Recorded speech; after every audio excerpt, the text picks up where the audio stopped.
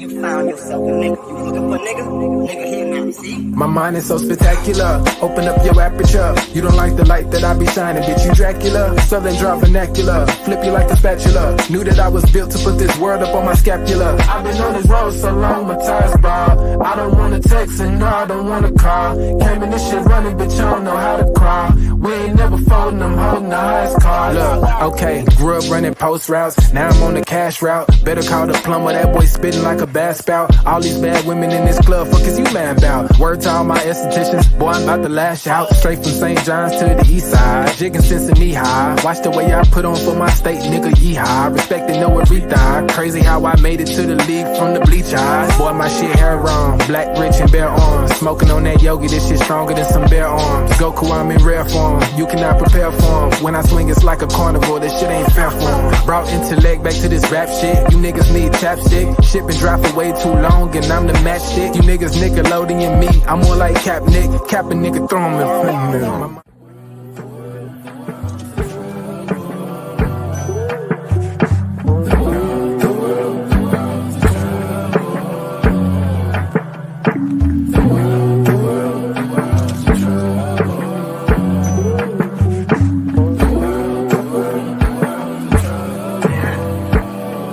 Party favors on the table, you can pick and choose. I would be lying if I said that I don't get confused. I'm just a player in the game and I don't pick the rules. Why trouble always seem to find the ones with shit to lose. About to blow like we just lit the fuse. We double dutch into this dough, I get this shit in twos. Push the button, get it started, put that shit in cruise. A little dust up on his heart, I barely get to use. A fool flatters himself, a wise man flatters a fool. Man, I just came to get it started like mechanics with tools. Cause in my hood, if you don't pack a tool, you planning to lose. These young boys deserve Oscars, they be acting a fool. A couple loose screws, but they hammer accurate. Ooh, I know some niggas stuck on drugs and manufacture it too. School of hard knocks, we all got our bachelor's. Fool, no cap and gowns, but we all had to master. Party favors on the table, you can pick and choose. I would be lying if I said that I don't get confused. I'm just a player in the game and I don't pick the rules. Why trouble always seem to find the ones with shit to lose.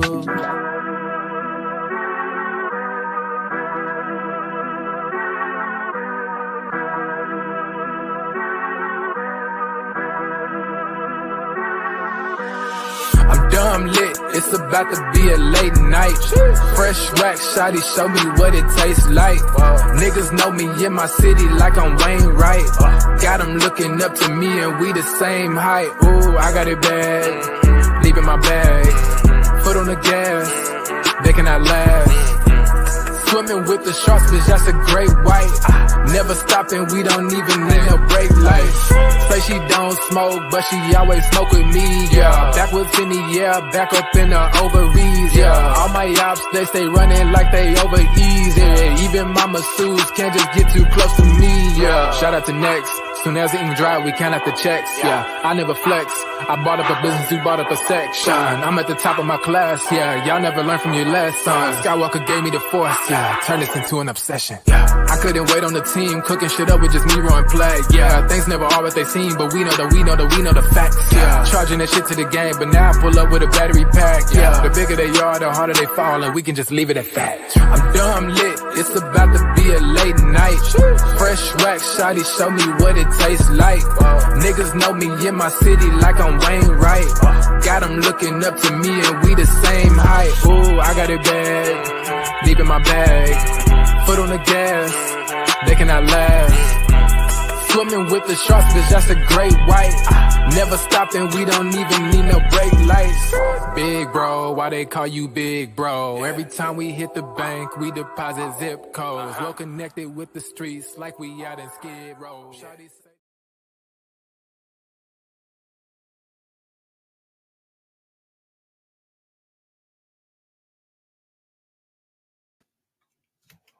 What's good, everybody? Welcome to the Pull-Up Show. I'm your host, Mr. BJ Matthews, a.k.a. B Jizzle. Before we get started, follow us on the YouTube page, the Pull-Up Basketball Podcast. Like, share, subscribe. All of our YouTube videos. Hit that like button. Y'all coming in here. Hit that share, subscribe.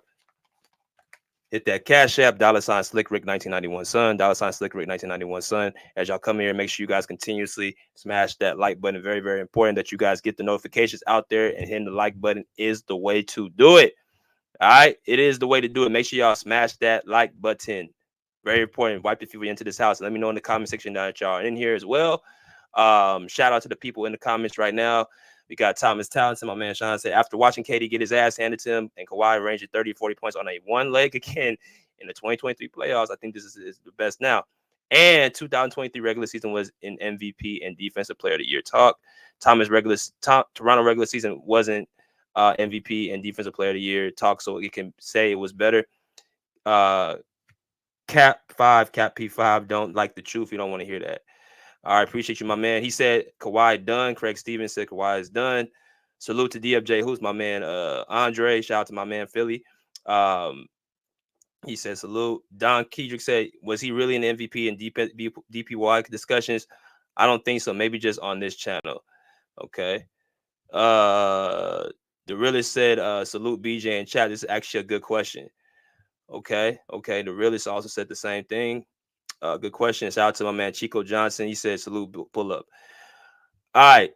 So before we get into it, man, get into the subject, let's first talk about one of my other teams that y'all might not know about. Shout out to the Philadelphia Eagles for getting that dub last night of the Green Bay Packers. You know what I'm saying? Down the stretch, Saquon Barkley with 3 touchdowns.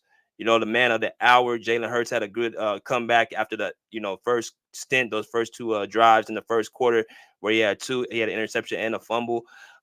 He came out and prevailed. We had some production from our receivers as well. So shout out to the Eagles. You know what I'm saying? Getting the dub yesterday. I think we have a chance to go all the way to the Super Bowl. All right, so I want to give y'all that shout out real quick before we get started. But yeah, Andre, fly, he was fly. Let's get into it, man. Let's talk about the guy right now that the man of the hour, and that's Mr. Kawhi Leonard. Obviously, when you guys talk about the channel right here, this is LA Clipper talk for the most part. It's mostly Clipper fans, but other people are welcome if they are basketball fanatics. All basketball fans are welcome to this channel, whether you agree, whether you disagree, whether you're a troll, non-troll, whether you support the Clippers or you hate the Clippers. It does not matter. You guys are welcome. That's why I feel like we have so much back and forth over here, because it's a welcoming channel. It's not just, we have one side of fans on this side, and then, you don't get a chance to invite nobody else. I think that's just boring. This is a society where it's meant to have, back and forth. So here we are. So I think this is a perfect opportunity to, the realist said, it's actually a good question for us to really talk about. If y'all hear any static or if y'all hear anything that you can't hear the microphone, make sure y'all let me know in the comment section. I will switch out to my phone and get off the computer. But let's hear it. Is Kawhi Leonard, have we seen the best of Kawhi Leonard? Now, obviously, this question pertains to, him because as we've already experienced the last 5-6 years, this man has either missed the postseason or he has not completed the postseason. We go back to the 2021 season. He did not complete that playoff run, getting hurt against the Utah Jazz in Game 4, tearing his ACL, right? 2022, he missed the entire season and the playoffs, 21-22.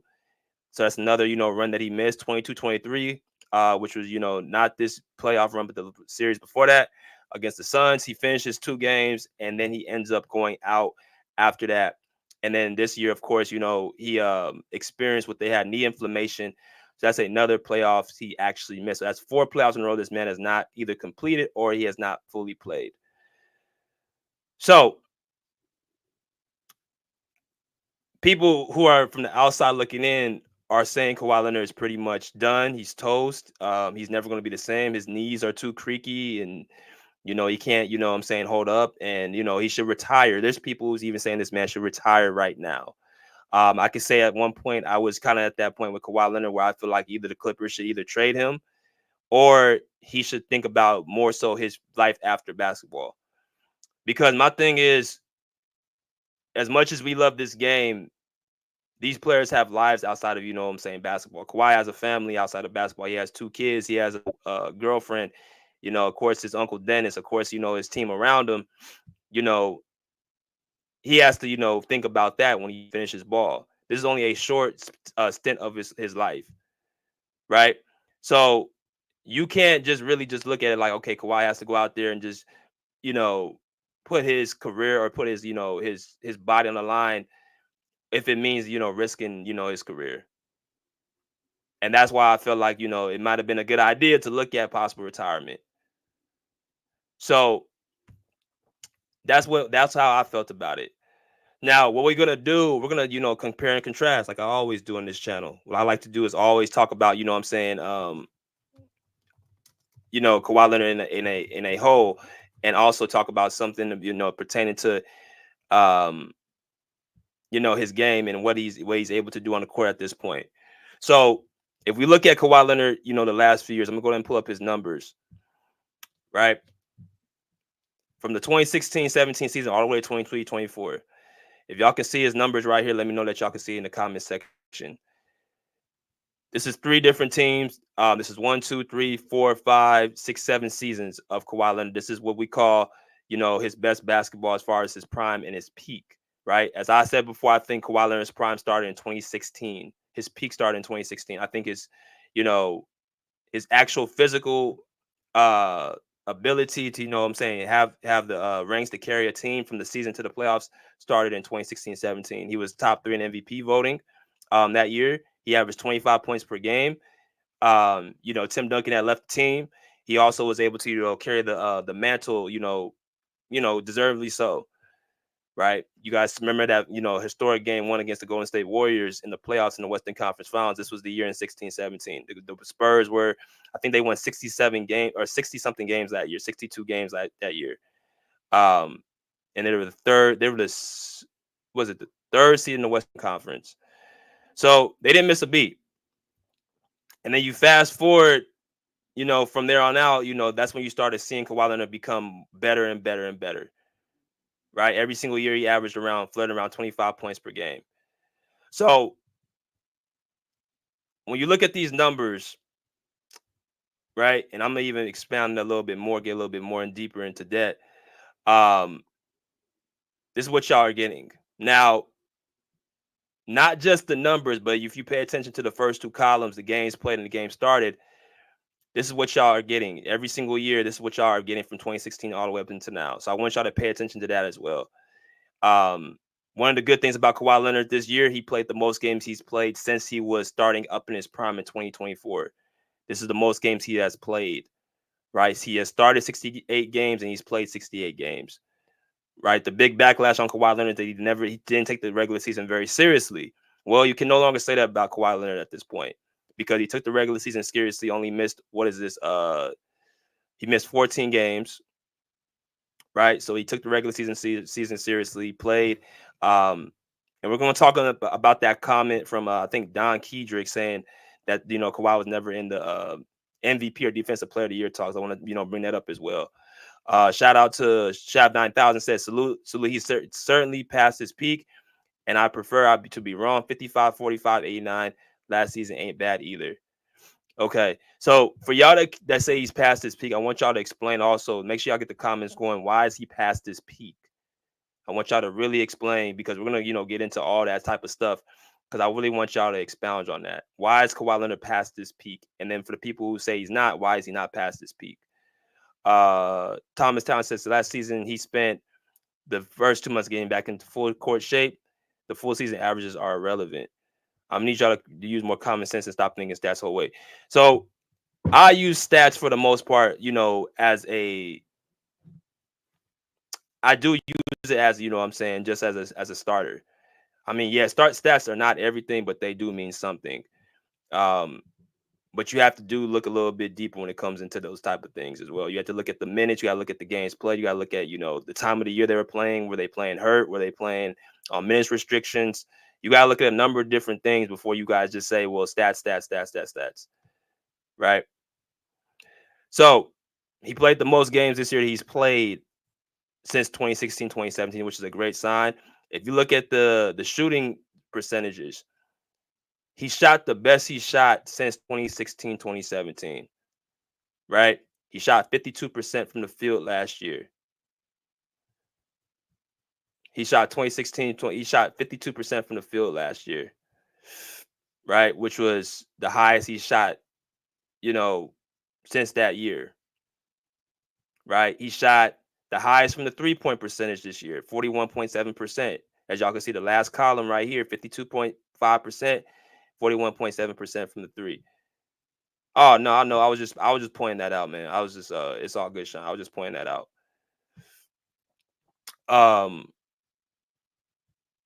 Yeah, so his best field goal percentage and his best 3-point percentage was this year for Kawhi, and he played his most games. So that's something that y'all need to really look into and pay attention to.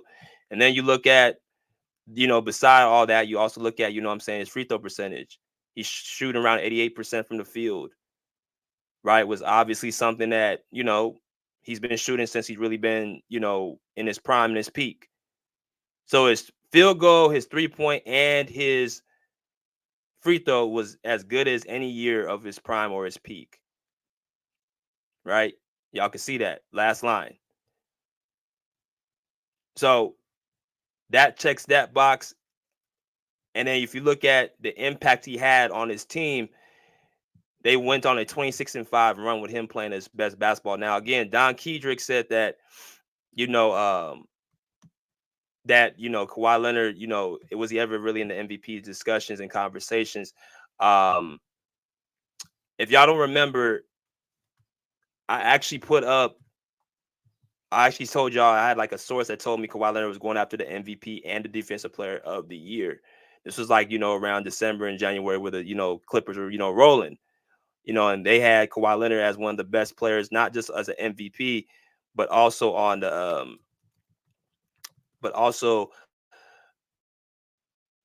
one of the top defensive players. So it was more than just this channel that was talking about it, man. It was not just us just talking about, Kawhi Leonard was the MVP. So I'm gonna actually bring y'all up into speed until like another channel, well-known channel, one of the best, top sports shows that we have, who would talked about, Kawhi Leonard, was he in the MVP discussion? It's a few minutes long. I'm gonna let y'all kind of listen into it, and then we're going to be right back. So, all right, here we go.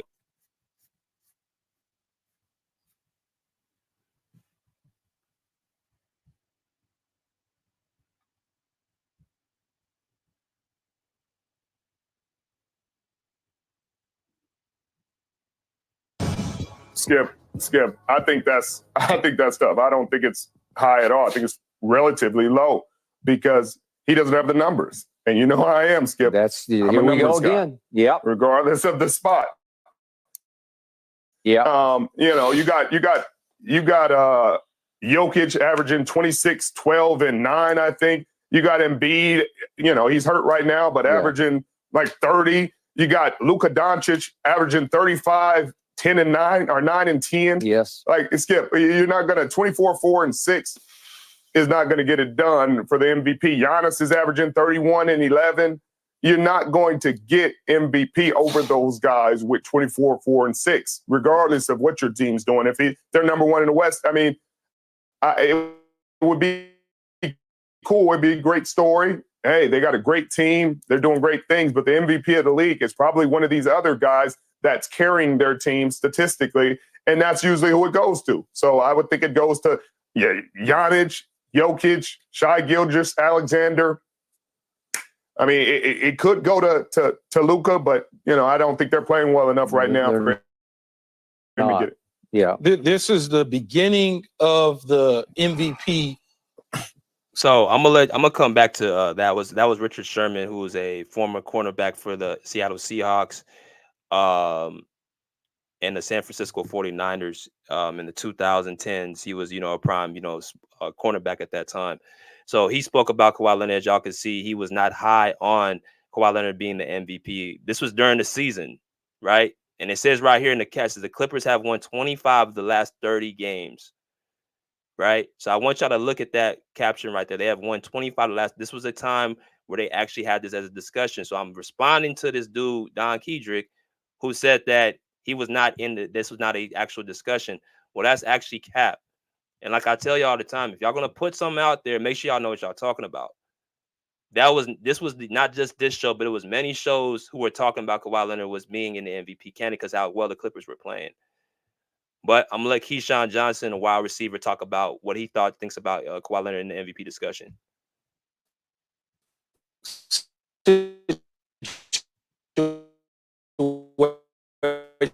Race to a whole nother level. And what I mean by that, though, Skip, is if they win the West, that means that they probably are going to be a top 4 in the league record-wise. They're going to be in the top 4 if you go Boston, Milwaukee, Minnesota, then the Clippers. I think that'll be that top 4.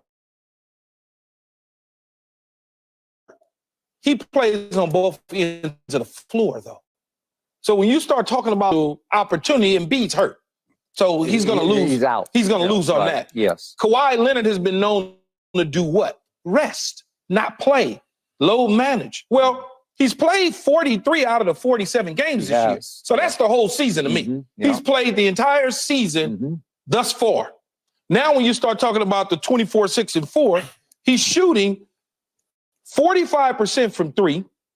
There's only that says that he ranks 4th to 5th in the league. He's 4th, Okay, at a 45% clip. It's pretty good. I think it's pretty great. Sensational. Yeah. And the team is winning. Yeah. And so you get that eyeballs and you get that momentum going in this situation. So I think the odds for him to win it is pretty good. I don't think I understand what Rich is saying. Typically you look at it, you go, guys, absolutely, he's averaging 30. Oh my God. You just do. Yeah. But he's lights out, efficient across the board. Yeah. And that's the thing. That's why I just posted earlier. I said that the man is y'all understand how hard it is to score the ball at a high clip and to be able to shoot those type of numbers. I don't think people understand that's considered a stat. Efficiency is a stat. See, people go to points, rebounds, and assists, and that's it. And they don't look at the other stuff that goes in on the court. Efficiency is a stat. So if he's shooting these numbers and he's considered a wing, that's something that you see from particularly centers who shoot around 56, 57% from the field. So again, I'm just highlighting this dude who said that it was never a discussion. This man was not in the MVP discussion. Right. So you got Keyshawn Johnson saying he has a very, very good, possibility. So I'm gonna let y'all continue hearing the rest of this discussion.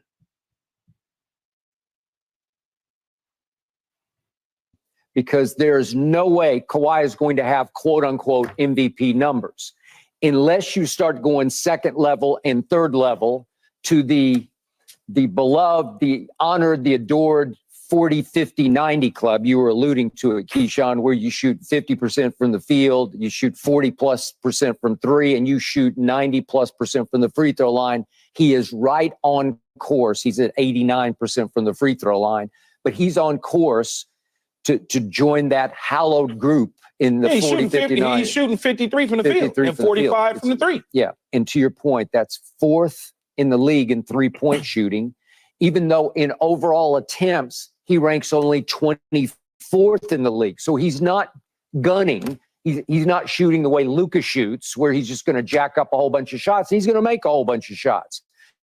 But if you watch this team the way I do, if you watch what happens, the driving force on this team is Kawhi Leonard.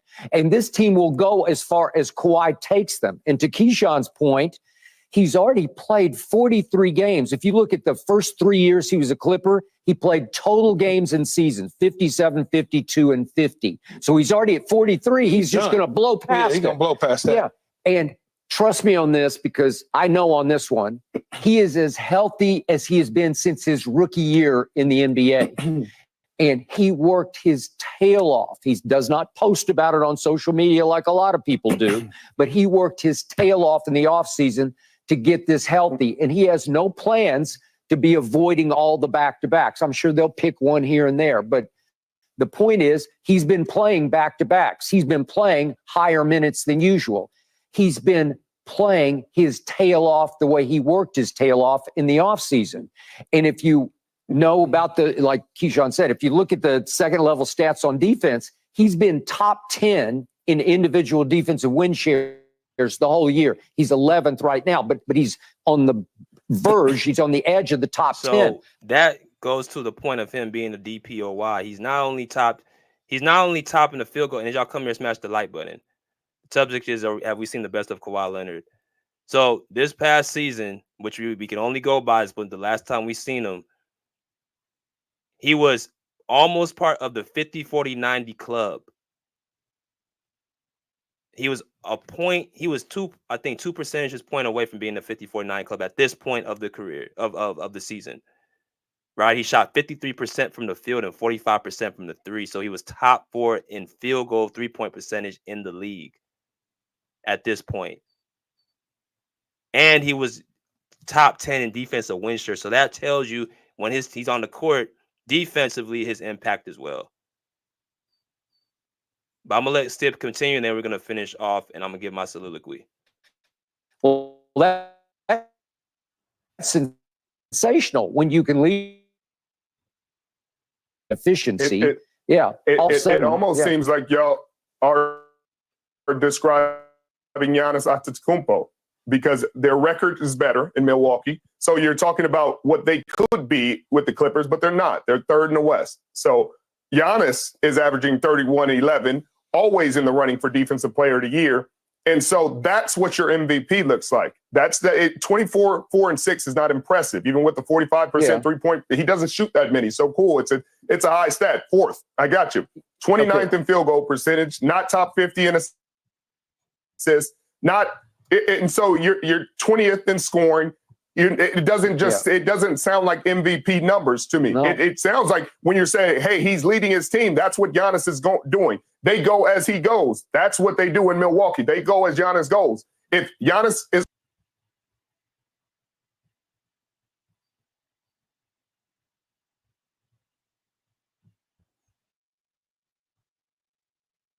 off and he doesn't play well, they're championship and with Milwaukee. Okay. So I hear what you're saying, but it just doesn't add Keyshawn's up. point, there's burnout on Giannis as the MVP, and there's no burnout on Kawhi because this is all new. And again, the Clippers have been way better than I thought they'd be this quickly because James Harden has completely accepted his role as the orchestrator and the assist man. And Westbrook. You know what? If you watch closely and like if you look last night or yesterday, it was in Miami, his role is actually shrinking. And I'm waiting for the other sneaker to drop because we're going to hear something from Russ if he doesn't get to play any more minutes. But he's good. He seems to have accepted the sixth man role, even in smaller portions than I thought he would. I thought he'd still get to play 25 minutes a game. He understands the bigger picture. Yeah. I understand the statistical side of the game. Yeah. Richard, you like that. There's no question about it. But when you start to think about, as I said to you, the train is just now being loaded, and it will eventually go down the track by the time the MVP race is finalized. It's just starting today. This is the first conversation that I can think of about Kawhi Leonard potentially having an outcome on the MVP race. Now, when you think about Giannis, he has amazing numbers. There's no question about it. Well, the coach got fired. Okay. So that's going to ding him a little bit, plus the burnout going to ding him a little bit more. Yep. And Kawhi is continuing leading his team where people didn't ever think it was going to work. They always thought it was going to fall apart. He thought he wasn't going to be able to play 43 to 47 games. He would have probably played 20 games thus far this year. All of that is pluses for him. Yep. You have to factor that into the decision process as the voters start to cast their votes later I'm gonna on. leave it at that. As y'all come here and smash the like button.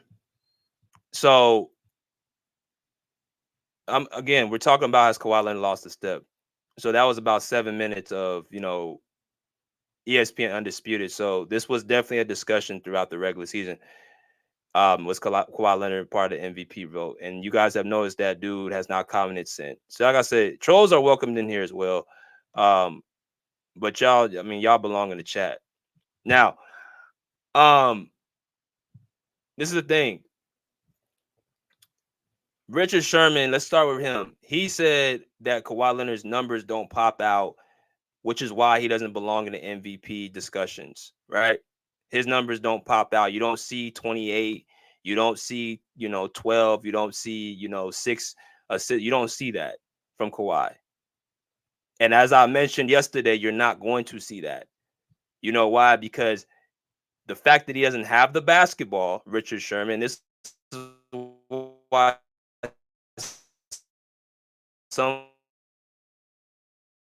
to have the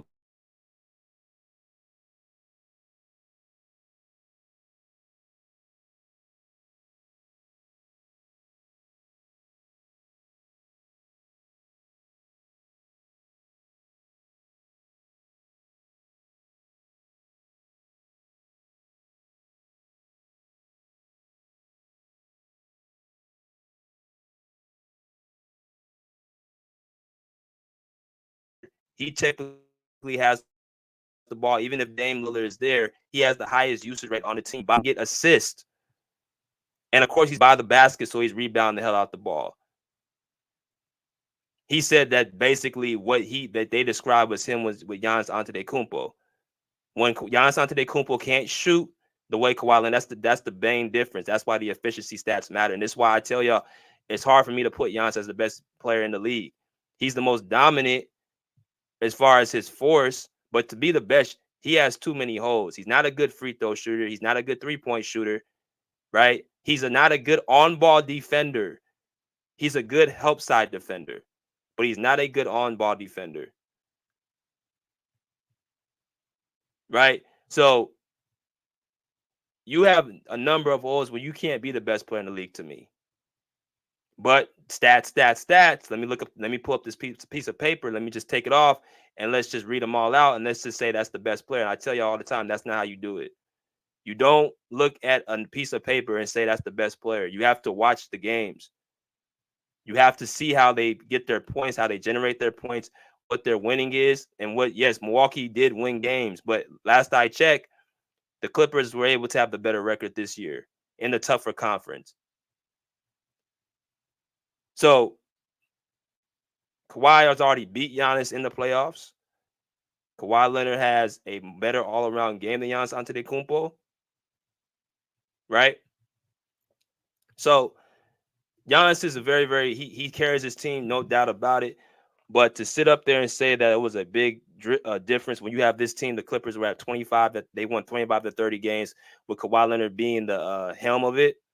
I just don't understand how you can sit up there and say that this man doesn't deserve to be in the MVP race. But then again, Richard Sherman loves LeBron James, so that just goes more into more of his biasness.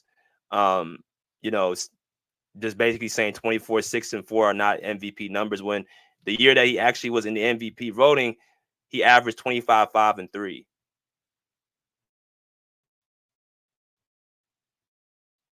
He was top 3 in the MVP voting that year.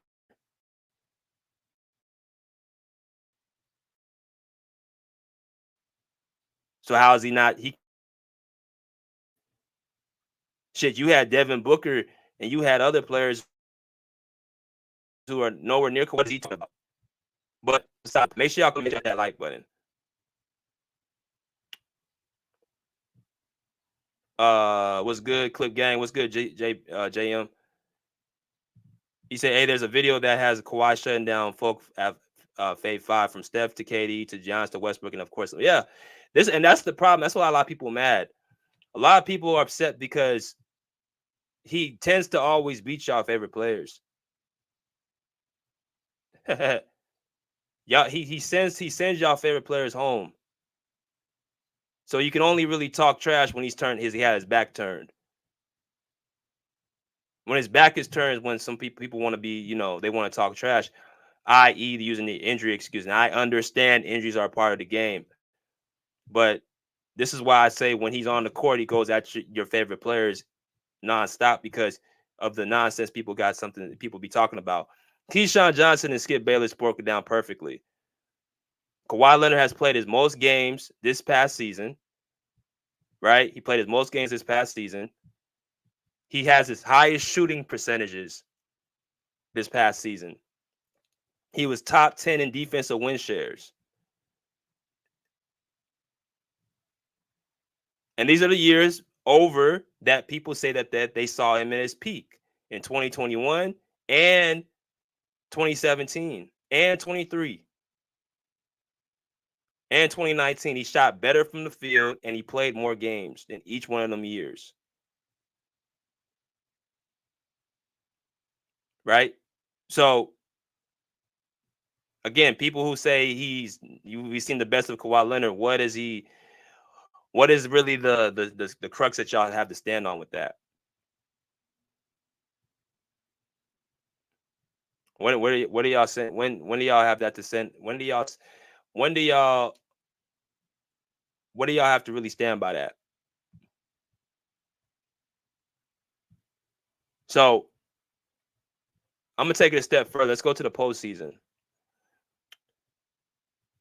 This was the last time we saw Kawhi Leonard in the postseason. Right? Game 1, 38 points, three threes, and 5 assists. Right? Now, people want to talk about last year. That wasn't the last time. That wasn't Kawhi Leonard out there. That was somebody that was posing an imposter of Kawhi Leonard. And I'm not kidding. I'm talking about when he was at his full best, when he was playing on the court. That was the best version right here. Now, if you compare what Kawhi Leonard did in this series, vice versa, let's talk about the 21-year against, the Mavericks. When, yes, Kawhi Leonard did save the day. He did, prevail throughout that series against the Dallas Mavericks.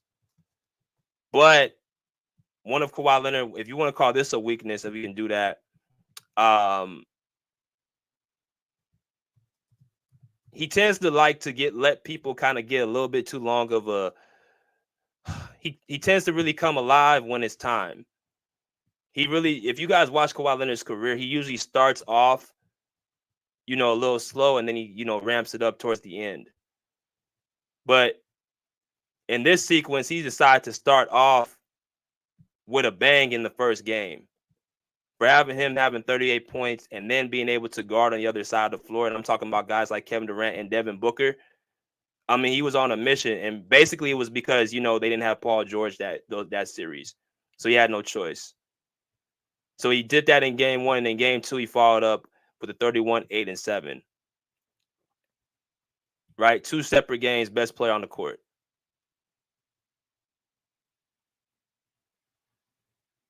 So I can only say what I'm seeing is not somebody that's lost a step. When I look at the amount of games he played,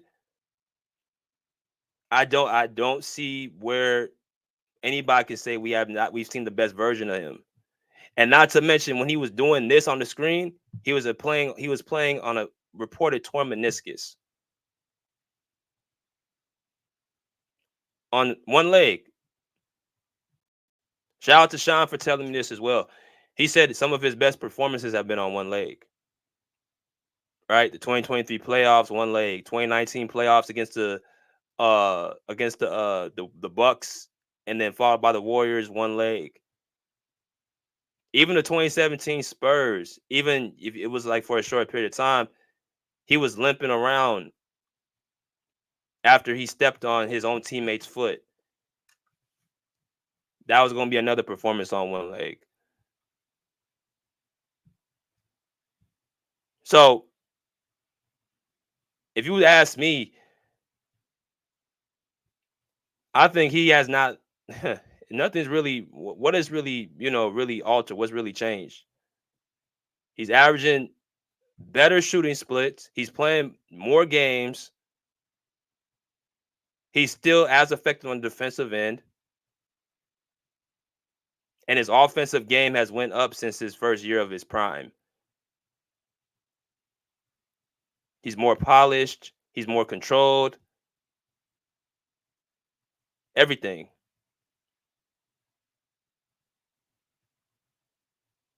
And not only that, he played average more minutes this year too than any of his years previously. He averaged more minutes this year. 34.3 is over any other year of his career, as far as, his peak in his prime. So where's the drop off? Y'all see the list. Where is the drop off at? I'll let y'all come in and tell me what y'all think. It should be a good discussion. I want y'all to kind of tell me what y'all think.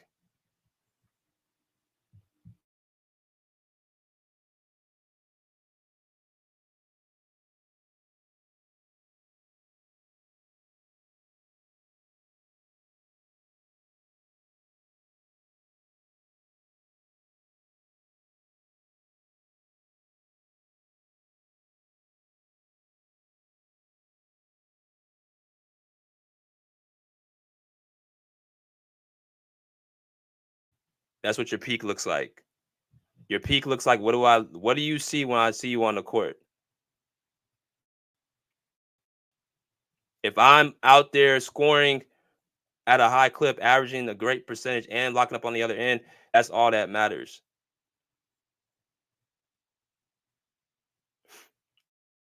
But I'm gonna read some of these comments. He said when he was a Spur, KD, Harden, and Russ was on OKC. They couldn't beat the Spurs. Neither could Steph Warriors. Well, actually, JM, the Thunder actually beat the Spurs in 2012. Now Kawhi was a rookie. Not to get this mistaken. Kawhi was a rookie, but they did beat them in 2012. The Spurs beat them in 2014, and then the Thunder beat them again in 2016. He said Harden's physical grind and who's the Clips backup point going to be is another concern. Well, we got enough young guys right now. We got enough young guys to, take the load off of Harden. Harden really puts the load on himself, playing, himself into a lot of minutes and games and stuff. He needs to take more of a seat and sit down. If he does that, then, we'll be in good shape. But, yeah. Old man says Chico Johnson, he will stake his claim at the Dome, which is, this is my house. Now I like to play at the Crypto. Yeah, that's another thing too. Now that we got our own arena, I think that it just feels better that Kawhi can actually have his own team and have his own arena. That's why I truly think. So we're doing a lot of cleanup from what it used to be in the past. Let me see if any more comments.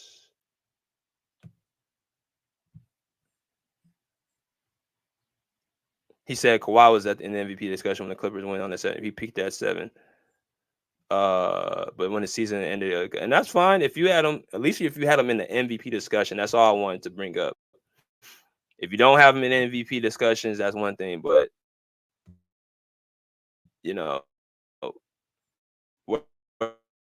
where you have him at is really not really important. And let me ask y'all this: who would y'all have in the playoffs over Kawhi Leonard?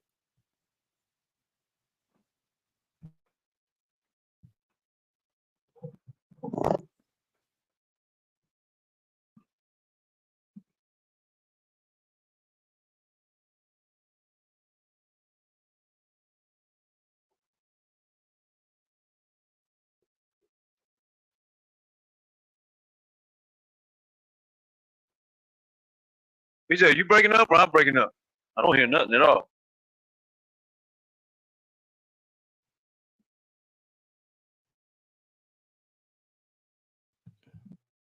I can't tell. I can't tell if y'all can hear me. I can't hear you, BJ. Something ain't right. Oh, I think I was breaking up. You good now? Oh, yeah, there you go. I hear you now. Yeah, man. It's been some great topics all week. Some actually spicy off-season topics. Like most people do boring shit, like not no shots fired, but bringing in Clippers home games announcer and stuff like that. It's that stuff bores me to death. That ain't nothing. Ain't nothing worth talking about. But these topics all week, man. These some gangsta ass topics. Like shit. This is what people want to talk about. We're gonna get the attraction and the energy and the attention going back around this motherfucker. That's what we gonna do. The all season or not, we finna draw the crowd. But yeah, man, it's this we Kirkland went in a full blown lie. So I can't call Kirkland a full blown lie like I can P5 rebranding Herm and when Moss gets to trolling on James Harden. I can't call him full blown liar like them boys. But damn, BJ, you done put Buddy in a damn frying pan today. Old dude trying to act like Kawhi wasn't in the damn MVP defense player. Man, people were saying people had Kawhi in the running for the first team all defense And he wasn't even.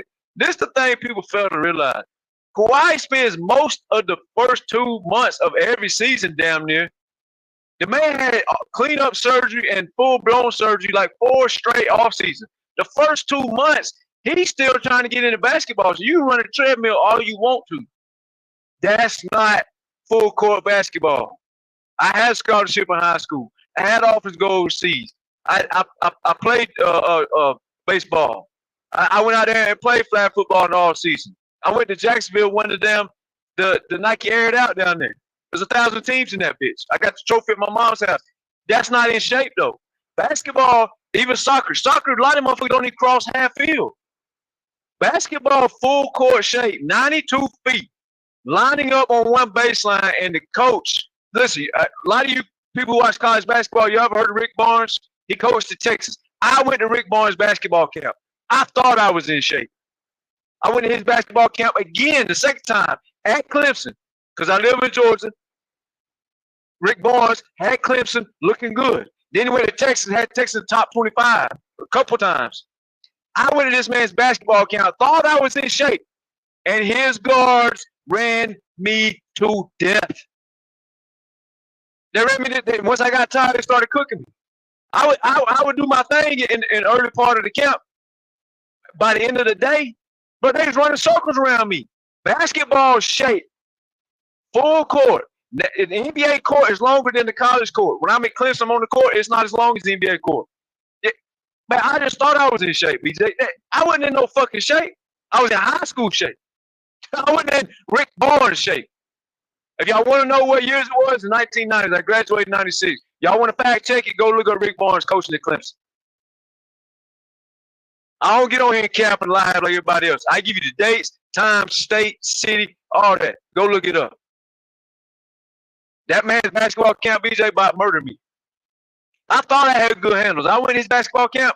I had to dribble baseline to baseline, wide open, trying to keep up with his guards, dribbling 2 basketballs at one time, and they ran circles around me. I was tired. I was dead. And their handles was better. Just thought out. I was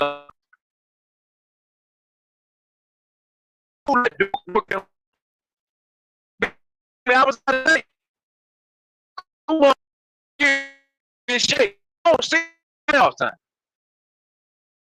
Because he's always coming off surgery, a cleanup, or a full-blown surgery. There's no, y'all can't compare. And BJ can tell you, NBA basketball, full court basketball, it's basketball.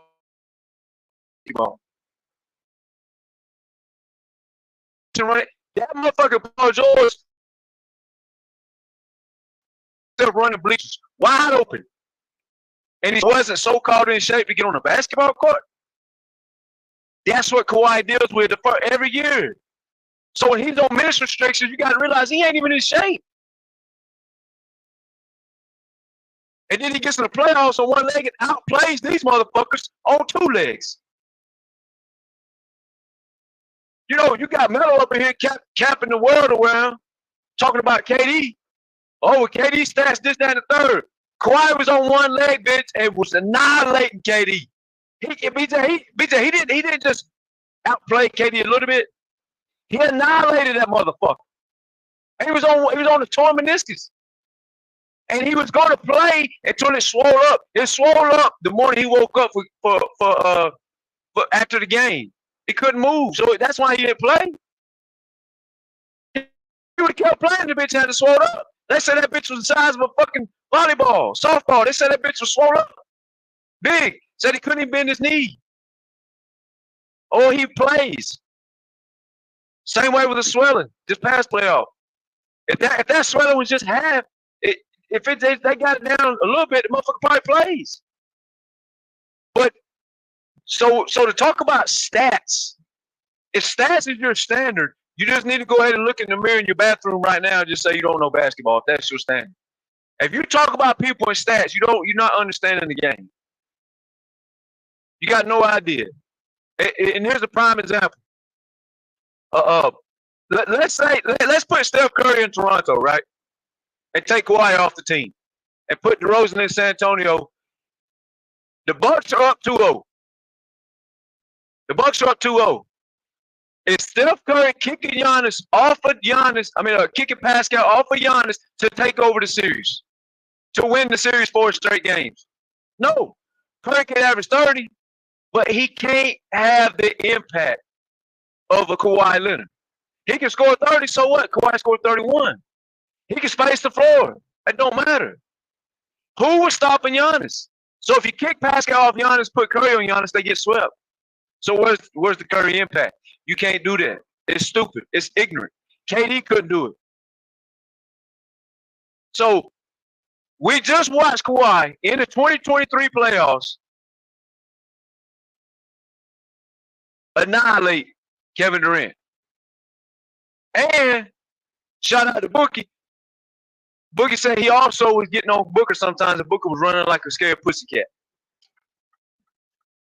That don't mean your peak is over. And he was hanging 30 to 40 points in each game. So the man's locking up KD, and he's got Booker running, and he's hanging 30-something on the other end.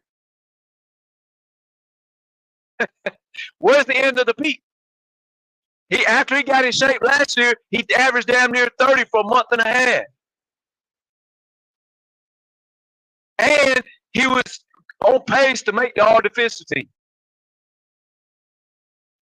That you have people saying Kawhi's defense is going under the radar. This man's playing power forward, and his defense is going under the radar this year. Nobody's talking about his defense. Fact check. It's going to be hard to find the ESPN and Fox Sports episodes because it's so damn many. So it's going to be hard to look up. But you had people on TV saying his defense is going under the radar. That's a power forward. So if BJ showed off, he was averaging 30, and he was playing power forward out of position, like old man said, and they say his defense is under the radar, where the fuck did the peak end at? Because y'all knew what the fuck was coming when they said that knee swelled up. If that knee hadn't swelled up and Kawhi entered that playoffs, y'all knew who was going to be the best player in the playoffs. Y'all knew that. If y'all scared of Kawhi Leonard, just say that. I respect that better than you fucking capping. Capping and trolling like Kawhi ain't that dude is that's pussyfied. You get more respect for saying, man, I'm scared of that dude.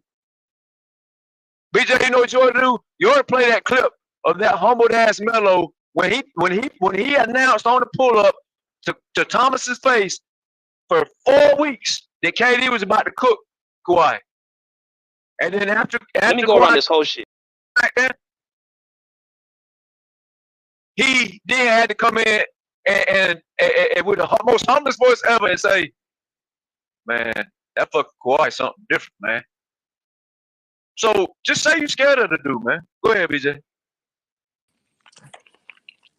Nah. I was just sitting back listening.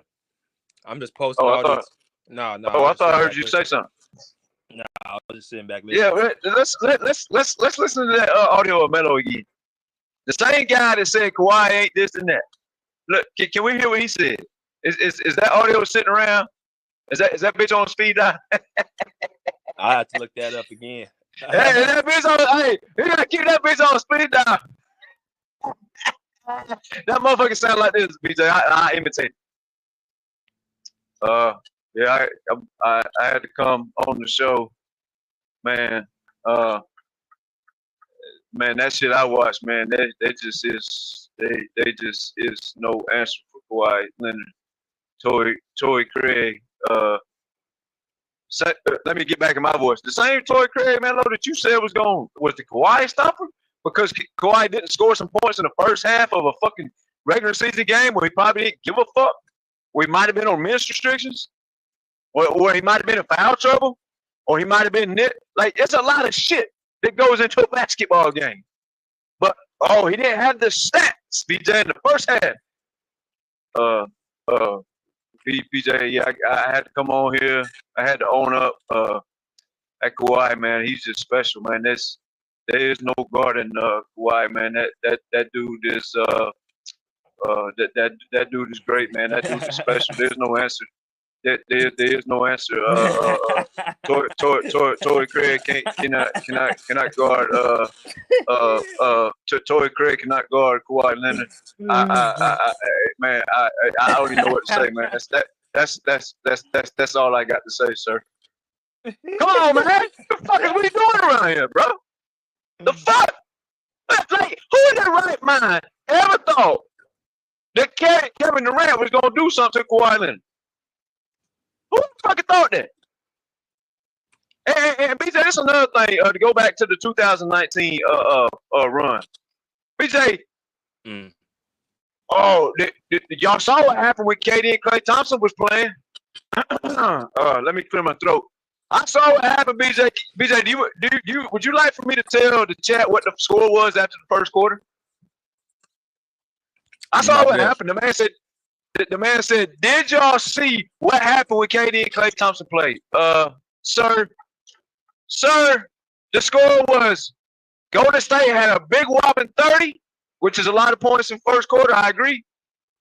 But seemed like the Raptors had 31, BJ. So did I watch? Yeah, I watched, and I watched them lose the first quarter. Man, did you see what happened with KD and Klay Thompson? I saw it, brother. They lost 31-30. They lost the first quarter, sir. Did I see it? Yeah, I saw it. The question is, did you see it, motherfucker? That's the question. Oh, by the way, Kawhi was on one leg and OG Anunoby was out, sir. So if Kawhi was healthy on two legs and OG was healthy on two legs, it probably would have been more like 31-23, BJ. But you know, when Thomas ain't around, we like to capitalize. You know, when the fact checking, see, I don't need Google. I remember this shit off the top of my head. While I'm going down the road, can't look this shit up on my phone. I just know the facts.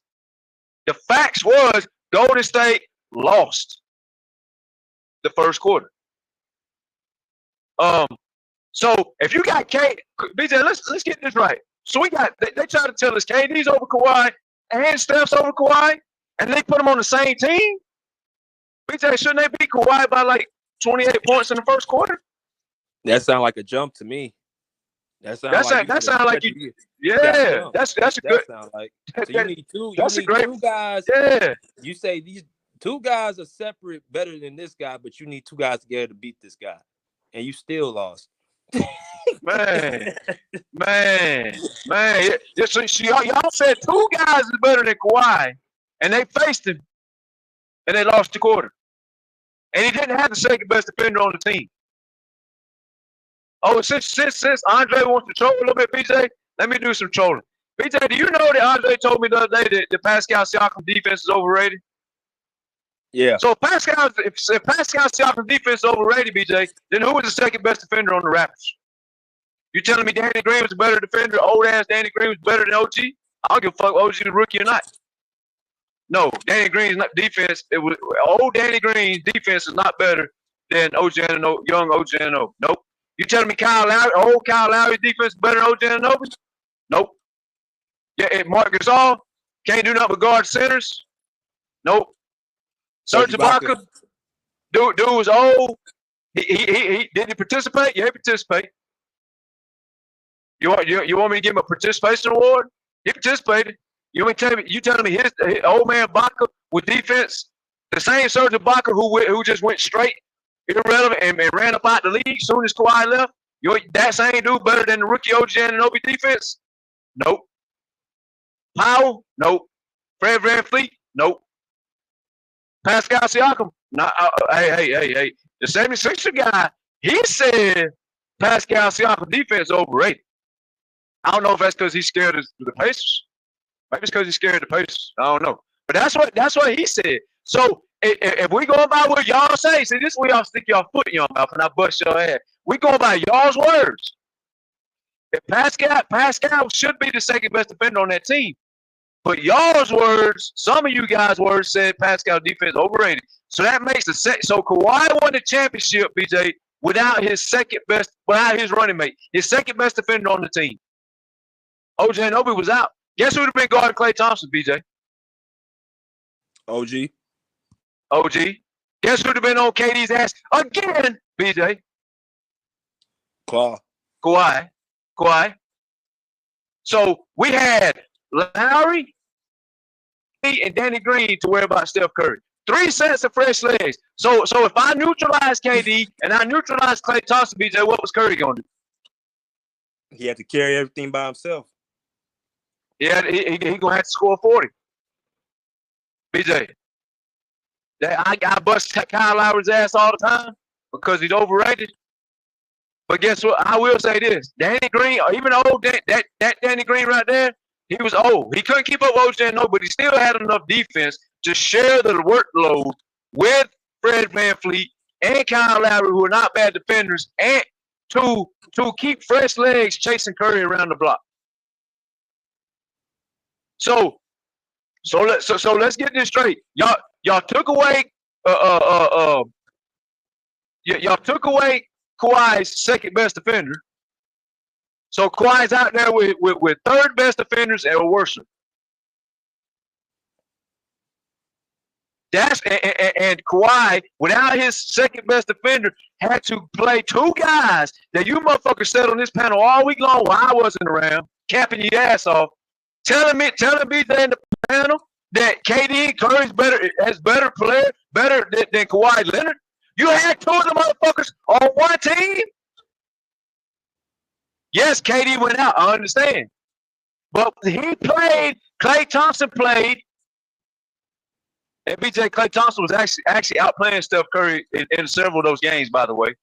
But, they don't want to talk about that. Klay Thompson was the second best player on Golden State for a couple of those games. Right? So, when KD played and Klay Thompson played, you lost the quarter. But BJ, so it's only 1 quarter, correct? Okay, well, if it's only 1 quarter, then how can we talk about Harden only losing 1 game or having 1 bad game? How can we talk about Kawhi Leonard not being at his peak, BJ, in 2023 when they didn't see the full series? They only saw 2 games. So how are they going to judge Kawhi off 2 games if they can't judge Golden State off 1 game? It's a good question. It's a great question. I don't know. What y'all think in the chat? Y'all in the chat, answer that question for Thomas. How can y'all judge not judge Kawhi off of 2 It's games? like a merry-go-round, man. Merry-go-round, round we go. That's what they do on this panel when I ain't around. And then BJ, they wonder why I get off in their ass and I get so loud on them. Because you spin the block. You spin the fucking block capping. You want to talk this, and this. Every topic you want to change that topic to the next topic.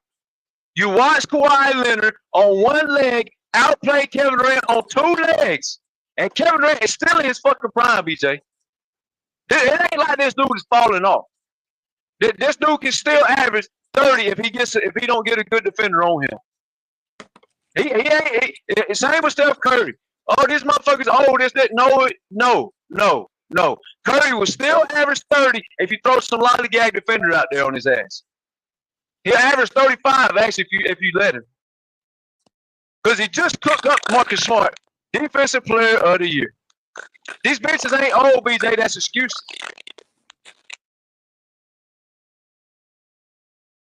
So I'm trying to figure out, like, which direction we gonna go here? You had 2 of them bitches on 1 team playing, and they lost the quarter. So if they lost the quarter, and you don't like that quarter, BJ, then let's go to 2017, where Kawhi was playing with the fucking over the hill Spurs. BJ, you talking about age? Manu, Tony Parker, Tim Duncan was old. You want to talk about age, but they don't talk about that. That's just 4 Hall of Famers, right?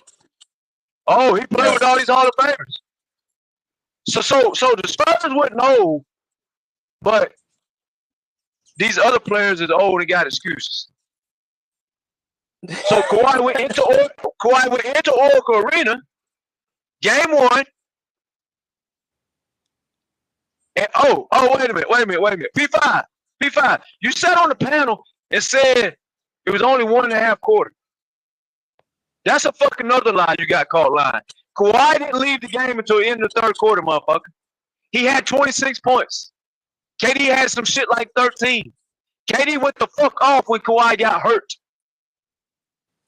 BJ, Kawhi in San Antonio versus that same 2 players that they said was better than Kawhi on one motherfucking team was down 24 points to Kawhi Leonard.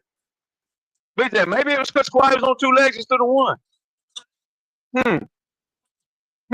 So when Kawhi's healthy, like I said, BJ, the score might not have been 31-30. It might have been 31-23. Getting your motherfucking ass handed to you again. There's only 1 quarter. Okay, let's go to the game where Kawhi played 3 quarters. What was the score? BJ, they was down 25 almost at home in Oracle Arena where nobody goes and wins. That's the same season, BJ, that you put on the screen that showed Kawhi Leonard and the Spurs would beat the fuck out of Golden State all year long. Oh, by the way, BJ, they blew them out 2 times that regular season. Not beat them. Yep. Blew them out. Yep. Only team that had a winning record against them. Only team that had a winning record. Now, Golden State did beat the Spurs 1 time, BJ. They did beat them 1 time. But last time I went to school, 2 or 3 is more than 1. Right. So 2019, Kawhi was on 1 leg without his 2nd best defender on the team, and he won the quarter. 2017, Kawhi didn't even have – who was the 2nd best defender on that fucking team? Danny Green, I guess. Danny Green. Kawhi had Danny Green, and he was up 25 on them bitches. In their house, BJ.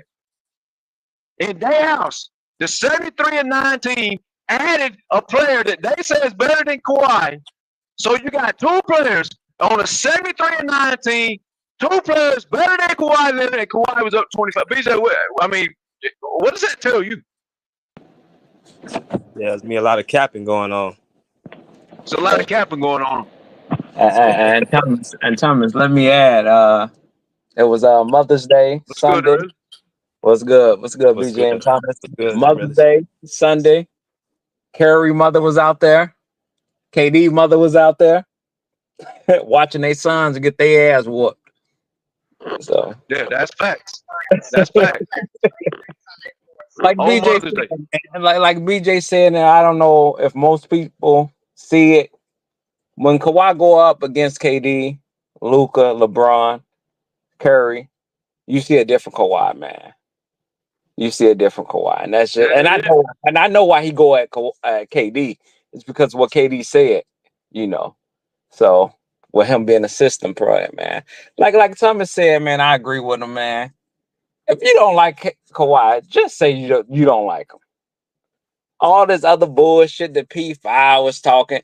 If you mad about Kawhi leaving Toronto, just say that shit, man. Simple as that. Just say it. just you know, because trying to put out bullshit, it only just makes shit look. It only make you look bad when it's all said and done. So I can't believe that man stood up here on that panel and said Kawhi guarding Pascal meant nothing. I mean, Kawhi guarding Giannis meant nothing. It's team defense. I couldn't believe my ears. I was listening to that shit. I had a rough week out here with the timing and getting loaded, this and that, so I couldn't get on most of the time, and I didn't have a signal at the fucking time. But I did hear that shit, but I couldn't go. I can't believe I heard that shit. It's unbelievable to me how Curry runs off 950 screens, Dorillas, because he can't get his own shot off. He can get his own shot, but he can't do it for 40 shots. Yeah. So if Kawhi needed team defense, then what the fuck do you call what Curry does on offense? That's nothing but team offense. Screen after screen after screen, man. I mean, this dude, I promise you, he gets more help off screens than Kawhi gets help on defense. But that shit blew my absolute fucking mind, and I'm surprised. You know, I'm surprised somebody didn't. Man, that shit was crazy. That's got to be the dumbest basketball take I've ever heard on YouTube. Yeah, I heard man.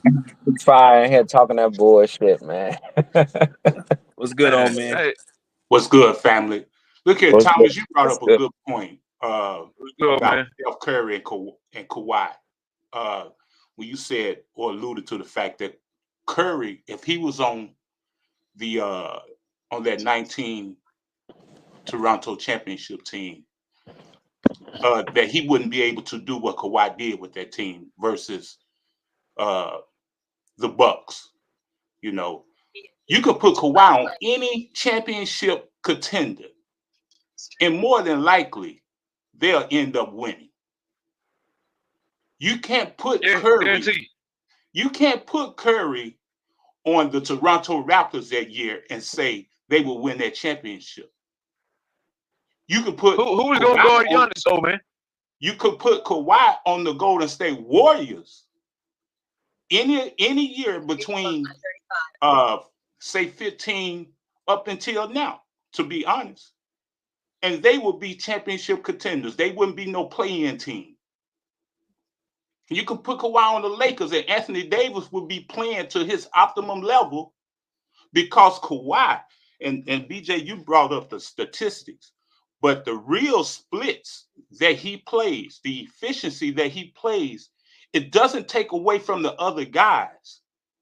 And they can play according to their level of play.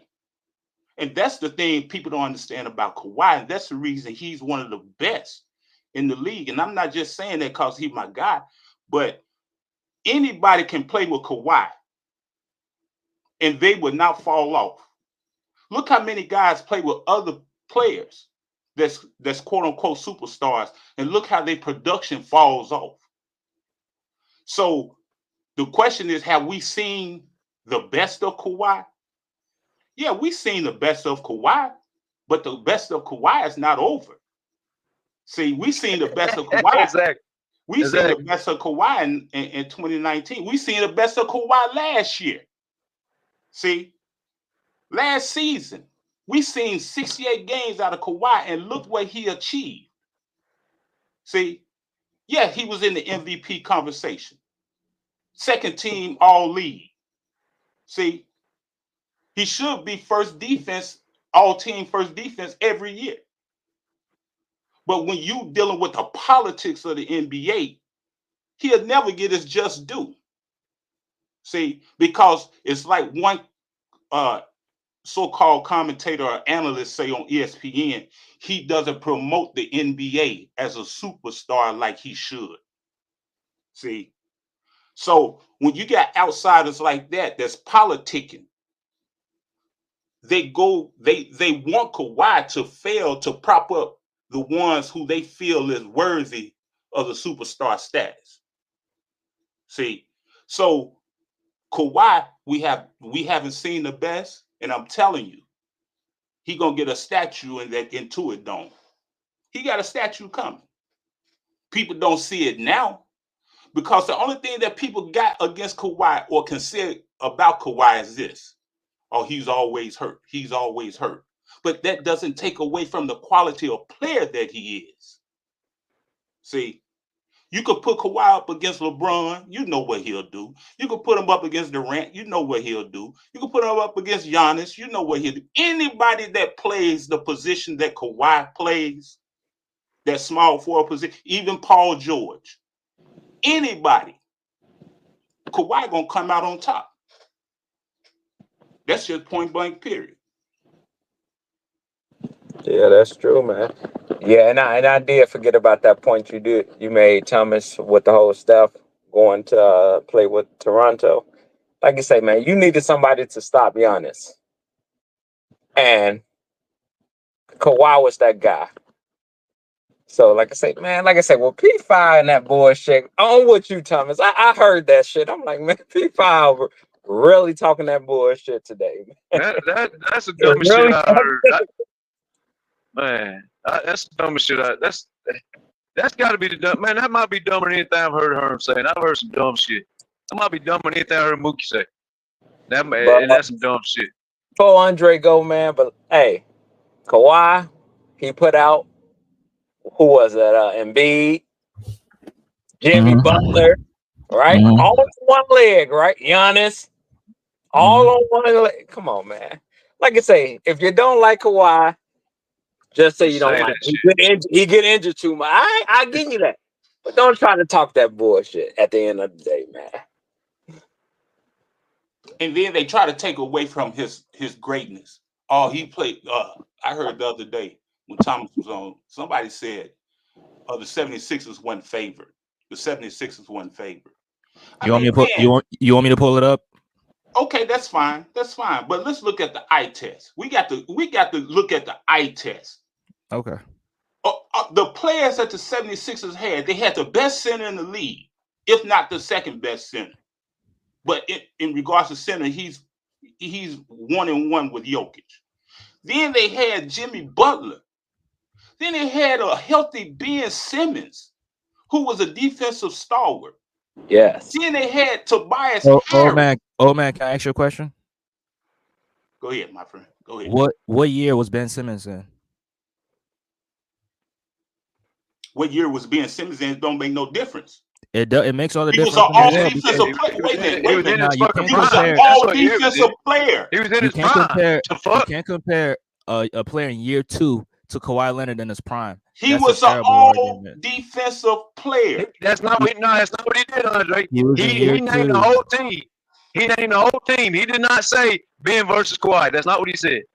But he's trying to use Ben Simmons as a staple of an argument. Ben Simmons was in year 2. Ben Simmons don't matter. It don't matter. He was in his prime. Was on one leg, though. It don't matter what year you in, man. This man is playing with guys that and you lied. Ben Simmons didn't even make the defensive team in 2019. So I said he was an all-defensive player. He wasn't. He didn't make the all-defensive team. So try again. Does that take away from him being an all-defensive player? He's still a fucking great defender. That don't mean nothing to me. No. Hold on. That's what I'm saying. Magic Johnson won the championship and the Finals MVP in year 1. So what year you in means nothing. Go ahead, over. He played. That's what I'm saying. One game. You can one game. Come on, bro. It don't matter. He won the Finals MVP. He won the championship, and he showed out. All series long, he showed out. That's how people try to take away from the greatness of Kawhi because they have some kind of image of him. This man was playing on the Toronto Raptors. Those players cannot compare to the players that Philadelphia had. You don't pay old man, let me ask you a question. Old man, what player on the 76ers had playoff experience like Kawhi Leonard and Danny Green? I'm talking about the team, the totality of the team. And name one player on the Sixers team that season that had playoff experience like Kawhi Leonard or Danny Green. I'm telling you, got a whole team against one person. None of those guys had ever made it out. Hold on, you got a whole team. Wait a minute, you got a whole team. You got the best players at their position potentially going against one player. That's not true. That's Jimmy Butler. That's Jimmy another Butler. So how did John Morant beat Golden State then in the play-in? He had no experience. One game, Thomas. Really? What happened the next season? Who won? Okay. What happened the next season? Who won? What happened the next season in the playoffs? That's irrelevant. That's irrelevant. The bottom line is he had no experience, and neither did Memphis. They had no experience, so your experience shit gets thrown out the window. Thomas, hold on, Thomas. Hold on. What? Hey, my friend. Was Embiid the number 1 draft pick? He was a 3rd pick. Oh, he was the 3rd pick. Mm-hmm. Did he get max money? He was the 1st pick. He was the number 1 draft pick for 76. Yes. He got max money. Yeah. Okay. Was Ben Simmons the number 1 draft pick? Yeah. Did he get max money? Yeah. Did Jimmy Butler get max money? Yeah. Did Tobias Harris get max money? Yeah. So what is you talking about? You name anybody. Wait a minute. You name anybody on the Toronto Raptors besides Kawhi that got max money? Kyle Lowry, Pascal Siakam. No, he didn't. No, Pascal wasn't no max player back then. Pascal's on a Kyle max Lowry. contract. Kyle Lowry wasn't no max player until he got to the Miami Heat. They both signed max contract, bro. You try to move the goalposts. They signed an extension. Tobias Harris at that time in the playoffs was not a max player. He signed the max in the offseason. So what are you saying? He signed a max at the end of the season. I mean, let me be honest, bro. None of those players were even on max contracts because they were on their rookie. They were still on their rookie deals. Ben Simmons was on his rookie deal. Joel Embiid was on his rookie deal. Jimmy Butler wasn't on no rookie deal. Sixers. So what? Jimmy Butler wasn't on no rookie deal. I said Ben Simmons and Joel Embiid. What was the best team, Andre, from 2017 to 2023 the Sixers had? What was the best team? Who was the best team that they had? I'll say the 2023 team. The 2023 team. Yeah. Okay. So can y'all hear me? Yeah. Okay, so you had Jimmy Butler. What did he do the next season? The next season. Are we talking about 2019? Why are you bringing up what he did with another team? Why are you not talking about what he did with the caliber player that Jimmy Butler y'all had him. Yeah, the next year he went to the Miami Heat and they went to the finals. Okay, so that's what you had on your team. Exactly. So hold on. So BJ, let me answer this question for me. From 2011 to 2019, did Jimmy Butler ever get out the second round? You had two guys with the Raptors with Kawhi Leonard and Danny Green, who had real playoff experience, and then you have Kyle Lowry. Mm-hmm. But as far as the totality, Jimmy Butler is better than everybody on that team outside of Kawhi Leonard. And Danny Green was never a max player. Yeah, Jimmy. Yeah, I agree. I agree with that point. But when we're comparing, you had Joel Embiid on your team, even though he was a younger version. We still talking about greatness. You had a better three-headed duo than what the Raptors had.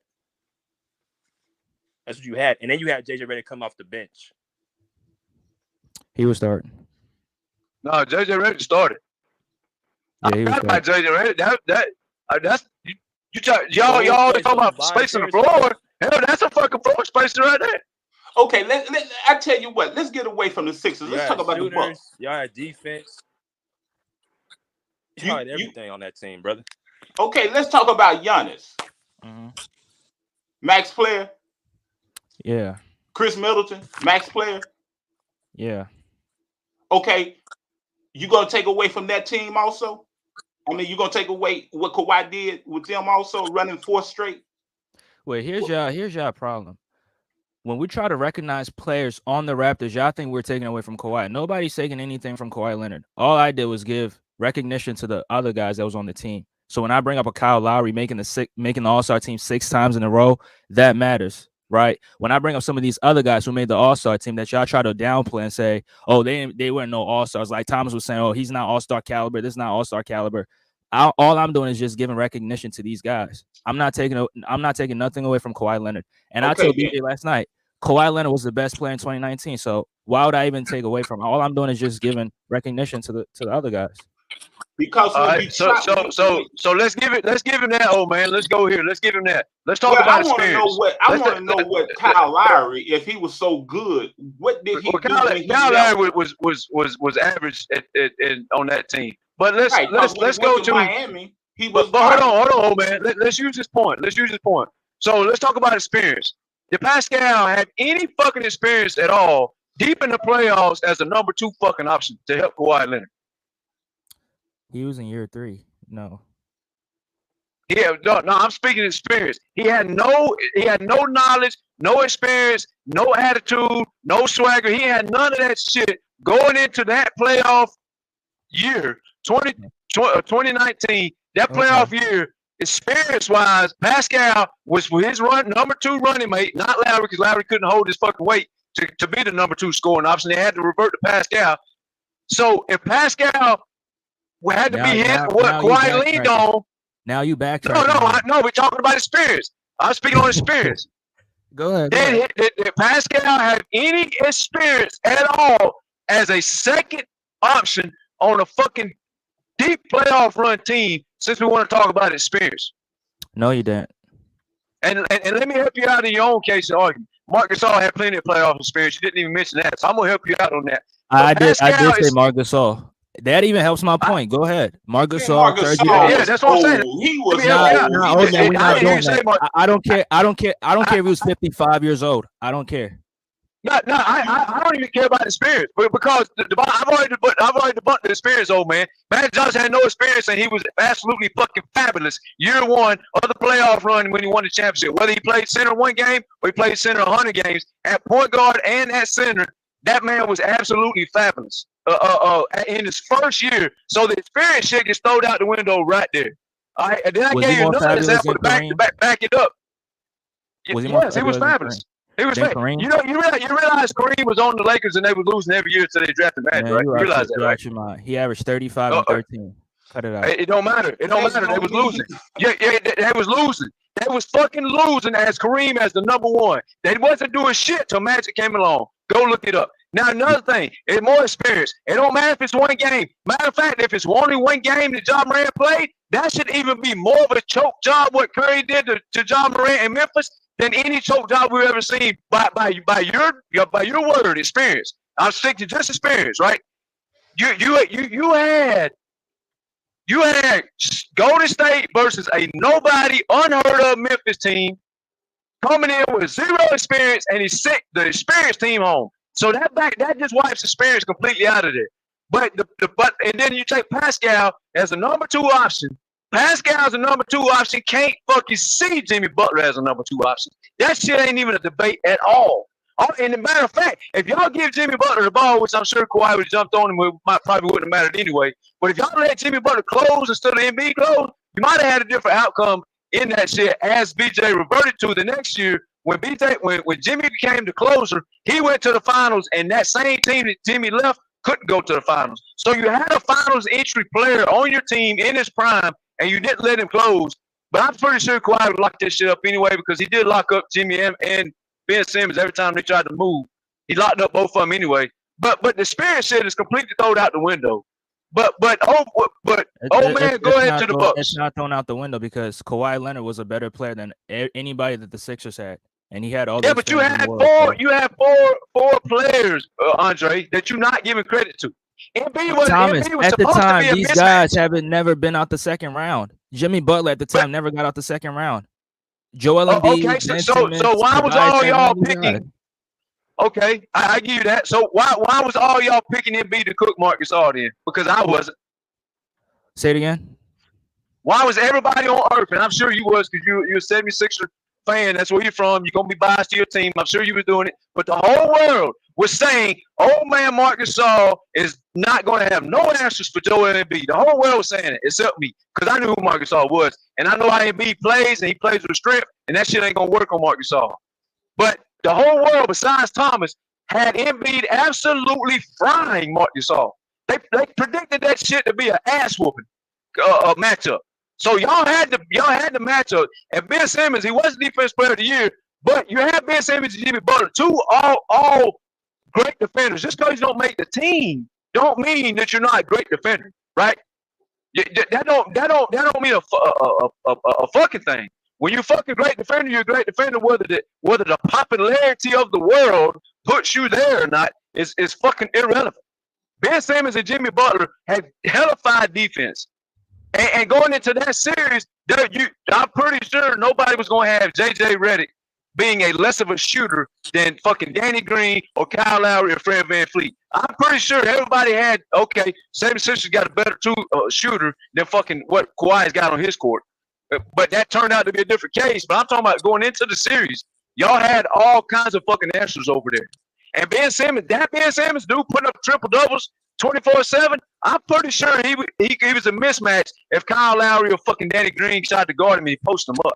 So y'all had advantages on your team. You just didn't fucking use them, and that's because that goofy ass fucking coach you had didn't use it. And I don't know if that was Doc Rivers or the one before him, but both of them was goofy. But can I go? But go ahead, yeah. Before the series, the Raptors were the favorite. The Raptors had the better team. The Raptors had the better coach. The Raptors had the best player in the series. Nick Nurse was a first-year coach, by the way. He had experience overseas. Try again. So overseas is experience. So Right. what you're saying? Hold on, before I gotta let Mingo and Breedy's go. So, are you saying the gap, Andre, between the Sixers and Raptors was a considerable gap? Was a considerable. What do you mean by a considerable gap? I'm just hearing all this talk about the Raptors were so favored over the Sixers after they Were they beat not? them. After they beat them, I didn't have the Raptors in favor of the Sixers. The Sixers were the more talent. The Sixers were the more talented team. The Raptors were the better team. I agree to DJ, that. you can't No say one that. had The Raptors, no one scored over that was 20 a fluke, points. though. No one scored in that over 20 points on The the Raptors. Raptors was only that fucking good because Kawhi elevated everybody, Andre. That's the point. It was a fluke. Yeah, that was Kawhi who elevated the Raptors, though. They couldn't get out the Eastern Conference without Kawhi. And But that's yeah. the point. And you gotta think though, they added Mark Gasol, they had veterans, bro. By that time, Kyle Lowry was a veteran. You had Serge Ibaka, who'd been to a finals already. They already had everything that you needed in order to win. They just substituted out DeMar DeRozan for Kawhi Leonard. Huge difference. And you seen what happened. Hold on. They didn't have Mark Gasol. That was a mid-season trade. They didn't have him when the season started. They didn't have Marc Gasol when that season started, 2019? They had Jonas Valanciunas. No, that was a mid-season trade. Okay, that's true. Yeah, that's right. You're right. That was a mid-season. But even still, he added a lot of value. The talking point was the Raptors had no answer for Joel Embiid. That was the talking point before the series started. No answer. Nah. Well, I mean, nobody can guard Joel Embiid but Joel Embiid, and it proves every year. He guards himself every year. So that's just what it is. Man, the Raptors, that was just a one-hit wonder, though. They wasn't finna dominate the East. That was just a one-hit wonder. That's all. Well, let me go to Mingo real quick. Let his get his soliloquy. What's good, Mingo?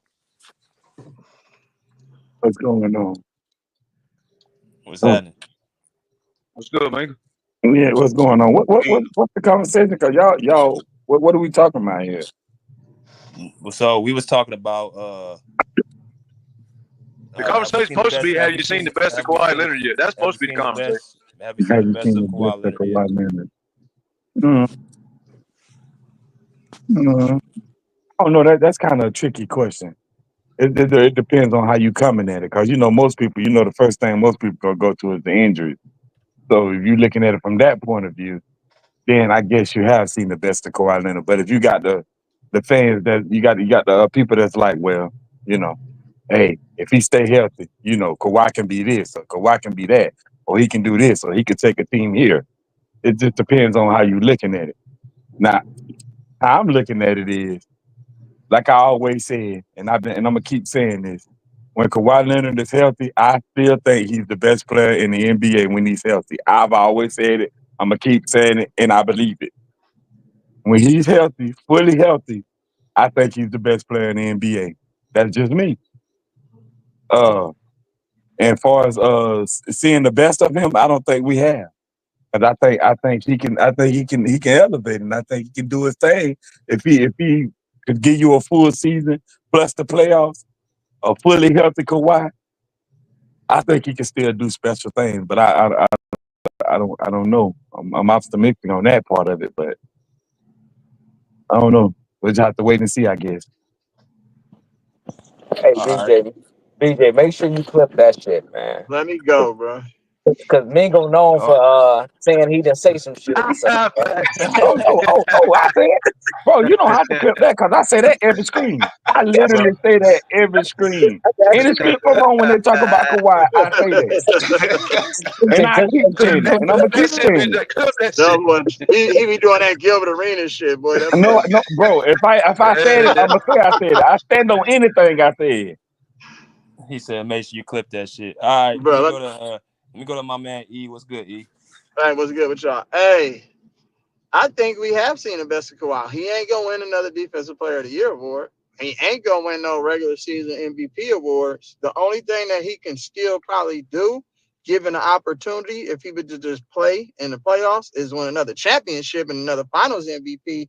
But the best of Kawhi is winning the regular season, being the best player throughout the whole regular season.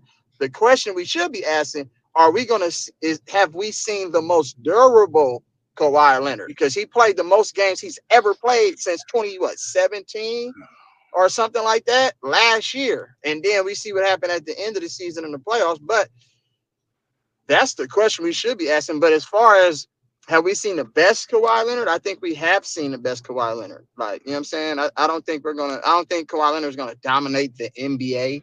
You know what I'm saying? Like everybody would think that he could do if he was fully healthy or if he was to fully play a whole season. But you know, Kawhi Leonard, he's consistent. His game, it doesn't really change. Like his game is so solid, it's gonna be the same every time. You're not gonna speed him up. You're not gonna get him to get uncomfortable or play outside of what he's great at. You know what I'm saying? But as far as him taking it to another level, he doesn't need to take it to another level because the level that we know that he plays at, you know what I'm saying, when he's durable, that's good enough to win a championship. And we've seen that, you know what I'm saying, in the years that he did win championships. So I think we have seen the best of Kawhi Leonard. Like, you know what I'm saying? Just like we've seen the best of Kevin Durant. Certain players, we've seen the best of Steph Curry. See, the certain players, you already seen the best of them. Like, you know what I'm saying? They're great players because we have seen the best of them. I don't think that at this stage in their career, they can take it to another level. They need other guys to help, kind of solidify their greatness. Like, because every great player has great role players or good enough role players to get them to the next level. And then your great players are going to do what they're accustomed to doing once they get into those moments. So I feel like we have seen the best of Kawhi Leonard. We just haven't seen the most durable Kawhi Leonard, in my opinion. What about last year when he was playing hella defense and averaging 30 for like a damn near month and a half, 2 month run? All right, we've seen that before though. I've seen it before. You ain't seen him score like that and play the defense. That's nothing that we never seen from Kawhi Leonard though. You seen him play the defense before. You ain't seen him average 30 for a 2 month run and play defense. He averaged 25, but that man was averaging 29 plus last year. 29. So he scored what? That's a differential of 4 points. Yeah, but I think that's an average. It wasn't really that. I mean, but you got to look at the time we playing, and scoring is easy. If Kawhi Leonard really wanted to average 30, he could just do that by shooting hella times. But that never has been Kawhi Leonard. So yeah, he can do it over a stretch, but he can't do it over the whole season. Like, you know what I'm saying? So sometimes averaging 30 is not good for you because we've seen Kobe average 35.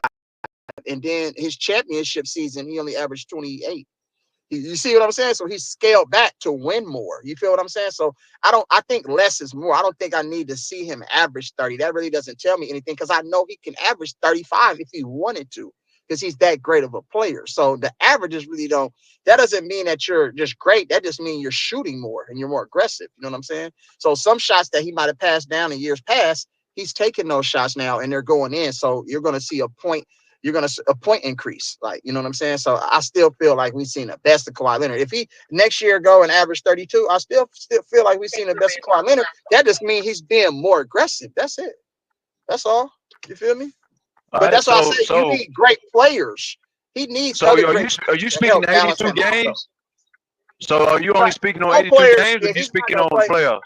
Yeah, he's not going to play 82 games, though. But if he can play around 65, 70 games and play a full playoffs, I think they can make a deep run. That's why I say I feel like the Clippers, they're going to win a championship in these next couple of years. Like, you know what I'm saying? Getting a new stadium, and they're up underneath. They're their own squad now. So you don't have to share nothing with Los Angeles Lakers.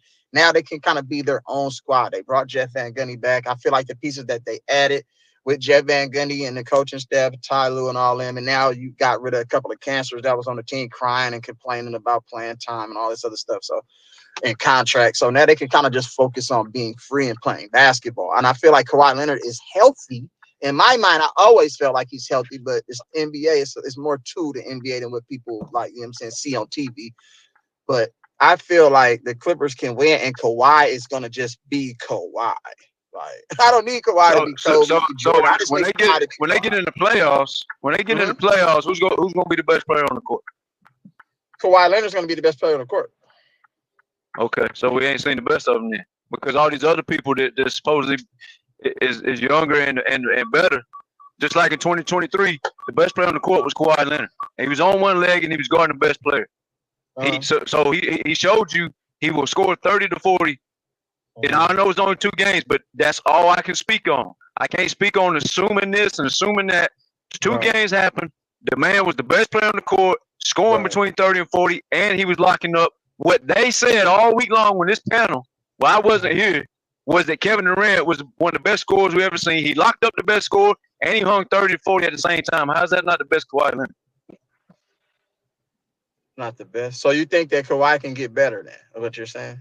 He can have a better playoff run because he scores way more now than he scored in 2017, and his offense has elevated further along than his defense has fell off.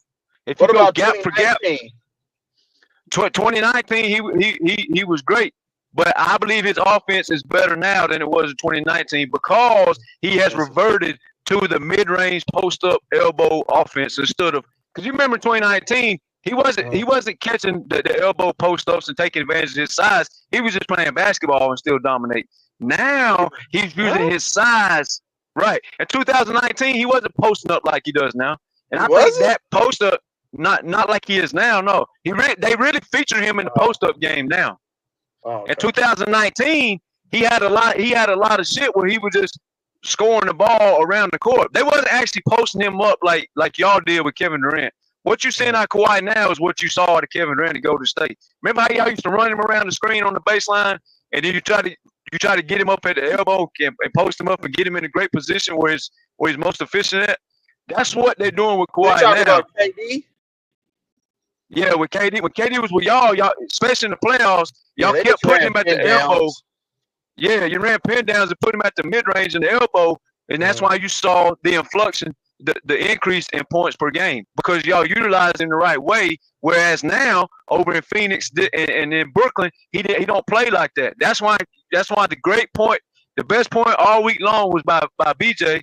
And I'm not saying this because I'm on his show, but KD was featured in a system that maximized his scoring, and that's what you're seeing out of Kawhi now. He's in that Kobe post up mid range. He's in that KD post up mid range, and that's maximizing his scoring. That's why when he gets in the playoffs, he's going to score more than he did in 2019, I believe. And he showed you in 2023, just a year ago, that he took on the best player in what a lot of people had, Phoenix winning the championship, right? And speaking of that, Mingo was one of them. He had Phoenix speaking being this, that, and the third. Kawhi went on the court. Winning the championship. Kawhi went on the court. The Clippers don't have the system, not what I said. The Clippers run the same system that kind of similar to what Toronto was doing, or Cleveland when they had Tom Luke with LeBron James. He just don't have no Kyrie Irving on his team. That's all. Well, that's true, but they wasn't posting on LeBron. LeBron didn't have no post moves back then. He just played basketball. What they're doing is they're taking a page out of Steve Kerr's offense. What he did with Kevin Durant. They running what y'all did with Kevin Durant. No, have you taken nothing out of no Golden State do, because y'all don't have the same type of like shooters in the bandwidth that the Warriors have. I'm talking about with Kevin Durant. KD got I'm talking about with Kevin Durant. Yeah, I'm talking about strictly Kevin Durant. Yeah, that's what I'm saying. That's why Kevin Durant scored the way he scored, because you got Clay, you got Steph, you got Draymond. Like, he gonna get wide open shots. We don't need him to come down and be one-on-one KD. We gonna and that's all I'm talking about. That's it. What you've seen out of Kawhi posting up and doing all that shit, that's what y'all did with Kevin Durant. I'm not talking about what Curry and Clay was doing. I'm talking about only what y'all did with Kevin Durant. That's what they're doing with Kawhi right now. Kevin Durant fed off of the attention that Steph Curry and Klay Thompson and Draymond and Iggy and all those guys drew away from him. He was able to play in like super efficient and take less shots because now you see when he play with Phoenix. Well, that's even making Kawhi's offense even greater than one, though. You know what I'm saying? Well, that's making Kawhi's offense even greater than, because he don't have that luxury than people spreading the court for him. So he's actually outplaying KD when KD had more of an advantage. What you saying? Right. But you're saying that Kawhi can get better, and we've seen the best of Kawhi when he won Finals MVP and ran through the Eastern Conference. Like, Yeah, I that's think he can score that's more all we now can than he see. did then.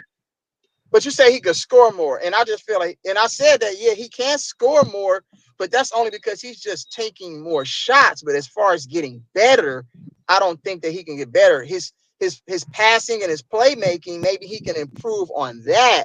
But as far as him as an elite offensive player, I don't think he can get better than what he already seen, because the game is pretty simple, bro. You take How many shots did he take this on year? the mixed match. You know what I'm saying? I don't know. Did anybody have stats on how many shots he took? How many shots he take this year, BJ? Kawhi averaged about 16, It's on the 17 score. shots. It's on the screen. It's on the screen. He took Okay. 17 shots. He took 17 shots. So he took less shots. All right. So how many shots he taking in Toronto?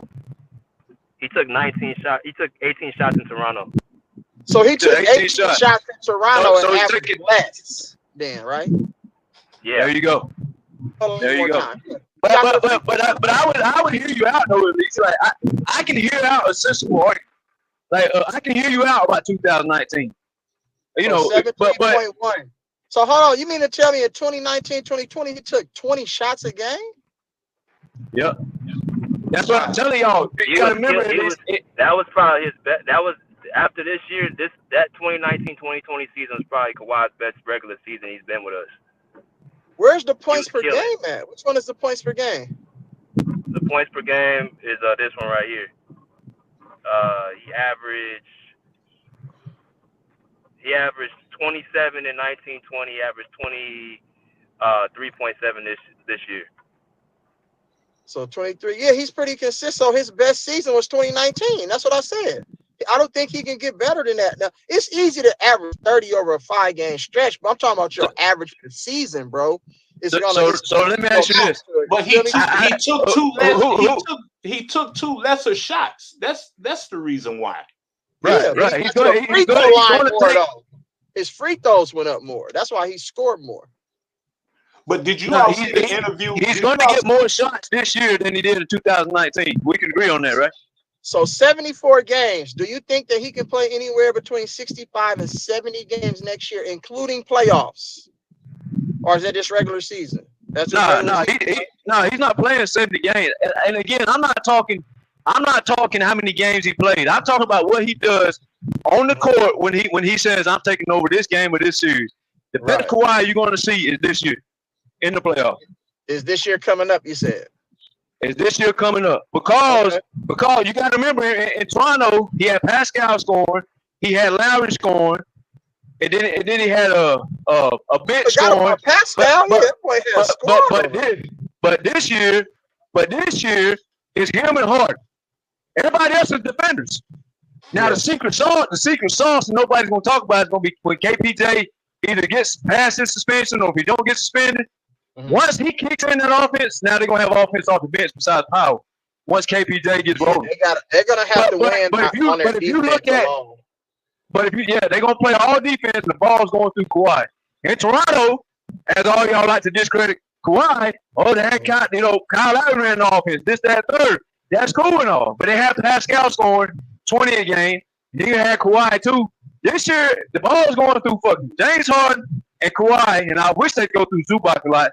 But the ball is going through Kawhi, and if he's healthy, everybody be making fun of him, saying he's washed and this knee, this and that. The best year is coming. But I can hear you on 2019. I can listen to that. Hey, look at his numbers though, bro. He played the most games last year than he played since 2016-2017 season. He averaged 1.8 points, about 2 points less per game, and he played 6 less games, and then his averages kind of was even, you know what I'm saying, across the board. What I'm saying, bro, even if he plays a lot of games, bro, Kawhi Leonard is going to only be Kawhi Leonard. See, Kawhi Leonard doesn't have that mentality like, I'm going to take 20 to 25 to 30 shots. Kawhi Leonard doesn't, that's not how his game, that's not how his mentality is, bro. But we know that he can take over in stretches of a game when you need buckets and you need to get a score, you know they're going to give the ball to him. But what I'm saying is that's why I believe that we've seen the best Kawhi Leonard. Well, that's because you had other guys that needed the ball. I just seen a interview that Kawhi did where he said they practiced on the triangle sets. I don't know if anybody else seen that. He said what? I didn't hear you.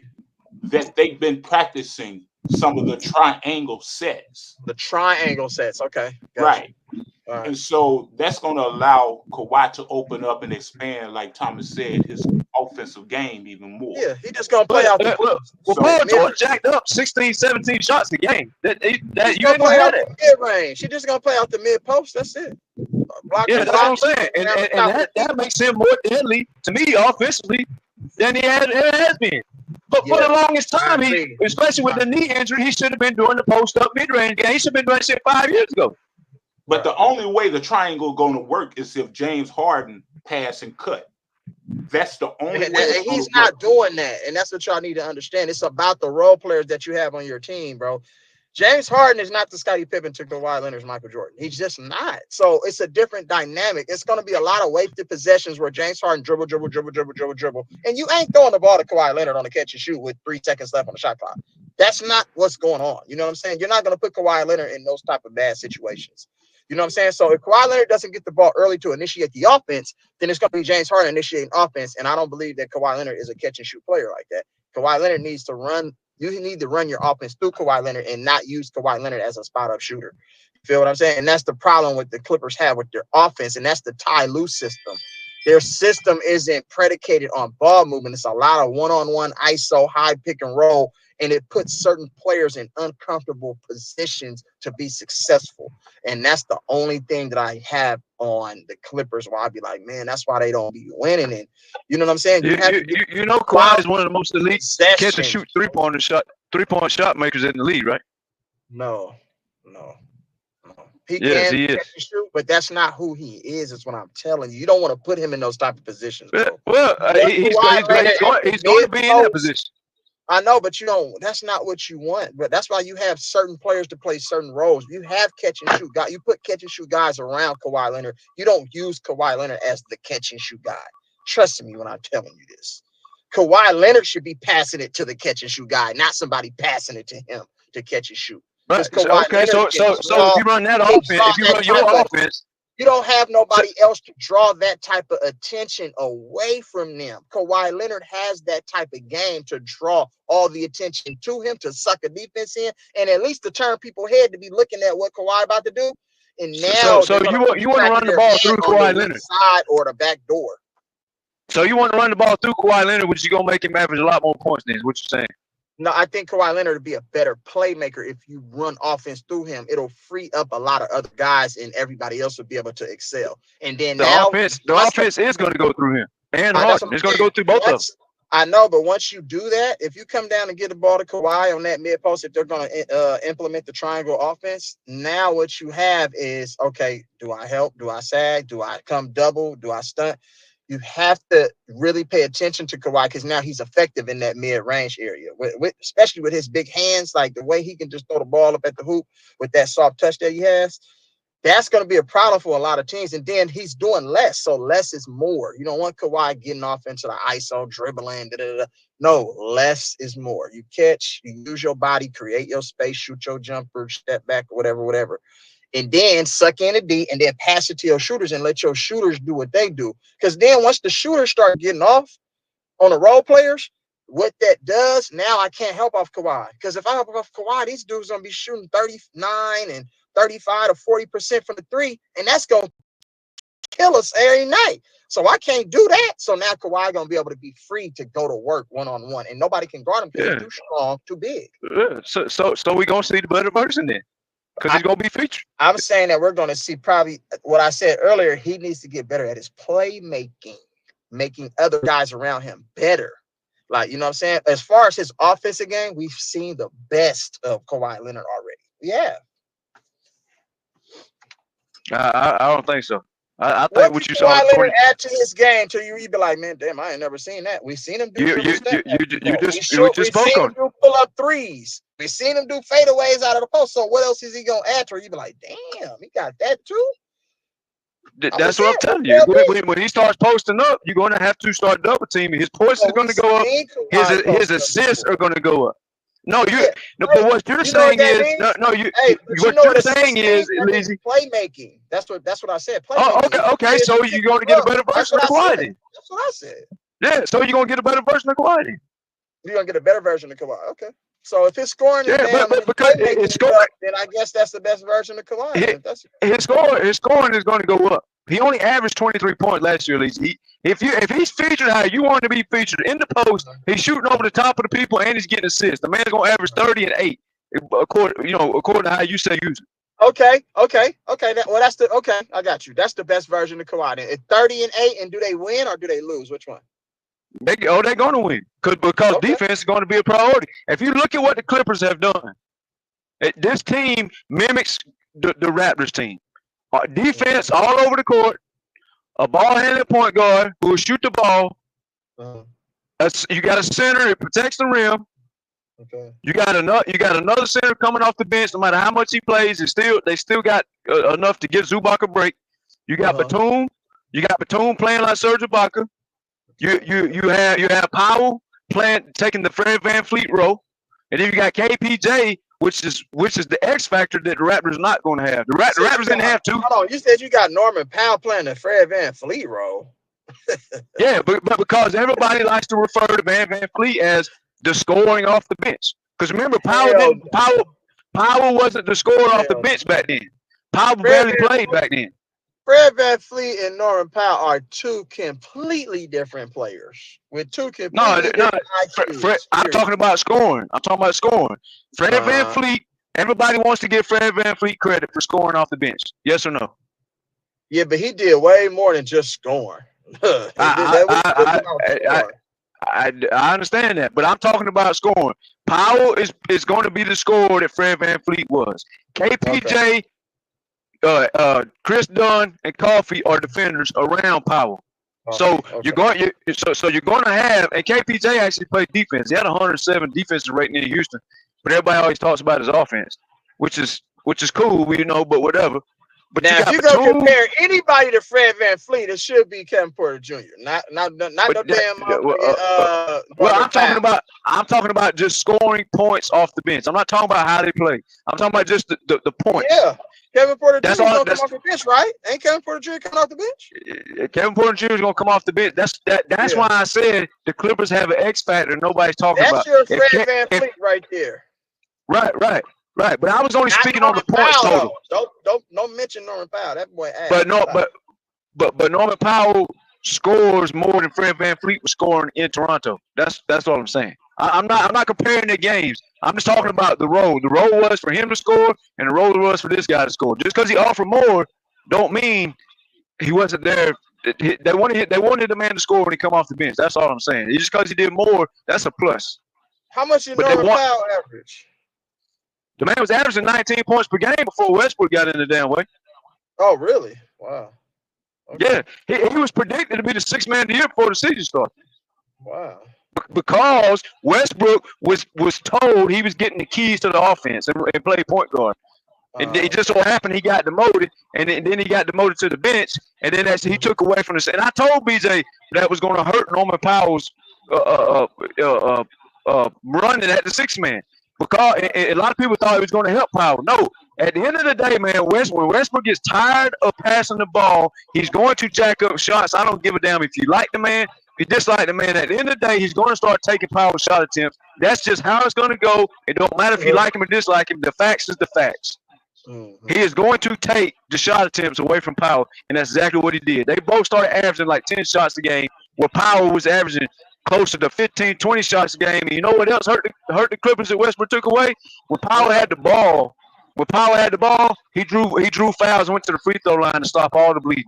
Every time a team was going to run, Powell's drawing fouls, shooting free throws. That he can't do that without the ball. So that's another part of the game that's going to reinsert itself again this season that was taken away last season. What, Norman Powell going ISO? No, drawing fouls. Remember Norman Powell was in the top fucking 5 of shooting free throws for like a long stretch because he always drew fouls. You know how he throws his arms up through the defender, draws the foul? Yeah. He was the king of that shit, or at least in top 5 of that shit. Okay, if the Clippers gonna be successful, bro, they gotta go back on Norman Powell usage. That's all I'm saying. It's usage. No, I'm really good. I don't mind if they trade him because I'm big on KPJ like you are. See, a lot of times, me and you on the same page, but and Amir Coffee capable of scoring too. So Coffee can score. We know Batum can hit 5 threes here or there, not every night. Don't take me wrong. You know he can do that. You know Coffee can score. And if Power is on the team, you know he'll score. And then if KPJ gets the ball, if KPJ gets the ball, I look for a big trade to happen. And it may just be Power. Y'all Serge Ibaka is what's his name? Mo Bamba. That's y'all Serge Ibaka. Well, it kind of, but I don't think he's gonna play as much as Batum. They built this team like the Raptors team. I'm already peep what they got going on over there. I see what they're doing. It's a whole lot of built just like the Raptors 2019 team, bro. Yeah, that's what I'm saying. That's what I'm saying. And the difference is there's no Pascal on the team to take the shots away. Paul George is gone. So Pascal is not there. Paul George is not there. The ball's going through Lowry and Kawhi. I mean, Harden and Kawhi. So Kawhi's offense is going to elevate. Now, I'm not saying his regular season is going to be the best version of Kawhi, but it's possible because if he averages say 29 and you're saying he's going to get a lot of double team out the post, and I think I agree with that. That means you're looking at like 28 and 7, 28 and 8, 28 and 6 assists. So that's a whole lot of offense. His defense just last year, bro, before his knee swelled up, his defense, they was giving the man praise all over TV saying his defense is going under the radar at the power forward position. His defense ain't fell off like everybody thinks it has. He's still back a little bit, but he still plays defense though for sure. Yeah, well, he just don't turn it on into the playoffs. That's the only difference. And that's why I say the best version is going to be in the playoffs. Yeah. But when he was defensive player of the year, his offense wasn't looking like this either. So a little bit fell back, but a little bit went forward. You can't do both. A lot of players can't do both. They're one dimension. They're gonna have to pick and choose. Am I gonna be a role? Like, am I gonna play D and just score a little bit, or am I gonna score a lot of bit and scale back on my D? Like a lot of these players can't do two-way. That's what made Kobe and Jordan so great. They could do both at the same time. Elite. But, I mean, yeah. And if Kawhi didn't have the knee problem, but the playoff Kawhi that we're going to see is going to be equal or greater than the 2019, the 2021, and the 2023 playoff versions we saw. It's going to be equal or greater, and the reason I say greater is because I'm like you. I think the shot attempts is going up, and that's going to make the assists go up. And then the defense is going to you know what time it is come playoff. Barring he stays healthy. I mean, he don't get hurt. But I think come playoff time, this dude is going to go the fuck off.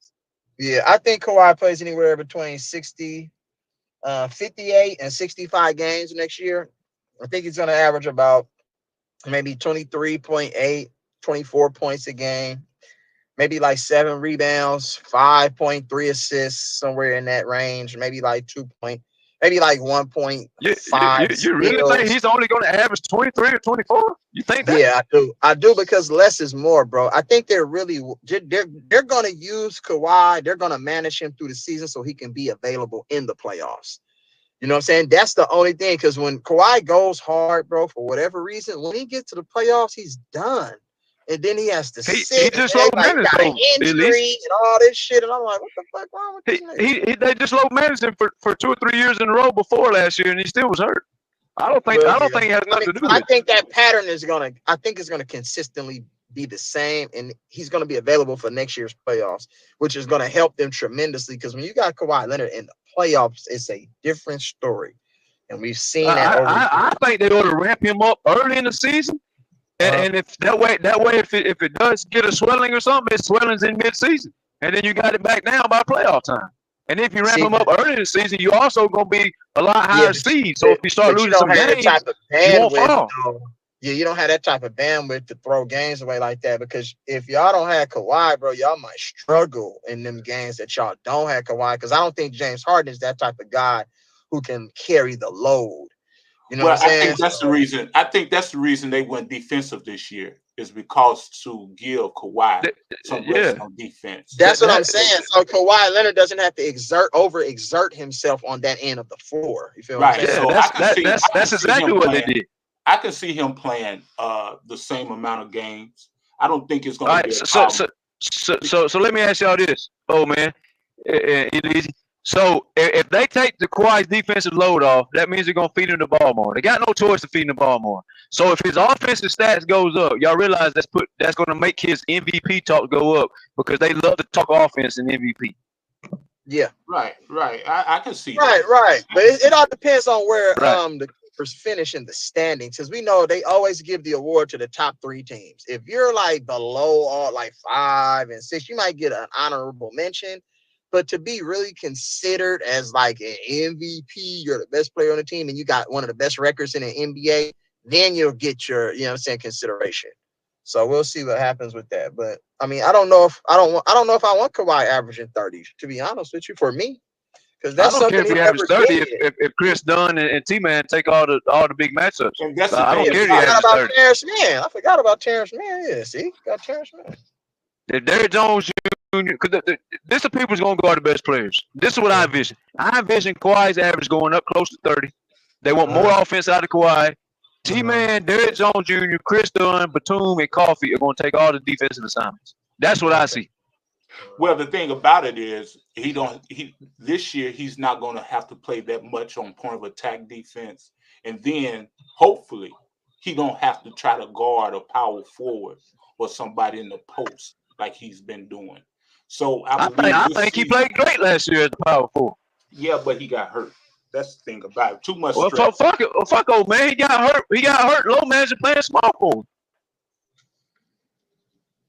If you look at it, old man, he played more games. He had more success as far as more games played as power forward than he did as small forward. Remember, Marcus Morris playing power forward, and Kawhi played less games all those years than he did last year.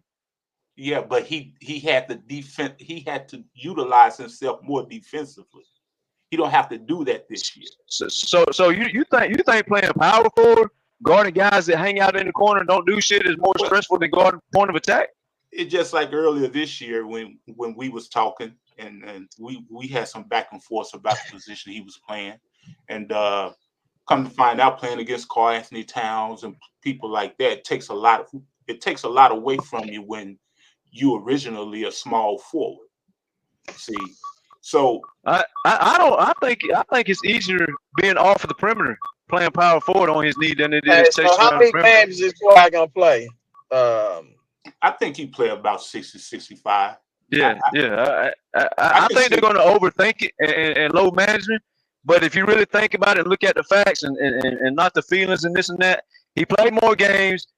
And remember, when he got hurt, he just didn't get hurt. He tore tendons off his bone. He never tore a tendon as a power forward this year. All he did was get some swelling. When they did the MRI, no, he won't win a scoring championship because he's too damn nice and too humble. But his points per game are going averaging 30. Shit, that's Luka, Trae Young, and all them jacking up shots, man. They're gonna average more than 30. Trae Young ain't averaging about 30, but Luka probably averaging 30. And you gotta look at the fact that I think they're gonna low manage him, which I say they shouldn't. But I think they're going to low manage him because they overthink this. Because if you look how to manage Kawhi, the best thing you can do is play him the same way you played him last year. Because last year he tore no tendons off the bone. 2022, 21, 20, 19, he had tendons tore off of the bone and had surgery. This year, he didn't low manage. He played more games. His knee was stronger and never tore. The only thing that happened was the swelling was bad timing. The fact that the MRI said his knee looks as great as it's looked in a long, long time, the MRI showed nothing close to a tear. They said his MRI actually looked stronger than it did before. The only difference was it caught the swelling. If that swelling happens in fucking October or November, Elysian, old man, Kawhi's back before the playoffs and they win the championship. The fact that it happened when it happened, that's the bad part. But the good news is the knee never tore nothing. Every other year before now, he tore something and he was load managing. And that's He was exactly sitting why there. I believe that nigga ain't never had no injury and none of those swelling. Bruh, this shit is. I don't like the way they do this Kawhi story. Yeah. Now, that's a different story. But I'm talking about just managing, right? If you look at the way he played, man, he played more games. He was on the court more by playing basketball instead of sitting down. He ended the year by having a knee not torn apart, unlike when he was sitting down. All his biggest surgeries and his biggest tears was load management and sitting down. But he only averaged 24 though. All of that, though. Did you see what he averaged in 2019? 2019 averaged what, 27? I don't know what he averaged, but he also had off-season surgery because he tore his knee up. Even though he finished the year, even though he tore his knee or won the championship, right. But the end result was a tear. This year, the end result was no tear. I don't know how many back-to-backs. But look at his best scoring season was 2019, his first year. That's the bubble. That was his best scoring output in the season. Right, but it wasn't the best outcome health-wise, though. They probably should have won it that year in that bubble. They probably should have won it that year, but we know what happened. But yeah, that was his best. Yeah, but I'm talking about health-wise. I don't care about his points and all that. At the end of 2019, shit was tore up in his knee. At the end of 23, nothing's tore up. That's just the facts. Bro, the less games he played, the better scoring he puts up. But the more games he play, the less scoring. And that's why I say I don't think it's that's true. Going to be a factor this year. I think he's not going to be playing many back-to-backs.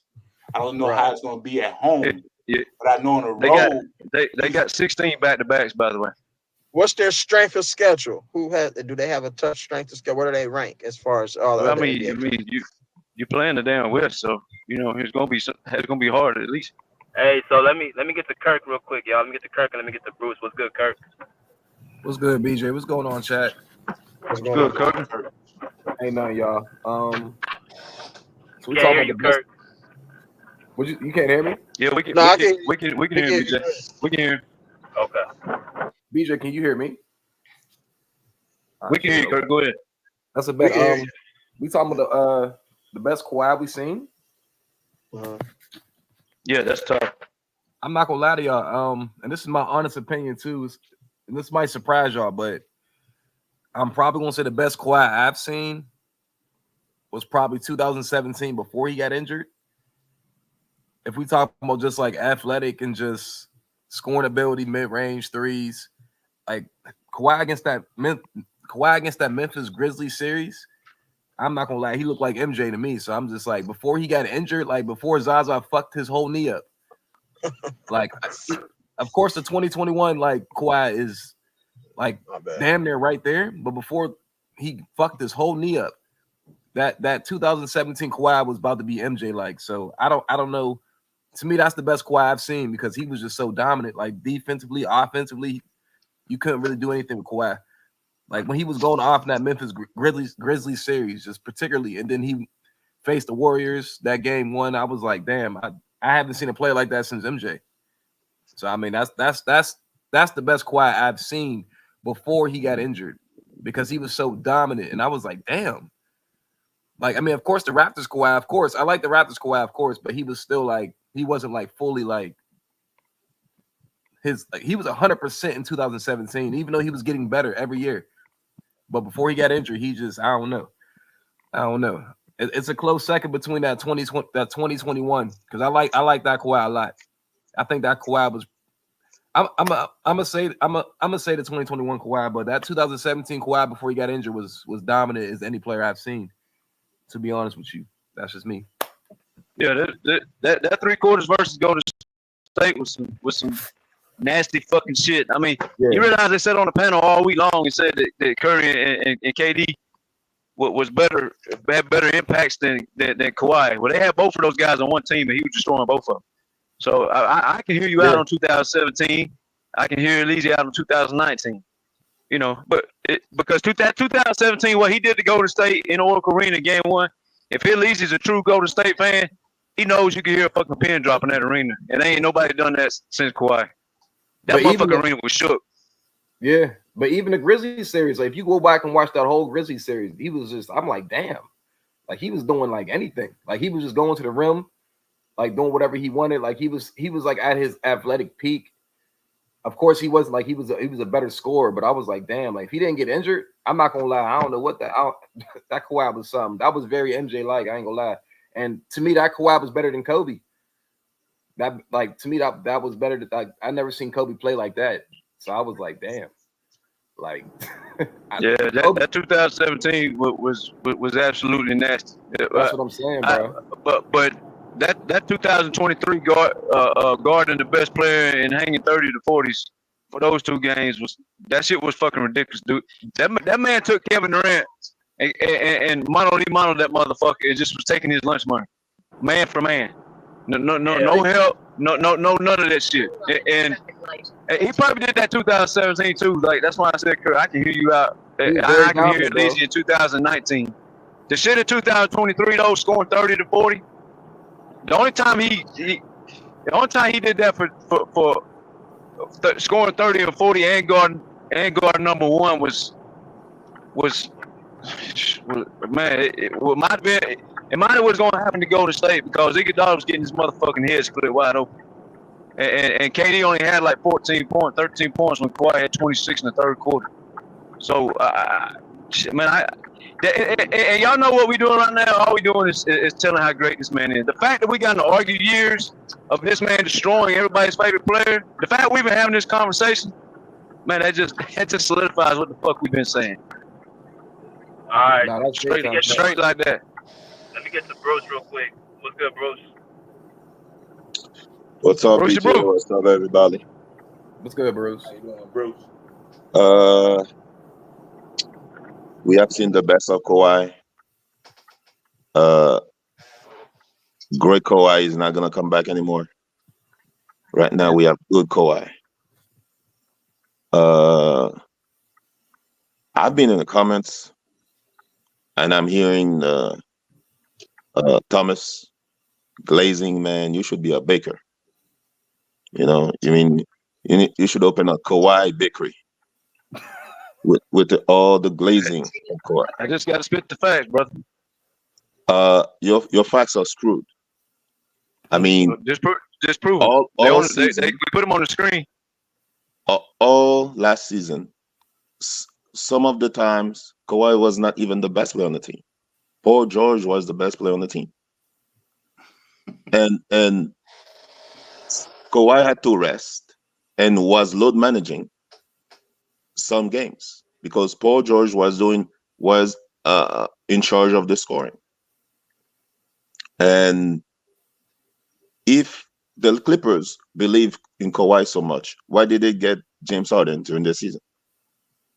If Kawhi was so great, why did they go after James Harden? Now, I hear you say Kawhi is going to average 30 and 8.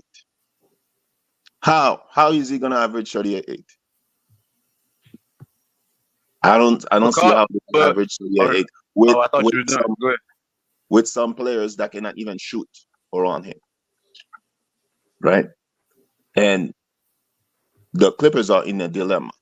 Are we going to play Kawhi? You said you want to load manage Kawhi. Okay. So are they going to make the playoff? Are they going to make the playoff? And then Kawhi cannot play in the playoff? Or what? To me, Kawhi winning a championship as the main player, those days are over. It's over, man. The fantasy of 2019 Raptors is not going to happen. Every time we get the players, it's going to be Kyle Lowry. Are they going to eat like Kyle Lowry? Oh, he's going to be Marc Gasol. Oh, are they going to defend like Marc Gasol? Marc Gasol was a defensive player of the year. They're going to be like Ibaka. Ibaka, man, it's over. 2019 Raptors is over. Kawhi is not number 1 anymore. He's not 1A. He's not 1B. He's a 2. I'm sorry. Sometimes your best friend is the friend that tells you the truth. You the one who's keep lying to your friend. saying he's the same person. Kawhi may have all those skills, but his body is betraying him. That's why he's a 2. He has talent of a 1, but his body makes him a 2.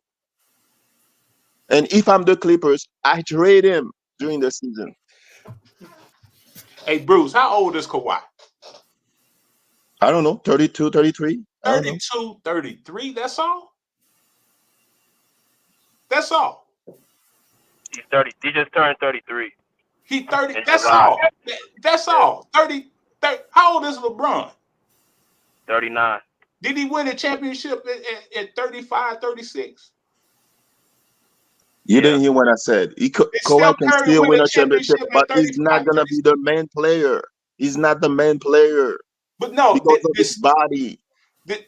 These guys win at an age that they claim is too old. You saying his body is betraying him. Okay. That's what everybody hang their hat on. But can he win a championship? I said he can win a championship as a number 2 or number 3. He cannot win a championship as a number 1, as the main player. And this Clippers team is going to demand him to be number 1. James Harden is not a 1 or 2. He's like a 3 or 4 now. Okay, but why can't he not win a championship as the number 1 when the numbers? Because of his body. When the numbers that BJ put up there says different. Numbers don't win championship, man. Health. You have to be healthy to win championship. He's not healthy. I come to this podcast and said Kawhi could have been the second greatest player of all time if he was healthy. So is Joel Embiid healthy? Well, he's more healthy than Kawhi. I'm about to say hell yeah, but that's a bad point right there, old man. He averaged hold on, my friend. Hold on. It's a bad point, let you know, bro. But they say the Sixers is a contender every year, but Joel Embiid get hurt every year. How come don't nobody talk about Joel Embiid injuries like they talk about Kawhi? See, you see your love of Kawhi because you're afraid of Kawhi. You're not seeing what I'm saying. That's just a fact. Now you got Steph Curry, who can't even get out the play in. All right, go ahead. Wow, he's healthy. It's while he's healthy. Oh man, you're not using context though. You're just saying that. You're not. No. I'm combating the fact that Bruce said that Kawhi can't win as a number 1 when the so-called best players in the league, Durant, Steph, LeBron, Embiid, all of them, they can't even get out the play-in or the first round. That's a good point. They don't have the same players, same quality players as but they number 1. Anthony Davis is better than all their helpers. Anthony Davis is better than Paul George. Anthony Davis is at this Paul George. Now, keep in mind, don't talk about a whole career. But also, we talked about Kawhi missing some time, right? You realize Paul George was on the court healthy, wasn't showing up for like 2 months. At least Kawhi was coming off surgery on minutes restrictions. Kawhi stretch last year for 2 months was better than Paul George was bad last year. All last year. Paul George had best player on the team. Paul George, how did he go from averaging close to fucking 30, Bruce, to averaging fucking 22 for the year or 23 for the year? You know what happened? He fell off. No, there was another scorer on the team. There was another scorer on the team. That don't matter. The same scores was on the team. Wow, they had more scores on the team while Kawhi was averaging 30 for 2 months. Oh my God. Paul George might have fell out. What I'm saying. Harden was on the court while Kawhi was averaging 29 plus. BJ, put it up on the screen what he averaged. Harden was on the court. Westbrook was playing. Paul George was playing, and Kawhi was playing, and Kawhi was the best player on the court. For 2 months. So to say it can't be done when you just watched it be done is a lie. All right, go ahead. Keep lying to yourself. Keep living in the fantasy that Kawhi is the same player. All I'm asking is all old man said was complete facts. Embiid is always fucking hurt. Embiid is always hurt. Matter of fact, he was just hurt in this playoffs that we just watched. He was hurt. Maximus had to do everything. So the man asked a real question. How do you put Embiid up there when he's always hurt? Let me tell y'all. BJ also put on the screen. Hold on, Kurt. BJ also put on the screen last year. Kawhi has played more games than Anthony Davis and Kevin Durant and Curry throughout like a 2.5-year stretch. They've been hurt. But the fact that Kawhi's injuries are more amplified, which is, I understand he's hurt. I get it. But there was a stretch where this man was performing like the best player on the court. He also was considered a load managed king, this, that, and the third in 2023. When he got in the playoffs, he was the best player in the playoffs. It was only 2 games, but we're only talking about what we see on the court. When you talk about the best version of Kawhi, injuries are irrelevant. The best version means on the court Kawhi. It don't mean off the court Kawhi. It means on the court Kawhi. Now, if you want to predict he's going to get hurt, that's a whole different prediction show. The topic is, have you seen the best version, which means he's going to be, when he does play, have you seen the best of Kawhi when he does play? It don't mean, have you seen the best version of Kawhi when Bruce predicts he's on the couch for 4 months? That's not the question. The question is, have you seen the best of Kawhi Leonard, which means on the court basketball gameplay. It does not mean off the court. We have seen the best of Kawhi on the court already. And we're not going to see a better version. And that we can listen to, because that you're speaking to the top. That's what I said. You just didn't want to hear me say Kawhi is not the same player anymore because you still want to be in your bakery. You need to let go. And because why was he the best player on the court last year? Why diabetes, man? You need to let it go. Why was he the best player on the court last year, Bruce? That's an argument, though. That's an argument. Why was he the best player? Paul George's best stretch last year did not match Kawhi's best stretch. Point blank. That's all I'm saying. Now, if you predict he's going to be hurt, that is a fair assessment by you. But that's not for the topic of the show. But y'all. I mean, I feel what y'all saying, though. But I ain't gonna lie, old man, that was a bad point about Joel Embiid and the other players. Kawhi has a bad knee, and so does, I ain't gonna lie, Joel Embiid does. So does Embiid. But Embiid at least finished it. But look at Embiid's averages, though. I'm just saying, like, Embiid, of course, Embiid's in that conversation, but we're not going to sit here and act like Kawhi doesn't get injured every playoff. Hey, Kurt, does Embiid get hurt every year?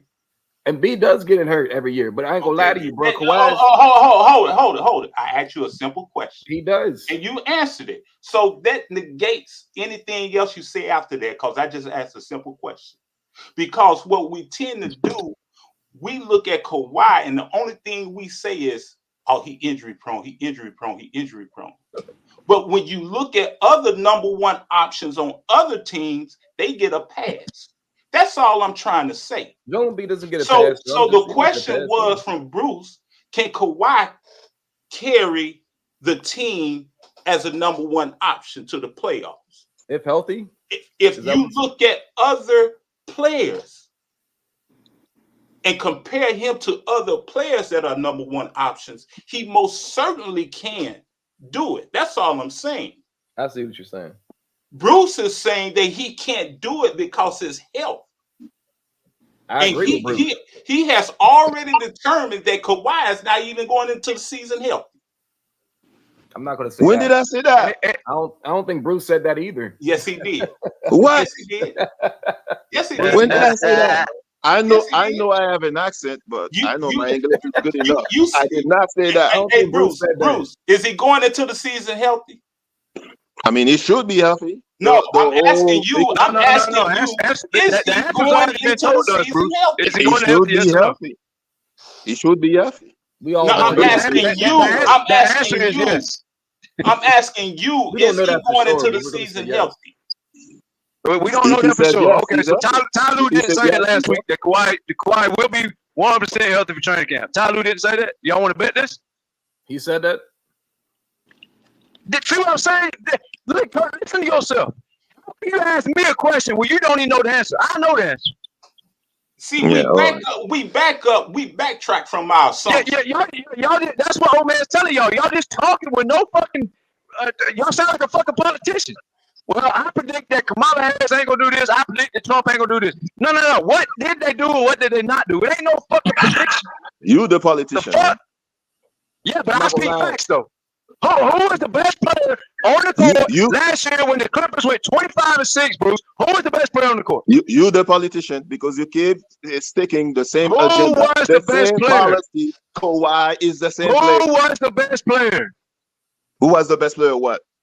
When the Clippers had their best run and they was #1 seed, who was the best player on the court and who was the best player in the NBA in that run? I mean, go ahead. It wasn't Paul George. No, it was definitely. It wasn't Zubac. It wasn't Terrence Mann. It wasn't Joker. It wasn't KD. There was only I don't know one what fucking you're player. talking about. I did not say Kawhi was not the best player on the team. You I said he Kawhi can't lead a team cannot as a carry #1, the and he just team. did it.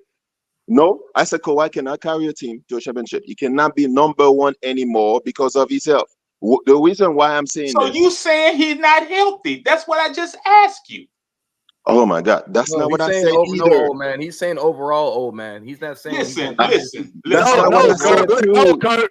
What he's doing is making a prediction that Kawhi's getting hurt. That's what he's doing. When did I say that? No, he said that he said it. You said he can't lead the team. He can't be the #1. That means you think he's going to be hurt. Because if you're going off basketball talent, you just saw the best player on the court for 2 months, which means you're lying if you said he can't do it. I said he cannot be #1 I'm not gonna lie to y'all. just to preserve him during the season. That's why I said he cannot be #1. When they preserve him, sir, he got hurt faster. He had a worse injury load management than he did not load manage. All he had was swelling. That's not as bad as a tear. When he load managed, he tore it. When he didn't load manage, he didn't tear it. So when he doesn't load manage, he get hurt. When he loads manage, he get hurt. What does that say you? What does that tell you? He had a lesser hurt. He did tear nothing. He has a lesser hurt. Is crazy. What is that, man? What? Do you understand what tearing a tendon from a knee is? That means he has to sit out for 4 months rehabbing, 5 months rehabbing. He don't have to do that right now. Okay. The man was just at practice with the Olympic team, and the coaches said he was the best player on the court. We're talking about a loaded ass USA team. The same It's team that y'all want to okay. compare it to the Dream Team. He's not the same player anymore. You guys cannot handle him. Okay, that's your opinion. But what we watched on the court is different. All right, keep thinking that way, and the Clippers still gonna keep feeling. Who was the best player, Bruce, when the man was healthy playing basketball? I'm not gonna say he's not the best player no more. I just think that his health is getting in the way. That's what I'm gonna say. I mean, so he's not healthy. That is a fair assessment, but that is for a different show. No, the show is the player on the court. That's the show. The show ain't what Bruce predicts is going to happen. That's irrelevant. That means nothing. When did I predict that, Kirk? Did you hear me say you said he can't? You said he can't lead the team because why? Because it's health. Because his health. So you're saying he's gonna be hurt because if he's not hurt, then when did I say that? I'm not the one who said he's not gonna get hurt this year. Was I the one who said that? No, I didn't say you said that, Bruce. You just said the man can't do it because he's hold on, my friend, Kirk and Bruce. All I said, based on what you all saying, that if you saying he's not healthy, right? I didn't say he's not healthy. Kirk, you just said he's not healthy, right?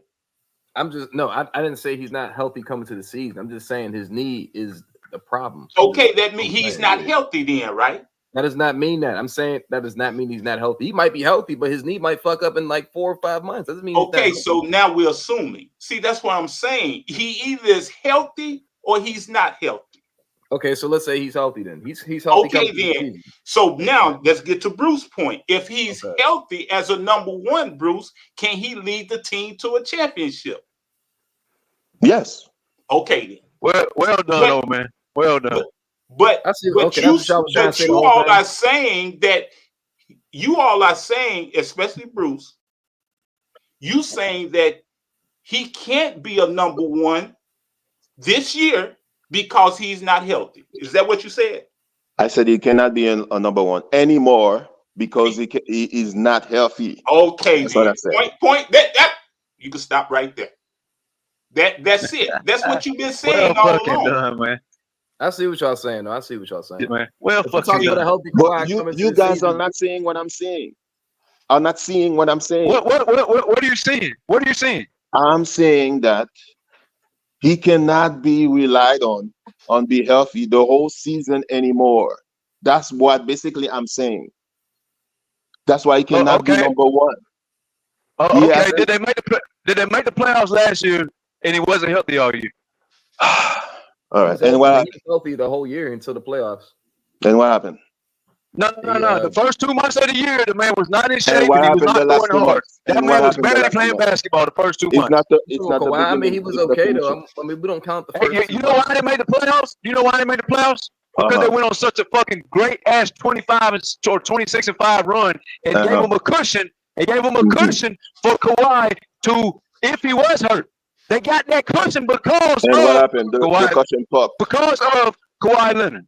I mean, Actually, they got that cushion because of Kawhi and put fucking Terrence Mann on the court. That's why they got it. And they lost that cushion because of Kawhi Leonard too in the playoffs.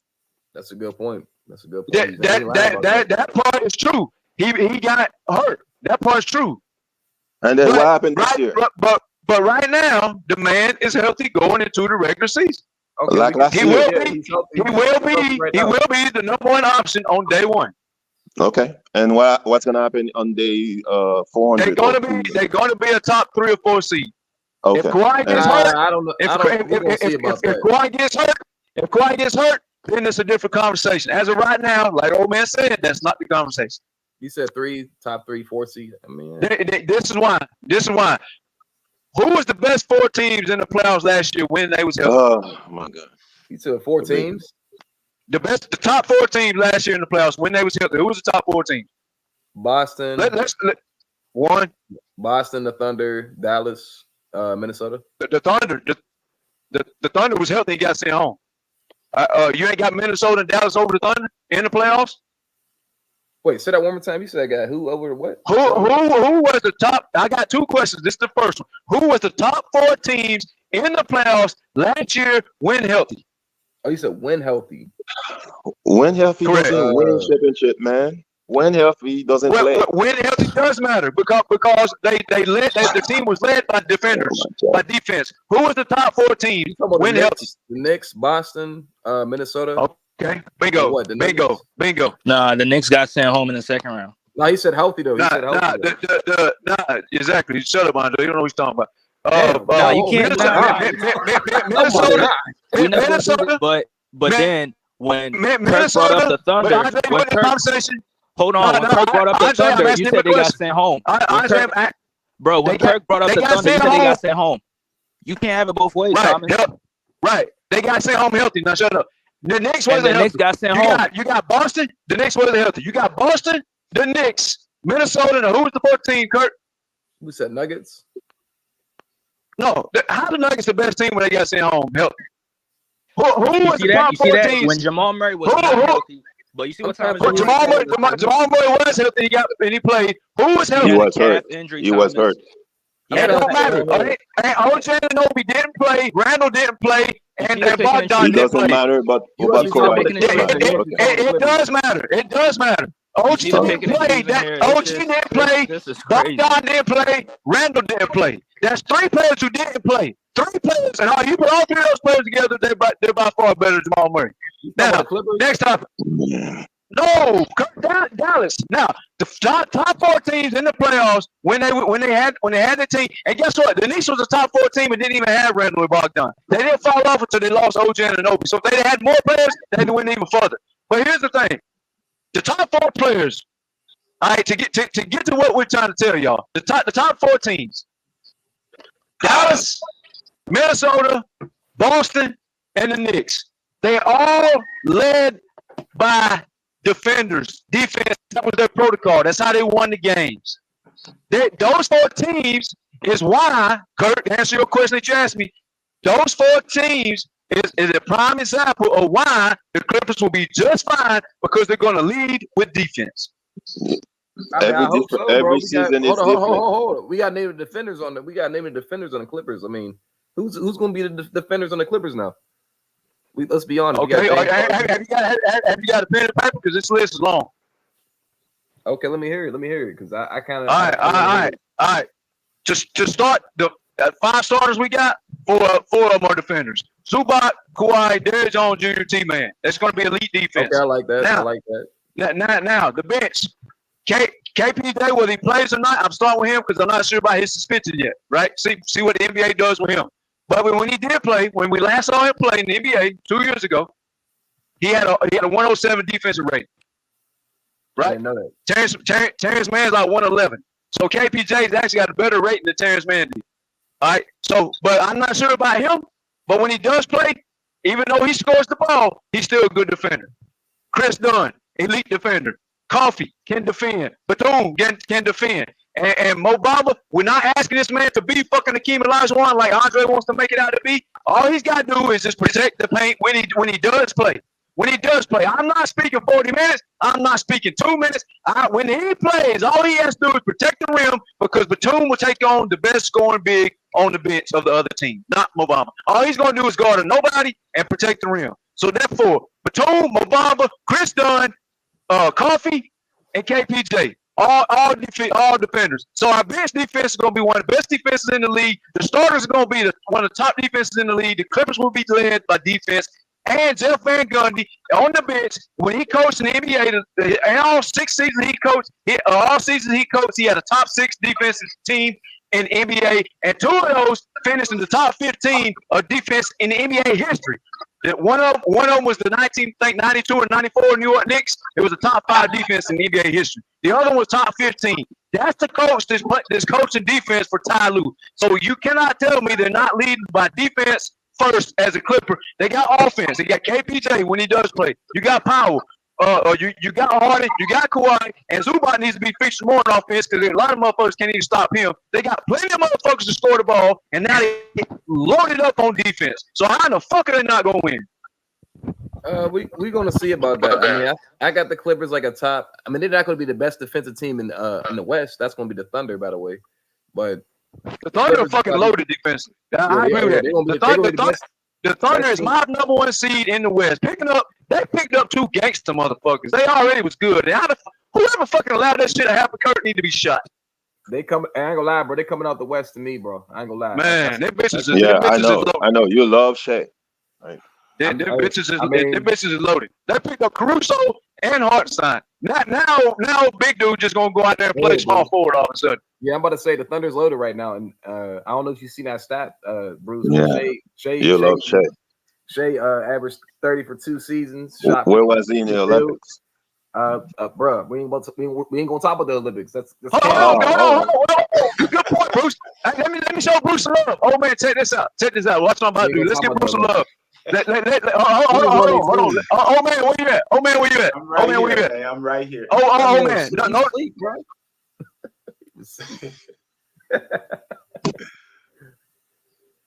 I don't know. Hold on again. Quiet. Did he drop? Bruce. I want to get to the Oklahoma City Thunder though. They are a very good team. They are very well coached. You know what? Exactly. Oh man, stop it. Let's answer this question first. Who locked up SGA and what team is he on? Answer the question, oh man. What did you say?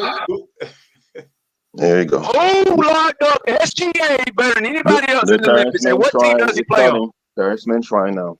From Kawhi to Wrong. Terrence Mann wasn't in the Olympics. Who guarded SGA and locked his ass up in the Olympics, old man? I didn't see. You know what? Locked his ass up, bro. You can't be serious, bro. I didn't even see. Locked him up. Nicholas Batum locked his ass up. And who does Nicholas Batum play for? He don't even start on our team.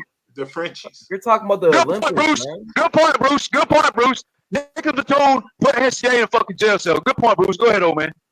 You think you could do that? You think you could do that again in the NBA season? He ain't gonna have to. Because Derrick Jones Jr., Terrence Mann, Kawhi gonna do just fine. Go ahead, old man. I just want to say this about the Clippers. She's tripping right now, bro. Paul George was a big loss, and ain't no. Thank you, old man. His points, tell that to Thomas. Okay, please. Hold on. His points, in particular, being one of the leading scorers on the team. Yeah. Everybody's going to have to play by committee now to make up for that. Now the defense is going to be better because sometimes PG will lack on defense.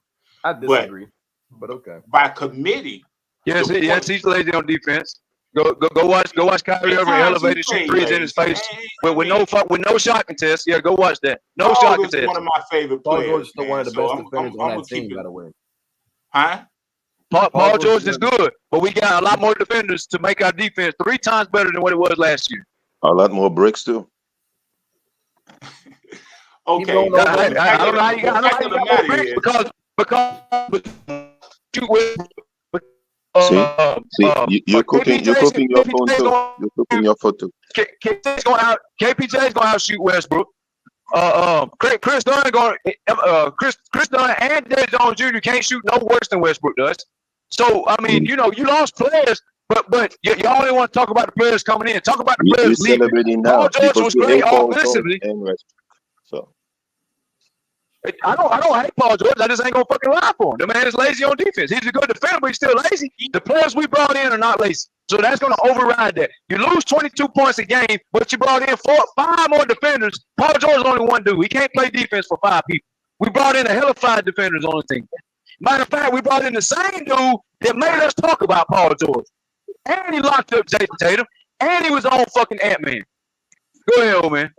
Steve Kerr lock him Jason Tatum, so that doesn't mean anything. So go ahead.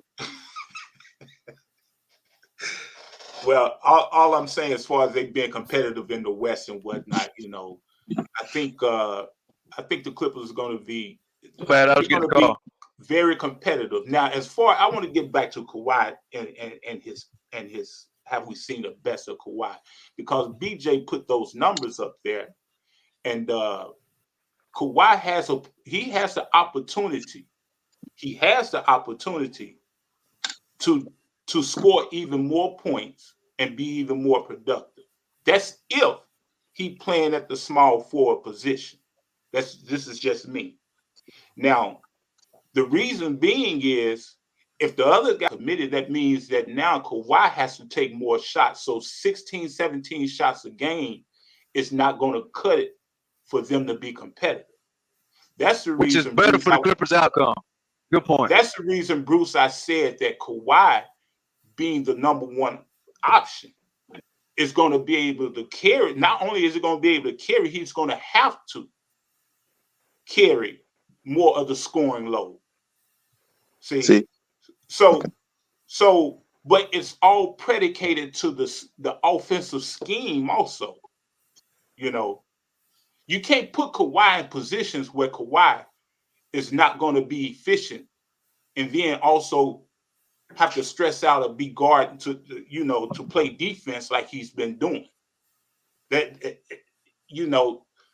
Clippers just have not been successful in that regard. So now Paul George is no longer there. He's more of a threat scoring now, and he has the other guys to cover for him on defense. And that won't tire him out. And now you have to play Kawhi. You have to double team Kawhi and possibly triple team Kawhi because he's just that good. So you're taking away from him defensively, but you're giving him more of the offensive responsibility. So he's not gonna score 30 and 8, like Thomas said. I think he's going to take about. I can say if he's taking 17 shots this year, I think he took 17 shots last year. He's taking way more than 17 this year. I'm talking about 2024. And I didn't say he was going to average 30 and 8 until at least you didn't say that? Hold on. Until Elise said, Elise brought up the point that the ball needs to be featured through Kawhi more than anybody else on the team. So I said, okay, Elise, if you want me to give you that point, then what you're telling me is if Kawhi gets the ball twice as much as he was getting it, his points and his assists are going to go up. That's exactly what I said. When he said Kawhi is getting the ball way more, which I don't think so. I think the ball is about to go to Zubac more. I think Harden's going to get the ball more. I think Kawhi is going to get the ball just as much as he was. I think other people are going to pick up the scoring load. So what? That's not what you said. Yeah, oh my God. That is exactly what I said. He said he thought Kawhi was going to get the ball a whole hell of a lot, and the offense was going through Kawhi at all times. I think the offense is going through more pick and roll, and they're going to use Kawhi as the number 2 and Harden and Zubac as the number 1 on the pick and roll. That's what I think. But I told you, Elise, if you want to put the offense the way you said it's going to be, you trying to say Kawhi's only going to average 23 points by getting the ball more? That's stupid. If he's going to get the ball more, and he already averages 23, and you're saying he needs to get like 22 shots a game, which is 5 or 6 more shots a game, Bruce, than what he was getting, then the 23 points will, yes, look more like 30 points. And if he gets the ball more, it also will get more assists more, because if he gets the ball and pictured as number 1, that means that, like old man said, they're going to double, triple team him more. That means his assists are going up. He's already getting 4 or 5 assists a game, so his assists are going to go up, and his points are going to go up by Elise's offense, which is not what I say. I say the ball is going through Harden more and Zubac more. By the pick and roll, and Kawhi be the number 2. And oh, by the way, when Paul George didn't play, Harden averaged like 26 and fucking 8 last year. Guys, go back and listen to what Thomas said before, and yes, come back. Yes, please go back and listen to it and realize. Did he say the same thing? Yep, I said the same as that thing, because Elise was the one talking, not me. I was replying to him. He said Kawhi gonna get the ball more, and I said, okay, if he's getting the ball more, his points are going up. Also, if he's getting the ball more, his assists are going to go up. He just averaged 23, so if he gets the ball more, you think your points gonna go down? Fuck no. They're gonna escalate toward 30 if he's getting the ball more. And Paul George shot the ball 17 times a game. That's 17 shots split between Kawhi and Harden, and possibly Zubac. So if Kawhi gets the ball more, he's not averaging 23. He's going to be somewhere between 26 and 31, depending on how many shot attempts he gets. And by Elise's point, he said he should get the ball at all times. That was Elise's point, not my point. And I said, okay, if I'm going to use your point, then it's going to look more like 30 and 8 if we're going by your offense, Elise. That's what I said. I disagree, but that's crazy how you said that, though, because Kawhi's not a ball-dominant player. Like, you have to catch him on the post, and you got to catch him exactly. So you're not. So let me ask y'all this. Let me ask y'all a realistic question. If Paul George is gone, y'all said the Clippers lost offense. That's y'all's words. I think they added players to score the ball. Y'all said they lost offense. So if they lost offense and Kawhi averaged 23 while physically being in rehab for 2 fucking months, even though he wasn't playing basketball. He was just jogging up down the court because he was out of shape. He's starting this year, like old man said, in shape, 100% healthy for training camp, not for the season, for training camp. So therefore, if he's going to get the ball more, and he averaged 23 with having to share the ball with 3 other Hall of Famers, Westbrook is gone, Paul George is gone, you're telling me that it's unrealistic to ask Kawhi to average 30 and 8 when he just averaged 29.7 for 2 straight months with all 4 on the team? That shit don't make no sense. Look, we're gonna see. Make it make sense, because it don't make sense to me. Make it make sense. The man averaged 30 for 2 months, Kurt. 30. 29 point something. That's fucking 30. I mean, he was shooting 50, 40, 92, I think, if I'm not mistaken. Oh, okay. So if he gets the ball more, he gets in a better rhythm. Okay. It all leads to the same shit. The assists are going to go up because you got the ball more. Your points are going to go up. You got the ball more. If you need to live it proof for that, watch fucking Luka and Harden and LeBron in their fucking prime dominate the basketball. Their stats are way higher when they hold the ball all night long. Now, when Luka gets to be fucking 36 and he holds the ball less, guess what's going to happen? Numbers go down. In his prime, when he has the ball more, numbers go up. Make it make sense.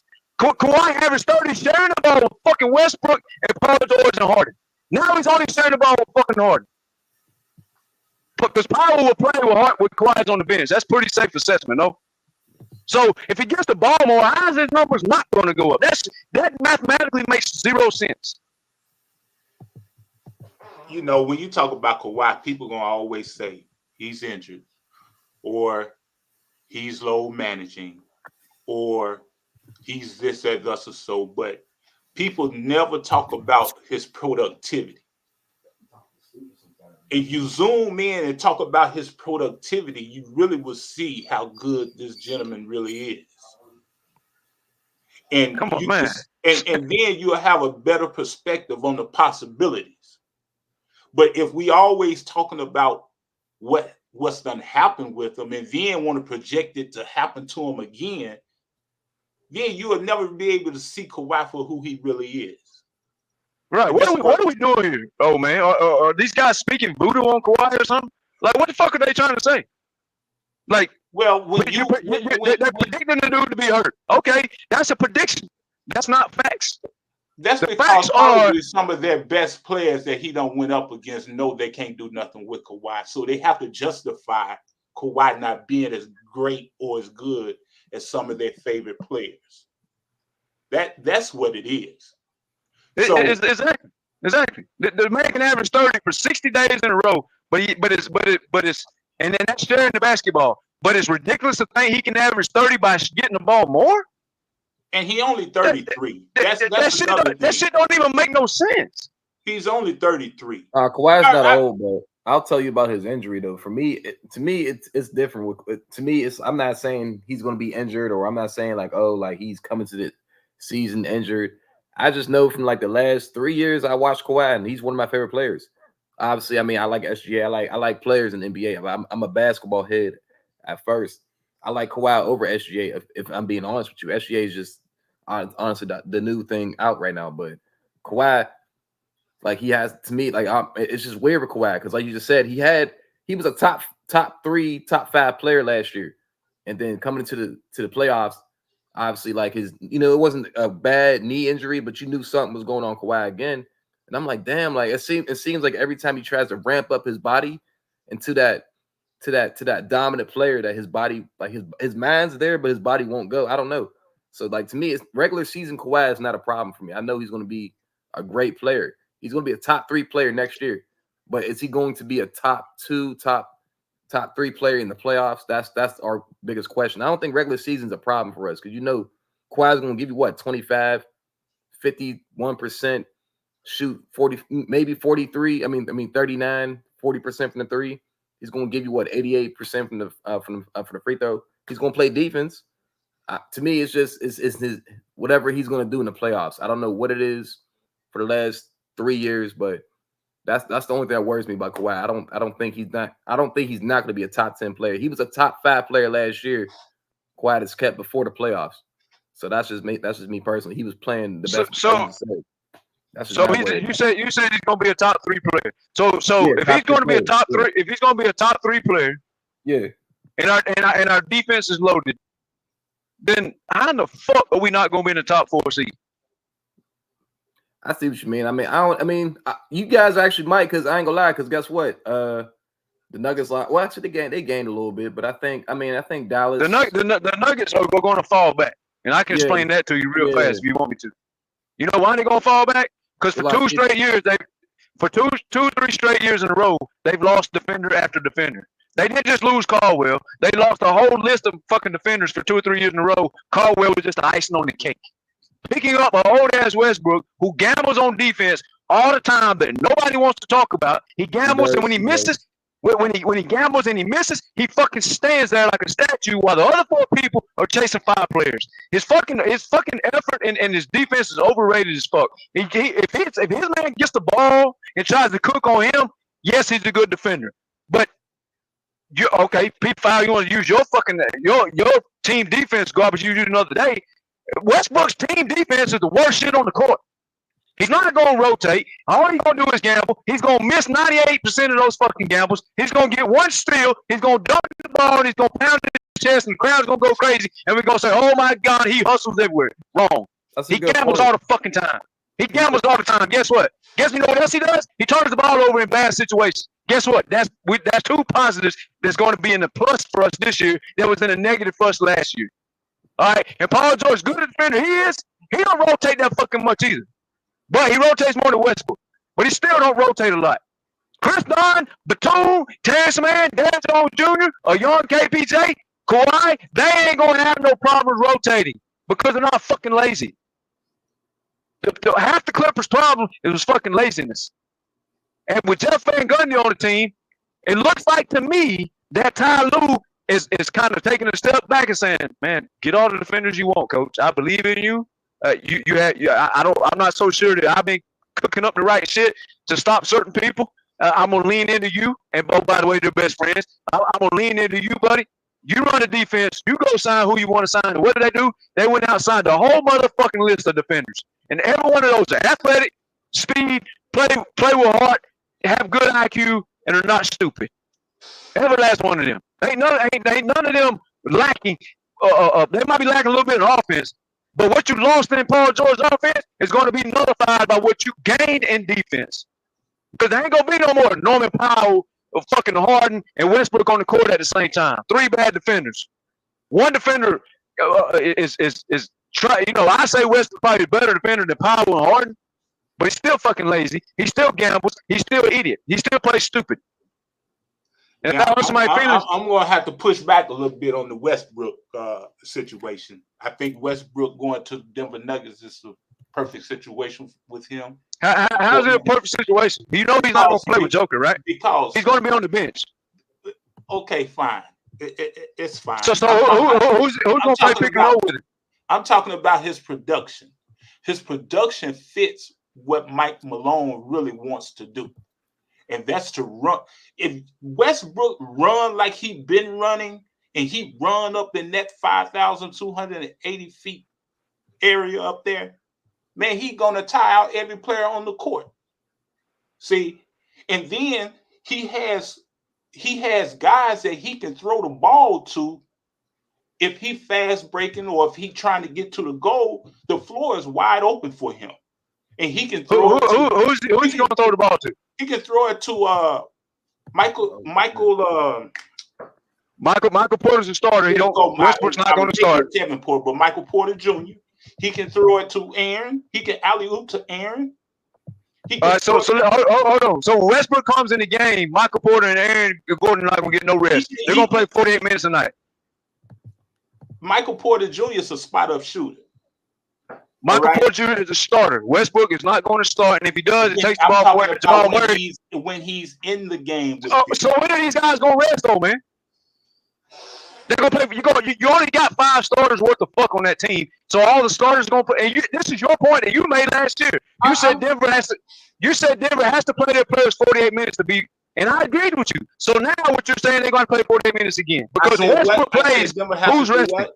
I said Denver has to do what? Yeah, you said Denver is overrated because they cannot afford to let their guys take no breaks. That's what I said. Guess what? Yeah, and if you didn't say that, then maybe it was JM. Maybe I'm wrong. But whoever said it is absolutely right. So who is Westbrook going to throw the ball to? Because you're telling me Michael Porter is going to play all the minutes with the starters and all the minutes with Westbrook. So when is he going to rest? No, Thomas. You can put Westbrook in the game playing with him, Jokic, Aaron, Jamal. You can put him in there with any of them. Okay. So you realize? Okay, that's what I wanted to hear. He's going to take a lot of rebounding pressure off of Jokic, which Jokic is not going to get tired. All Westbrook rebounds that Westbrook get is just bullshit rebounds that just be floating around. And he tries to gather. He don't go down there and get no grown man rebounds over no bigs. Them rebounds he get are fucking useless. He never goes down there and box nobody out and just grab a rebound over towers. He don't do that. He's just a hustle rebound guy. But here, let me get back to your point. So you said put Westbrook on the court with Jamal Murray. Do you understand Denver sucks if Jamal Murray ain't running the pick and roll with Joker? Westbrook, everybody knows Westbrook's going to go to the rim. He's going to miss half the fucking layups when he gets there, at least. Or he's going to dribble the ball off his feet out of bounds. Or he's going to make a stupid pass. Or he's going to score about 12, 15 points. Taking the ball out of Jamal Murray's hands and Joker's hands is the dumbest thing you can do, and that'll make Denver worse. That's why they will fall back. You talking about what you have seen him do at times, and I'm talking about what I'm talking about him watching him his whole career. I'm talking about what he can do. You talking about the mistakes he done made at times. I'm talking about what he can do for the team. Okay, let's talk about what he can do. He can take the ball out of Jamal Murray's hands, and you think that's smart. Okay, Jamal Murray really is a shooting guard. Jamal Murray is a dribble the basketball guard. He's a shooting guard. He really doesn't need the ball. He just has the ball because that's the way the team is built around. As far as okay. So you're saying move Jamal Murray to you want to make a bet on this? You're saying they're going to get better by putting Jamal Murray at the 2 guard. You want to bet on this? I think Jamal Murray would fit good with Westbrook at the 2 guard. Oh, okay, please be my guest. Go ahead and do that. That way they can fall back and make the Clippers get up another seed or two. All right, please do that. Well, what was I want to see Westbrook that. doing when Westbrook was starting on the Clips? What was he doing? Losing. He went 12-20. Sir. He didn't 12 make or 20. anybody. He didn't make anybody worse. How he didn't make him worse when they went on the fucking 25-6 run when they got him out of the fucking lineup? He didn't make any of the players worse. He didn't make. Yes, he did. He made Zubac look like a fucking bum, and everybody that support Westbrook want to kick Zubac off the team. The same center who just got rewarded $60-70 million for playing great with Harden, not great with Westbrook. They wanted Zubac off the fucking team, and everybody knows that. And everybody in my says Zubac can't catch the ball. No, your fucking point guard is an idiot who passes the fucking ball 900 miles an hour like he's throwing a fucking screen pass to a running back that's 2 feet away from him and throws a fastball and the running back drop it. They blame the running back. No, he makes stupid ass passes. Isn't it a difference playing? Isn't it a difference playing with the so-called MVP of the league and Jokic than Zubac? Is it a difference on how you? So you think Joker's gonna catch the ball with Westbrook just throwing it between 4 people for no reason? You think that's gonna work? I think Westbrook playing with a center like Jokic will allow him to be a better version of himself. He's never played with a center like Jokic. If he's on his own team, he's never played. He's never played with a shooter like Michael Porter Jr. that catches. The same Michael Porter Jr. that goes 0 for 9 and 0 for 10 and gets threatened to get benched. That's fine. Maybe Westbrook can make him better. See? Okay, be my guest. Hold on. Just start Westbrook for me, please. Please start Westbrook in Denver. Please do. Hold on, Thomas. Hold on. How many assists did Jamal Murray average? I don't know, but he wasn't fucking stupid and he wasn't turning the ball over. Okay, then that's fine. When you have the ball as a point guard, you're gonna turn the ball over. Don't nobody talk about anybody else turning the ball over like Steph, like LeBron. They don't turn the ball over like that. There's only 2 fucking guys that lead NBA history in turnovers. They just not exposed. Every point guard average about 3 to 4 turnovers a game. Do you realize Westbrook and LeBron lead NBA history in turnovers? The guys you named are nowhere close to that. Okay, then. Well, I think he will fit good with Denver. I think Denver is not going to have. I hope they start Westbrook. that way, it is another team out of our way. I hope they do too. I want to see Westbrook do good. I want to see Paul George do good. Well, yeah, I want to see them. I want to see them all do good. I think Paul George. Now you got a different argument. Paul George went to the perfect place.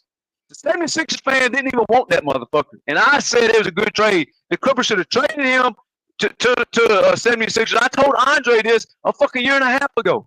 That Paul George will fit great because he'll be the third option. He won't have no pressure on him. He won't have to answer to the fucking media because that'll be Maxey and Embiid. Or he can just go over there and be third fiddle, and he'll fit great. I believe that was the best fit who left the Clippers. That was a perfect spot for Paul George to go to. Now he's overpaid by a mile because they're gonna pay the price for that after this year. Because when Embiid, Maxey, and Paul George is all on supermax contracts and they can't afford nobody else, they're gonna be signing Reggie Jackson's, Kyle Lowry's, Eric Gordon's. Oh wait, they're already doing that. So that is a perfect fit. But please be my guest and start Westbrook in Denver. Please, all Westbrook fans, go to Denver and root for him to start. Matter of fact, I might even pay y'all $5 a piece because the minute he starts over there, takes the ball out of the bread and butter of Denver, which is Jamal Murray and Joker, them bitches are falling back. They're gonna fall back anyway. But they're gonna fall back even more. But I don't wish no harm on either one of the dudes. I don't wish harm on nobody. But spitting facts is what I'm gonna do. And by the way, get ready for this, old man, because when they play the Clippers, Kawhi, Derrick Jones Jr. put T-Man defending fucking Jamal Murray, Westbrook, and fucking trick bags. Get ready for that game. That's gonna be. Get ready for that game. That's gonna be a good test. That ain't gonna be no good test. They're gonna get their ass whooped. You know who guards Joker the best in the NBA? Zubac. Just like Philadelphia is going to be a good test for the Clippers. You know, when you Philadelphia got a better chance. When you get rid of some of your main guys like Westbrook and George, and then they come back and play you, you know, with the new team, you know, they know some of the offensive schemes and defensive schemes. They can tell they new team. and it's going to be a test for the Clippers. This is not like we're going to just run over those guys. It's going to be a good test. Philadelphia has a better chance. That's the reason I say Ty Lue going to have to come with some new schemes in order for the Clippers to be effective like we need to be. Yeah, and that's what I think the scheme is, all defense. Not all defense, but defense first. That's the scheme. That's how they're going to win. That's why they loaded up on defense, because Van Gundy put his imprint all over the team. Van Gundy is you old man, you are probably old as me. You know exactly what the fuck them Knicks defenses were doing when Van Gundy was the coach. Them bitches was elite defenders over there. You know what that man he gonna play some damn defense. So that's your new scheme right there. Yeah, but look at the personnel he had on the Knicks. You know, them boys. Okay, so who on the Knicks is playing? He had Patrick Ewing. Patrick Ewing's elite rim protector. You want BJ to put it on the screen what Zubac rim protection is? It's elite. Well, you know how I feel about Zubac. I'm not going to speak on Zubac. Only thing I can say, I think we can do better than Zubac. That's it.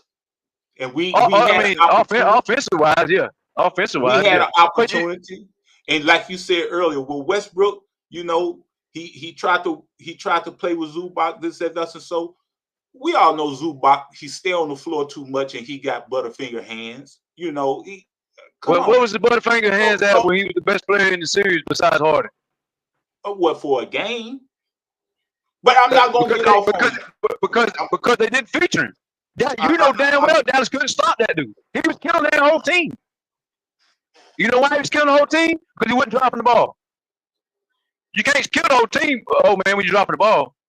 Zubac, Terrence Mann, and Harden was in this argument. That's why I'm gonna say it's arguably the top 3 best players in that series for the Clippers. Paul George, I'm listening to somebody throw him in there, but it's gonna be a tough argument. And Terrence damn near could have been the best player in that whole series for the Clippers because what he did to Luka. If anybody else guards Luka, the Clippers get swept. You know that, right? The Clippers get swept. Zubac will average about 8-9 rebounds a game at 7 foot. Yeah, he averaged almost like fucking 10. How many blocks he averaged? I don't know. See, that's what but saying. I know, but that's stats, old man. Rim protection means keeping the ball out of the rim. He does that. And because he don't have the offensive game that's needed, don't nobody have. He's not a threat. How he don't have the offensive game when they gave him the ball the first 2 games and he was killing Dallas? He didn't have the offensive game because the coach won't give him the ball, man. Every time he touches the ball in the paint, it's a bucket. This dude's shooting floaters. He's shooting hook shots off the glass with both fucking hands. He's dunking the ball. He's scoring every time he gets the fucking. Matter of fact, his rim percentage, finishing percentage, I should say, is second only to Joker. It's not like he gets the ball down there and misses shots, old man. The dude fucking scores. The difference is we don't give him the ball. Was he alley-ooping or was James giving him the ball and he worked the post? Both. That motherfucker was killing Golfer, bro. No, was he alley-ooping or was he catching the ball in the post? Both. Okay. He called some alley-oops versus Dallas, but let's not act like that's all he was doing. He was actually putting motherfucking spin moves, up and unders, baby hooks, floaters. He was doing everything together. He was killing that fucking dude. But, oh, man, I know you heard me on this panel screaming to Ty Lue in that playoffs. I know you heard me saying, please give Zubac the ball. They can't stop him. I said this shit every game. I didn't wait till the series is over and just say, make up some bullshit excuse. This shit is on the audio. After every game. He had a couple of good games. I'm not going to take that away from him. Yeah, but they didn't give him the ball no more. I'm just saying his offensive game doesn't attract the defense that's needed so that Kawhi and James Harden or at that time Paul George can do what they do best. Let me ask you this, he's not a good passing center out of the post. So there's a lot of things that Zubac can be better at in order to help the team offense and particularly overall. So let me ask this though, man. Take Westbrook and Paul George off the court. Put Kawhi on the court. Do they beat Dallas? Yes or no?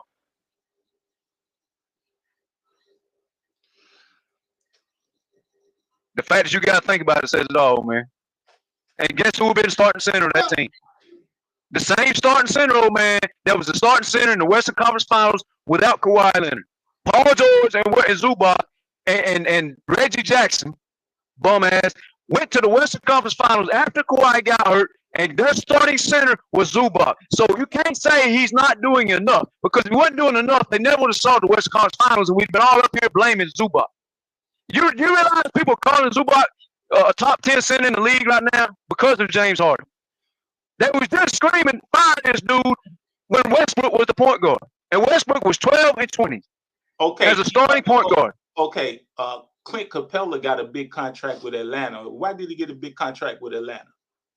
Because of what James Harden was doing with He played with James Harden. But Clint Capella also was averaging double-doubles. What was he doing, though? What was Clint Capella doing with James Harden? He was playing defense. He was doing was catching alley-oops. That was it. Right.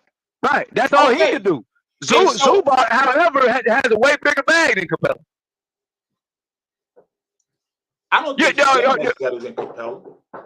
So let me ask this though, man. I want you to do me a favor. We're gonna change subjects. That way we don't just talk about the same thing all the time. Please go back and watch the Dallas series, games 1 and 2.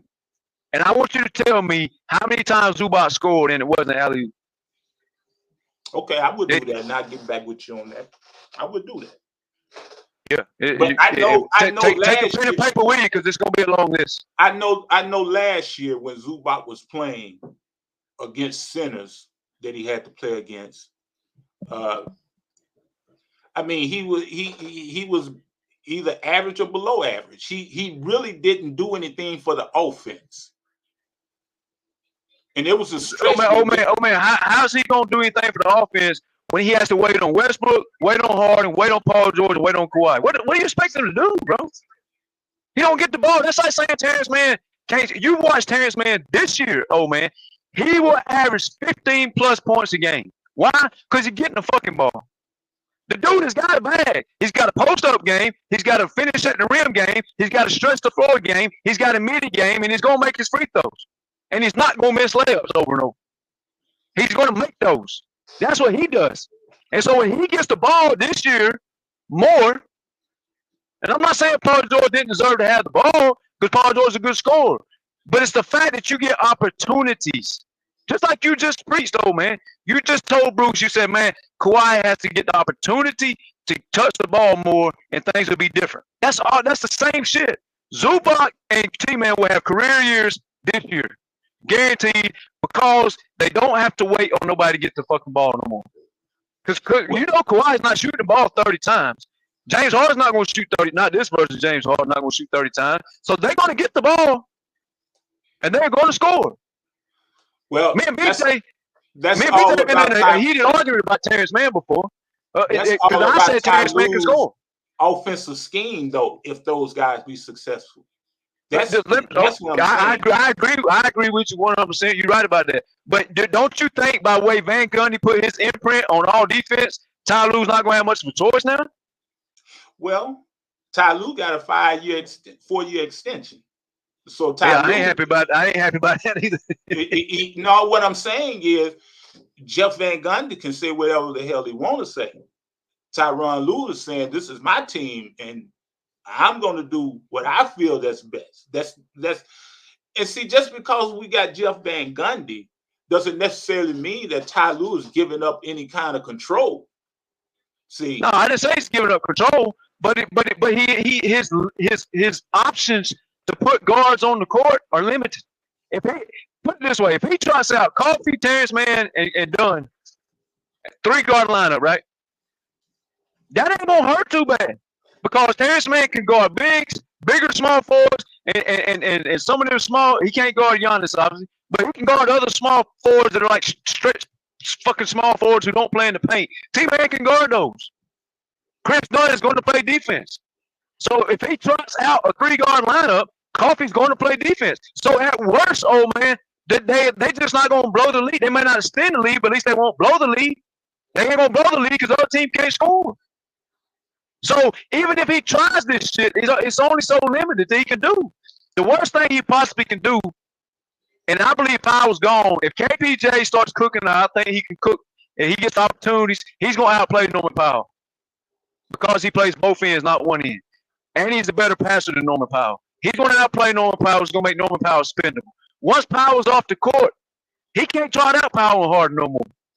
And I don't believe that even if he tries out hard and Powell this year, I don't think he's going to do that as much. Because I believe Van Gundy will influence his lineups a little bit. I don't believe he's going to try out no Reggie Jackson, fucking Lou Williams, and damn Landry Shamet at one time. He can't do that because they're not on the team no more. Well, all I'm saying is if you got centers like Jokic, what's the guy in Houston name? I forgot the gentleman in Houston name, the center down there, who can play out from the goal. Even you just put in Batum. Batum would lock that dude up. That's what I'm saying. But we got Kai Jones. We got that's another fucking dude. If Kai Jones develops at all, the fucking Clippers are gonna be cooking with some hot grease, bro. That motherfucker Kai Jones got all the talent in the world. You got Sagoon that plays for Houston, and he a problem in the middle. Everybody he is a problem. I don't believe he's no problem for Batum though, because he don't play with a whole lot. He's not finna bully Batum around, and Batum is quick enough to guard him. But what about? I'm talking about Zubac. These are Zubac responsibilities. No, you don't play Zubac at certain times. That's the point of having. That's the point of building a roster. Zubac, you know, Zubac is the guy that gives Joker the most fits in the NBA, right? Just because he can't guard the guy in Houston. Just because give Jokic the most problems? Hell yeah. He gives Jokic the most problems because Joker likes to throw his shoulder into people and bully people. You're not bullying Zubac. However, that Houston guy you talking about, he will, yes, create problems. So will Laurie Marketing. There's guys that will create problems. But that's the key of bringing defense. We're not talking about old Clippers no more. We have defenders on every fucking block, on every corner. And they're not lazy. They're not lazy. As much as I give you credit for Paul George's offense or whatever, you can't sit there and honestly say with a straight face that fucking Paul George and Westbrook ain't lazy I ain't gonna say half the time. Westbrook is lazy half the time on defense. But Paul George ain't lazy half the time, but he's lazy 30% of the time on defense. You can't sit there and say the defense is not going to get better. What? And you just No. You just brought up our defense, Thomas. I'm talking about. No, I'm saying you got to give me some if you want me to give you some. I'm willing to give you, Luke. We lost Paul George's offense, but we gained 6 defenders. I understand that, and that's good. I'm talking about the strategy of the game, though. Whenever you want to go down and play in the post. Whenever you got big men that can play in the post or that can draw you out from the post and take you from the mid game, like Zubac, is his defense that good?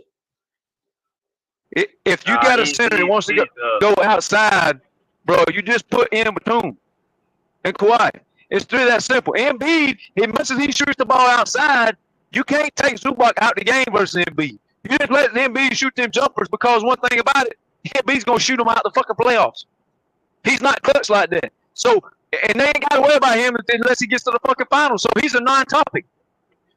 We play 82 games. There's not 82 Embiids. There's not 82 Jokers, bro. There's not 82 centers in Houston. And guess what? Even if centers Houston goes off, ain't nobody else on that team gonna score. We locking up everybody, so we still gonna win by 20. It don't matter. What the fuck is Fred VanVleet gonna do to Terrence Mann and Derrick Jones Jr.? Hold on, I'm back. I was listening. I get my hair cut, but y'all made some good points. You over there? You got a hot date tonight or something? Yeah, I got my little cut going. But now y'all made some good points. So let me ask y'all this question: if Kawhi Leonard gets, let's say he he's in the playoffs, right? What do we need to do to win in the finals or go to the final? What do we need? What does Kawhi Leonard need around him to get us to the championship? Defenders. That's it. The defenders, because there's nobody you showed me in this NBA that's stopping Kawhi Leonard if he's healthy in the playoffs. You ain't seen it yet. When are we gonna see it? Fucking 2048. When you gonna see it?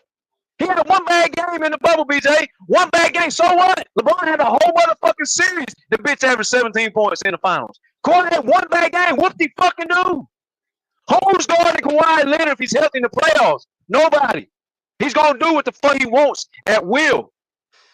And James Harden just gave you 4 good games versus the team that went to the fucking finals. The other 2 games don't matter. Guess what? Kawhi will cover those up.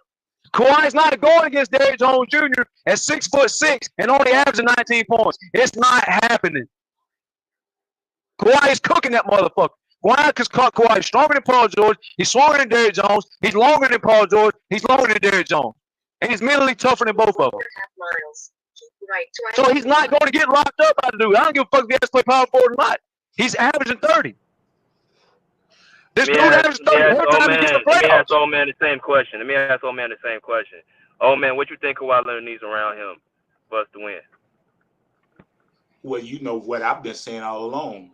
You need a low post game. You need an outlet.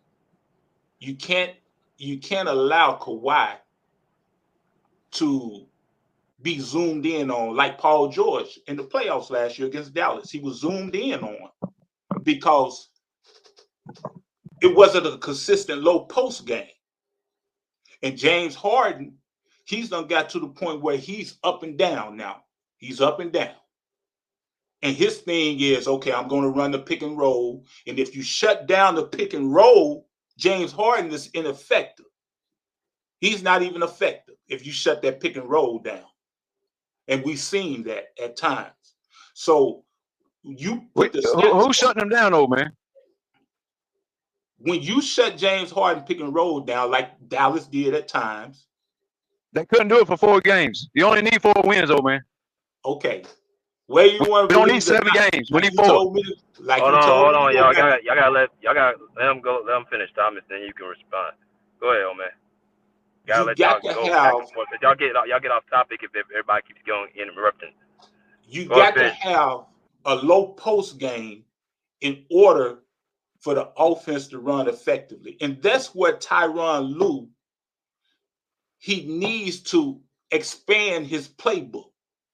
If you give Kawhi the ball over and over again, or if you run the same play over and over again, they're going to adjust to it. So you got to have ball movement and you got to have cutting. That's the reason I say the triangle offense is going to be key, because it gives you space for Kawhi to work and for other players to cut, whether it's backdoor cuts or cutting to the goal. And then you can throw it in the Zubac at times, and then it would just make you have to have somebody in the middle to have the defense to collapse in order for other guys to have open opportunities. But if you're sitting around just looking at some guy try to make a play or create a play just because they can dribble real good or something like that, we ain't going to get nowhere. You got to have good schemes in play. That's how we're going to win. All right. What low post play did Boston have? What low post play did Minnesota have? What low post play did Dallas have? What low post play did the Knicks have? Everything they did went through the perimeter. Boston, although Boston shot a lot of 3-pointers, Boston did utilize their cuts. They did utilize going to the goal. That's how they beat Dallas. No, I didn't ask you that. I asked you about what low post games were on those teams. And don't say Luka, because Terrence Mann was locking it up, so that wasn't no threat. With low post game, you're talking about, you can look at Al Horford. The four best team. Al Horford don't get the ball, man. Don't even try that. Old Al Horford, you're right. This version, no. Minnesota, ball went through Ant-Man. Carl Anthony Towns stood outside and shot 900 threes. So Al Horford wasn't effective that game? In that series, that championship series? Al Horford was. You realize Zubac has way more low post scoring skill than Al Horford at this point? Okay. That's fine. How come it don't show then? It showed. And like I said, I want you to go watch the Dallas series, game 1 and 2, and watch how many times he scored that was not an alley-oop. You realize Zubac can't jump that good, so he can't catch that many alley-oops. He catches some, old man. Some. Exactly. Some. But his scoring come from posting up and doing absolute fabulous work on that block. Gafford had no answer for him. They kept putting Lively in the game because Zubac was killing Gafford, bro. This ain't an opinion. This is fact. Come on, man. Gafford was getting annihilated, old man. He should annihilate Gafford. I'm talking about against some of the top teams with the centers. Well, I understand that. The top centers went home and they lost. They lost because they can't play on the perimeter. We all know Dallas got that. That was an anomaly. We all know that. Okay, pick the next team. Minnesota. They played on the perimeter. Boston played on the perimeter. The Knicks played on the perimeter. Julius Randle's the best low post player. Didn't even play, bro. And what did Zoo and they still would have went to the finals. What did Zoo do against Minnesota? What did Zoo do against the Nuggets? What did Zoo do against? That don't matter. We still was beating them. Oh man, we still beating them. What did Zoo do against the Pelicans? Who cares? They can't beat us, bro. Are you really scared of fucking that man when you got T-Man and Kawhi on the court? Are you really scared of that dude? I ain't. He's good. But I'm scared of that motherfucker. When he's going home.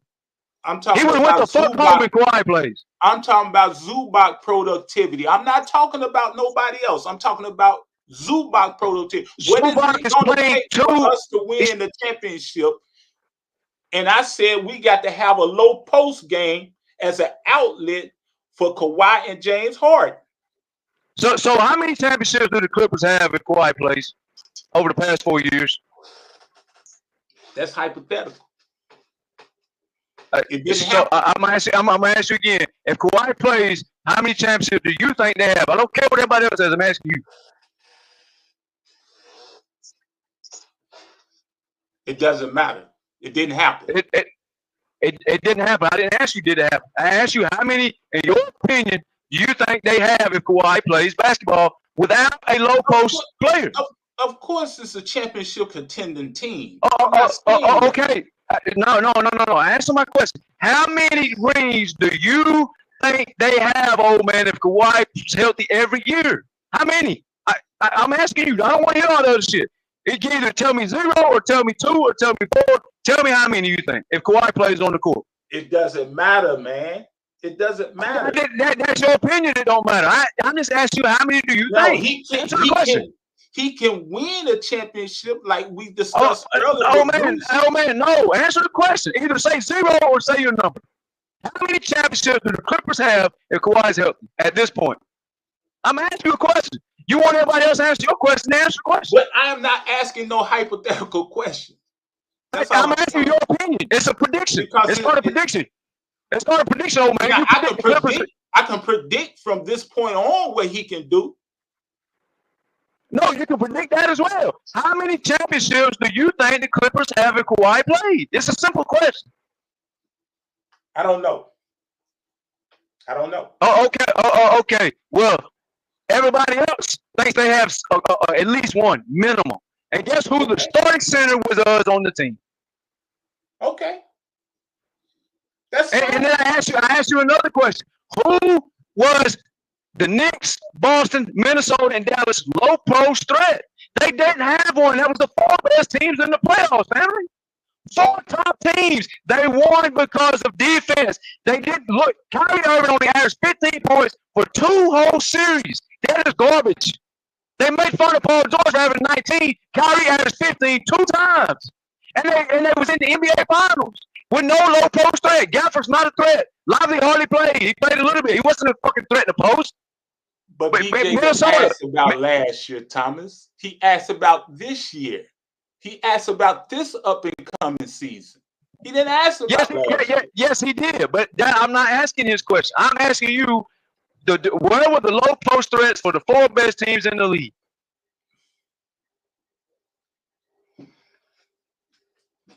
They didn't have one.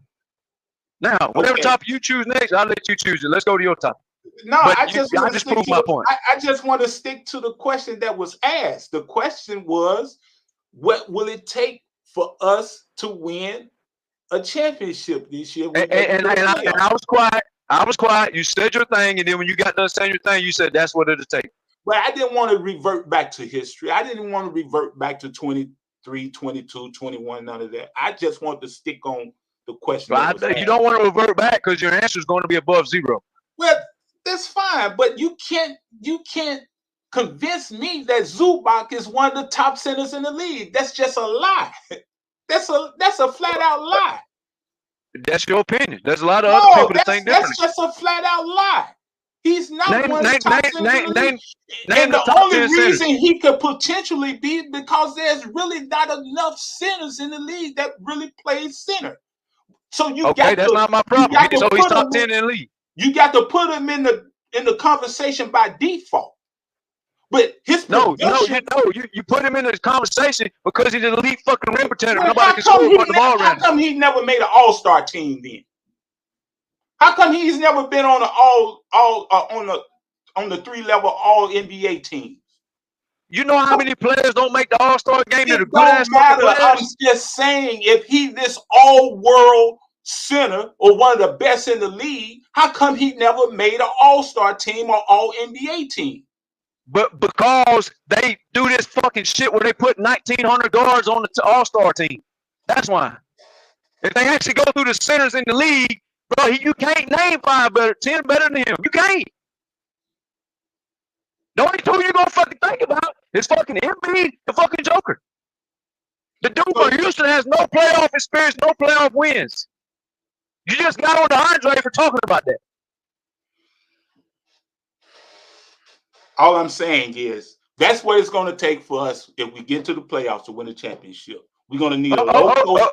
We're going to need a low post presence. Like I've always said, I said it all last year. We're going to need a low post presence in order to collapse the defense, in order for our main guys to operate to that optimal level. If we don't have no low post, presence, everybody's going to zoom in on James Harden and Kawhi Leonard. It's just it don't matter. They not averaging 19.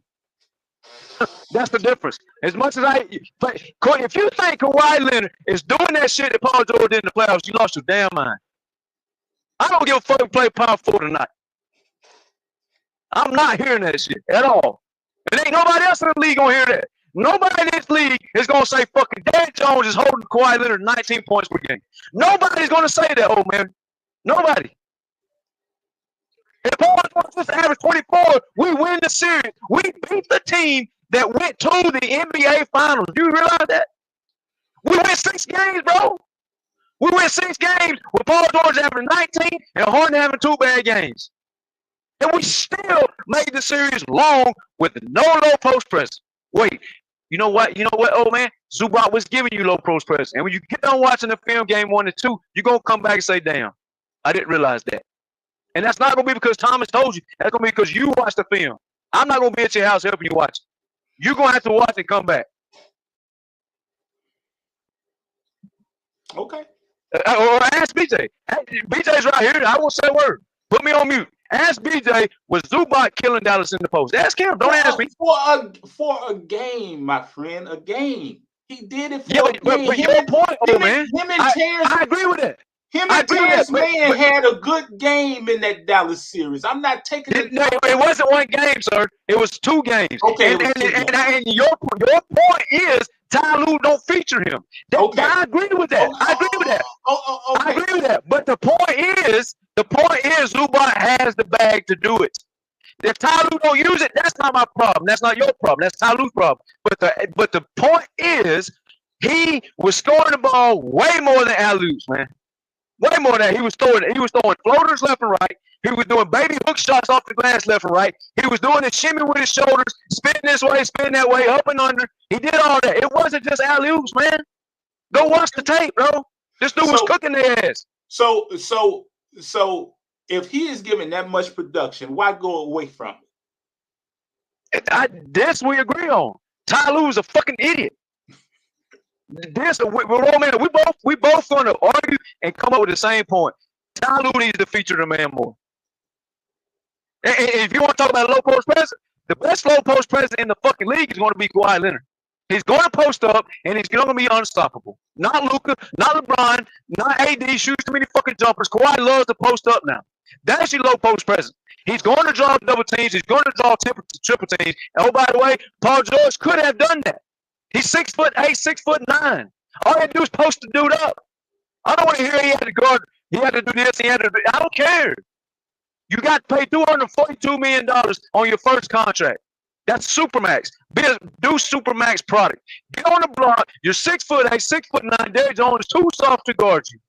But no, you went outside on the perimeter and helped Derrick Jones out. If you got your ass on the block, then we probably beat Dallas without Kawhi. We ain't even talking this shit. But no, you want to go outside and dribble like he always does. Who is this? Who is this you say? Paul George. He's helped Derrick Jones guard him. Derrick Jones can't guard Paul George if he gets on the block. Paul George is too big for him. But Ty Lue, dumbass, don't want to post nobody up. Zubac nor Paul George. He didn't want to feature neither one of them on the block. And that's all he had to do. Derrick Jones would have got kicked off of Paul George, and when he got kicked off of Paul George, then Paul George could have went outside and started frying up somebody else. But nah, he wanted to go out here and dribble. He helped Derrick Jones guard him. Derrick Jones gets the credit for locking him up, but Paul George was helping him. Ty Lue was helping him. The series should have been different. Okay. Let's go back to the original question, because I don't think if I misunderstood you, I apologize. But BJ said this playoff, this upcoming season, what is it going to take?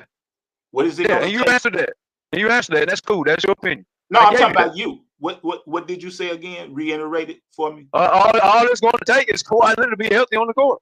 Oh, there is no kryptonite for Kawhi Leonard. We have watched this man play basketball. We watched him be the number one since 2016. And the only time this man got sent home was when Doc Rivers was the fucking coach, his sorry-ass coach. That's the only time he's lost the series, though, man. Okay. Now, I understand he's been healthy. That's not my problem. When he played and he was on the court, he has lost one fucking playoff series since 2016, man. Okay. One.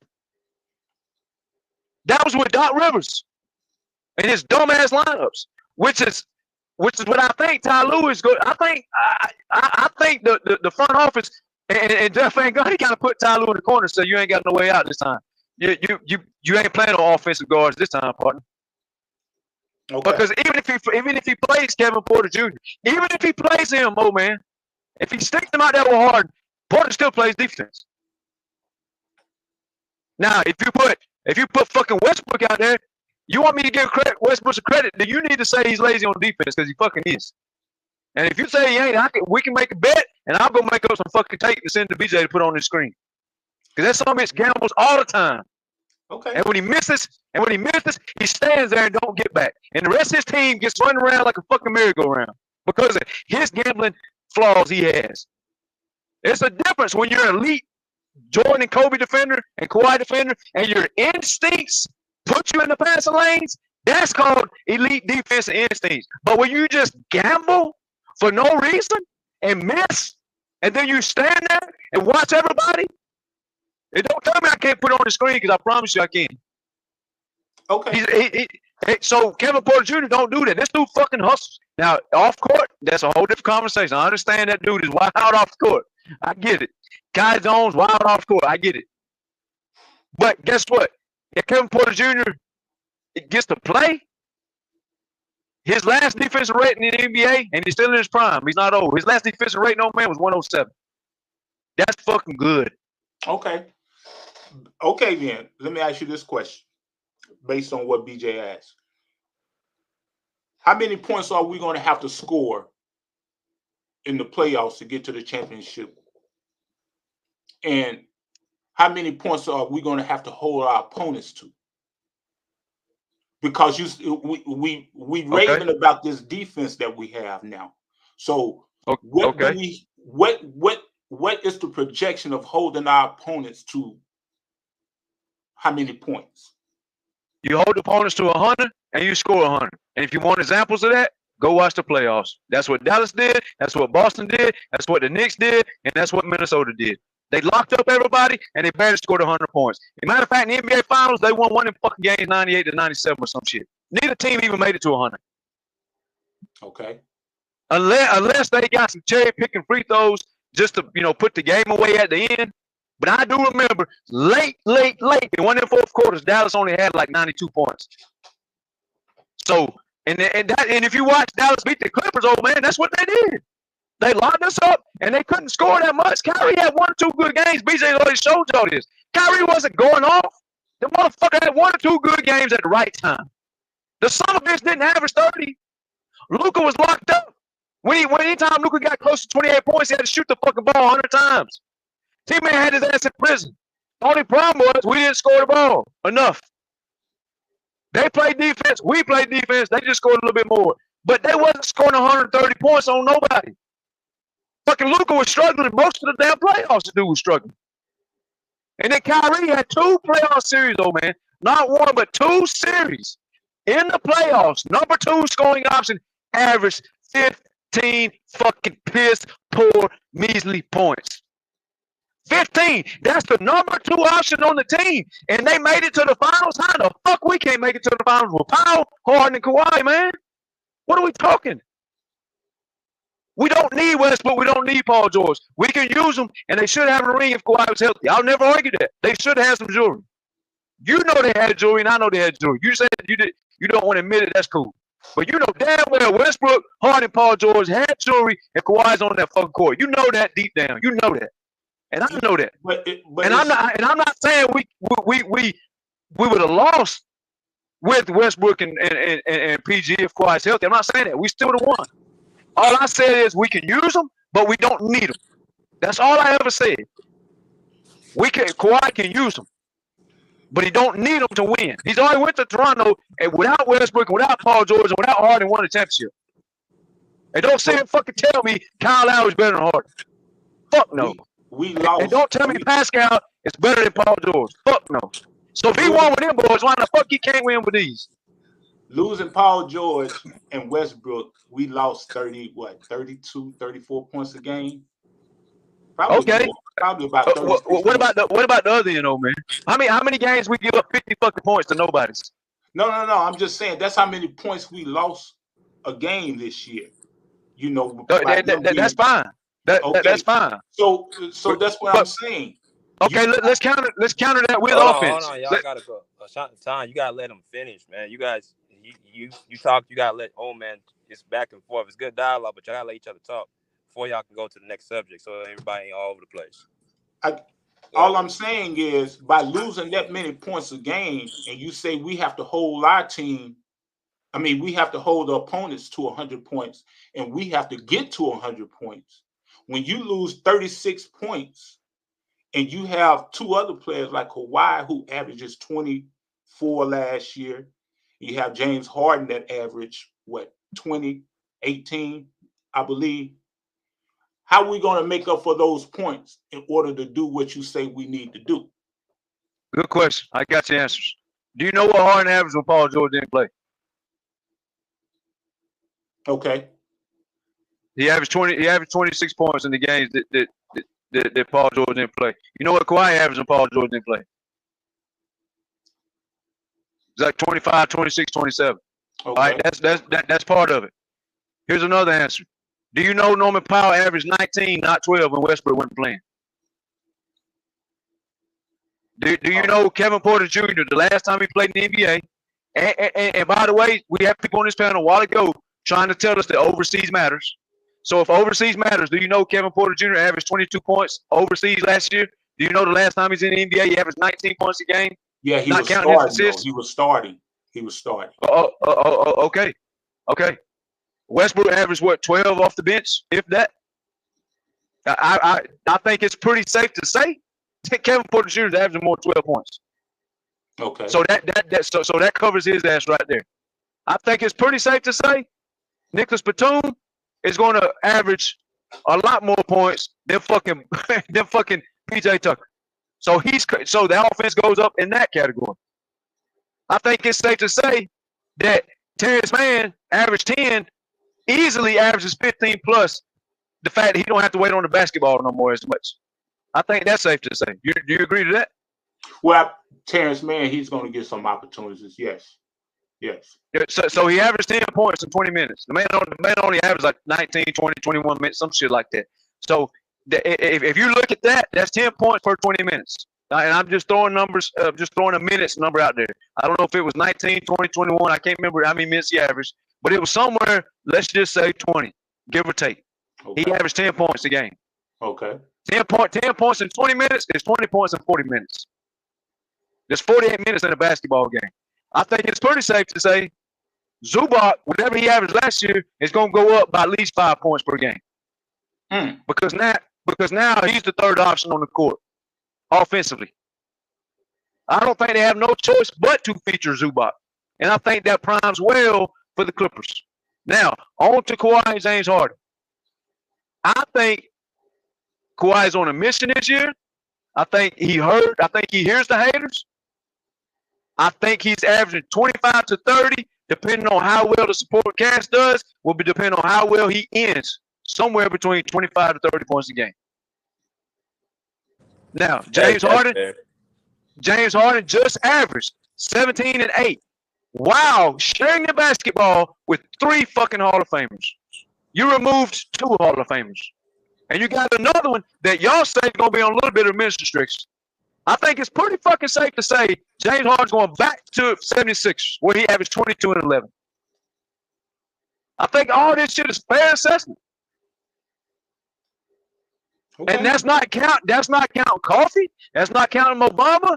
Or if Kai Jones gives you anything, that's not even counting those 3 guys. If they all just give us 3 points a game, that's 9 points a game. Westbrook only gave you 12 off the bench per game. 9 and 12. I mean, that's talking people who don't even play. We all seen Coffee start the game when Paul George was out, and he had 17 points at halftime, and he only finished the game with 20 minutes to play in the whole fucking game. That's a total disgrace by Ty Lue. But if he can score 17 in 1 half, why can't he fucking uptick 4 or 5 points per game this year with more opportunity? I mean, this shit is not hard. Now, that's on your side of the court. Now let's go to my side of the court. Now let's talk about Batum defense. Batum just locked up SGA and was the reason Batum's team beat SGA's team. Batum also was in the Eastern Conference playoffs in the 4th quarters, saving 2 playoff games for the 76ers. Not only with his defense, by knocking down like fucking 3, 4, 5 threes in a row. He arguably was their best player in the fucking 4th quarters in the playoff win. That dude's a bench player for us. He still has enough in the tank to play 15 or 20 minutes. This dude can play basketball. He can guard up. He can guard down. Now, KPJ is the biggest X factor on the team. If this motherfucker keeps his head on straight, that motherfucker is a cheat code off our bench. The dude just averaged fucking 22 and some high assist numbers overseas just a couple months ago. And he plays defense. Chris Dunn, when Tay-Man gets tired, there ain't no fall off. Enter Chris Dunn. Chris Dunn is like, I think he was number 4 in like one of those analytical charts where he got his hand on the ball or poked the ball loose or had more steals. It was something to do with getting hands on the ball. That motherfucker was number 4 in the league last year. And where I get this from? Guys on Twitter who have more time than us to study the game. Now, Derrick Jones Jr., T-Man, on defense. They're going to allow Kawhi to just sit back and chill. This dude's going to chill. He ain't got to play defense. I mean, of course he's going to play defense. Who the fuck he is. But this man, Terrence Mann and Derrick Jones Jr. is handling all the work. Kawhi is going to be asked to score close as he can to 30 whether it's 28, 27, 29, Derrick Jones Jr. and Terrence Mann are going to be asked to guard the best players. And Terrence Mann actually guards bigger players better than Derrick Jones. Derrick Jones can guard the small ones as good as Terrence Mann. Terrence Mann can guard 1 through fucking 4. If you don't believe that, go watch the Phoenix Suns series when they sent the Clippers home and Kevin Durant was trying to get a mismatch with Terrence Mann like 4 or 5 times. He tried to post him up. He tried to back him down, and that shit failed. He had to get rid of the balls. He couldn't back him up. Luka tried to back him down. Luka, the biggest dude on the fucking court as far as these guards and shit. He couldn't back Terrence Mann down. He was scared of this motherfucker. Put Derrick Jones at the point of attack and let T-Man go handle KD. Go handle somebody else. I probably can say T-Man needs to guard Luka, not Derrick Jones. Derrick Jones too small for Luka. But if he's not too small for Luka and Terrence Mann goes on Kyrie's ass, the Mavericks are getting swept, sir. Blown off the fucking court. If Ty Lue's dumbass plays the fucking defenders like he's supposed to, I don't think he has much of a choice no more. That's the difference. We have guys that score the ball, man. Listen, oh man, Terrence Mann put 40 on the fucking scoreboard in an elimination game in the playoffs, dog. I know it's only 1 game. We only need 4 wins, man. It don't take 7 wins. It takes 4, and we advance. Then we get to the next round, we need 4 more. I watched Bazooka give us a 30 and 30 fucking game, man. I understand it's only 1 game, but he did it. All we need is 4 wins, bro. If you're asking me for 82 wins, then it's a different story. We talking playoff basketball, 4 games, and you know damn well Kawhi's hanging a 40 ball at least 2 or 3 of those games. At minimum, he's getting 40, especially if he ain't got to share the ball. And here's the trick to all this, though, man. The trade deadline's coming mid-season. The Clippers ain't done making moves, boss. The Clippers ain't done making moves. If KPJ kicks it in, Powell's gone. Powell, PJ Tucker, Bones, they gone. I mean, if you really want some offense, put Bones on the fucking court if you worry about offense. But I wouldn't. This guy's a scoring fucking ball, man. I understand Paul George and Westbrook going to the Hall of Fame. I understand it. Kawhi went to Toronto with guys who ain't never saw fucking NBA Finals. Kyle Lowry had a bad hand for 85% of the playoffs. Oh, man, he couldn't even dribble the ball. The announcers were making fun of him. They was like, I don't know why in the hell they're not pressing this dude up the court. He can't dribble the basketball. That was Kawhi's running mate. Pascal didn't have no fucking deep playoff experience like that. Kawhi dragged his ass to the finals and made Pascal play better. And Pascal learned from him, and he's been playing better ever since. Pascal wasn't that dude. Kawhi elevated them motherfuckers. Fred VanVleet was unheard of, oh man, to the Eastern Conference Finals. Oh yeah, Fred VanVleet. The motherfucker didn't play. He only played in the Eastern Conference Finals. What was he at the rest of the fucking year? What was he at in the first 2?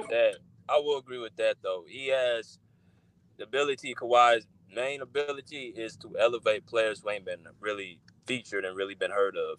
That's the one thing, you know, you can really kind of put on Kawhi's hints. Like, I mean, like we talked about this week, but how he's able to build a team around him.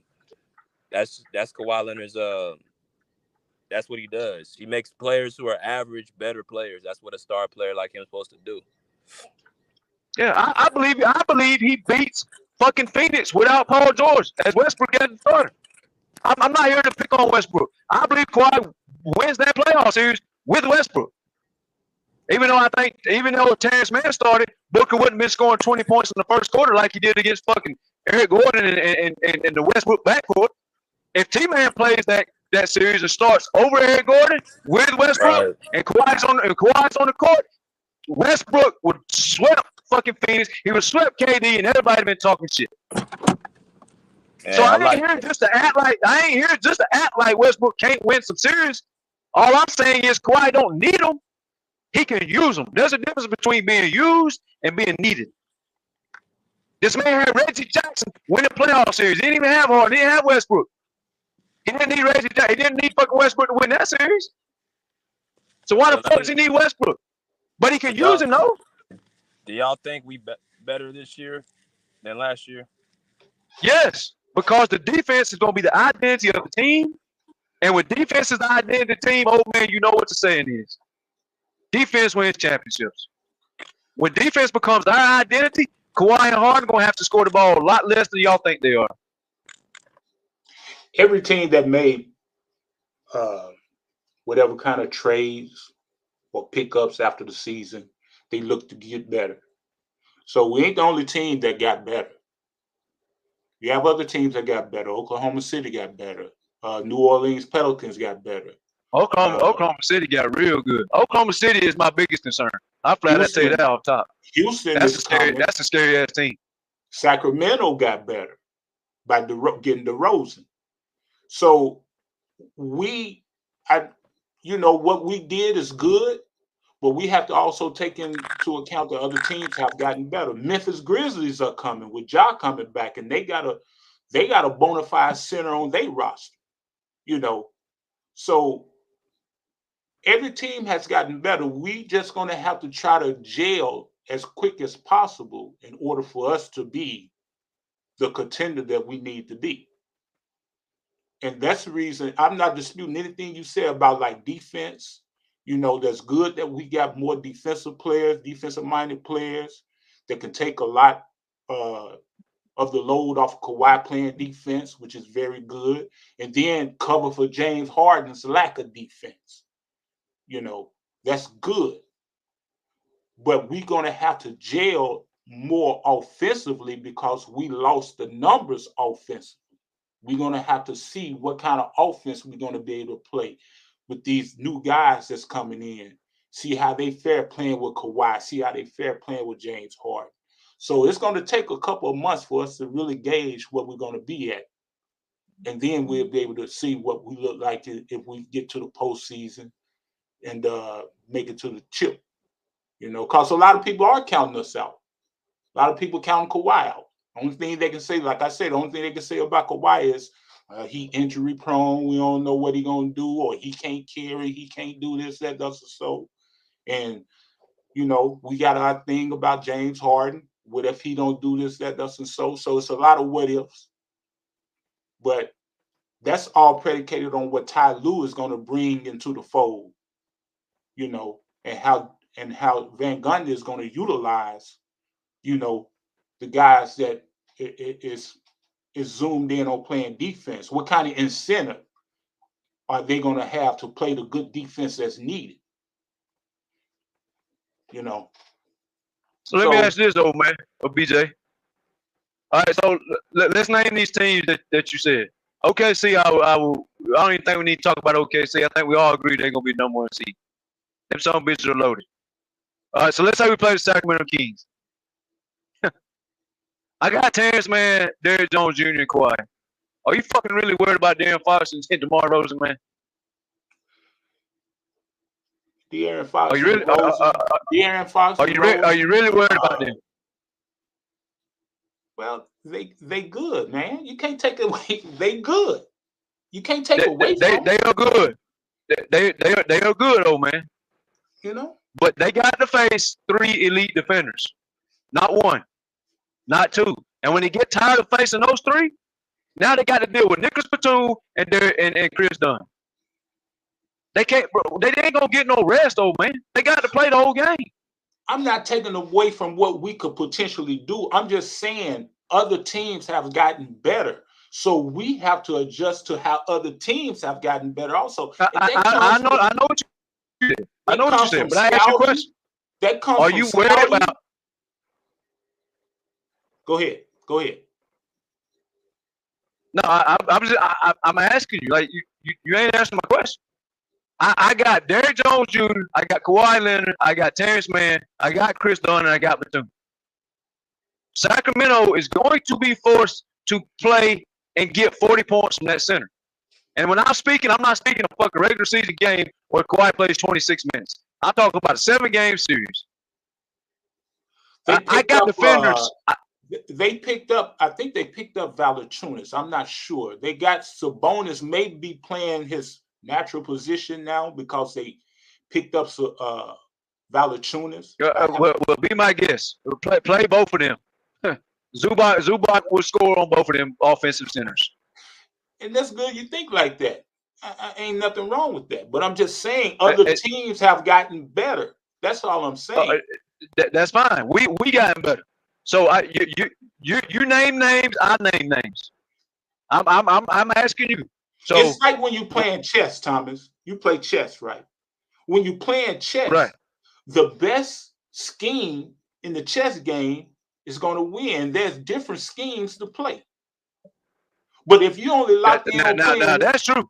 If you only lock in on playing one way, then eventually your opponent is going to figure out how you play. But that's true. But you didn't name that. You didn't name that, old man. If you got you started naming basketball players. You didn't name X's and O's. You named players, so I came at you with players. If you want to talk schemes, now we can start to agree more.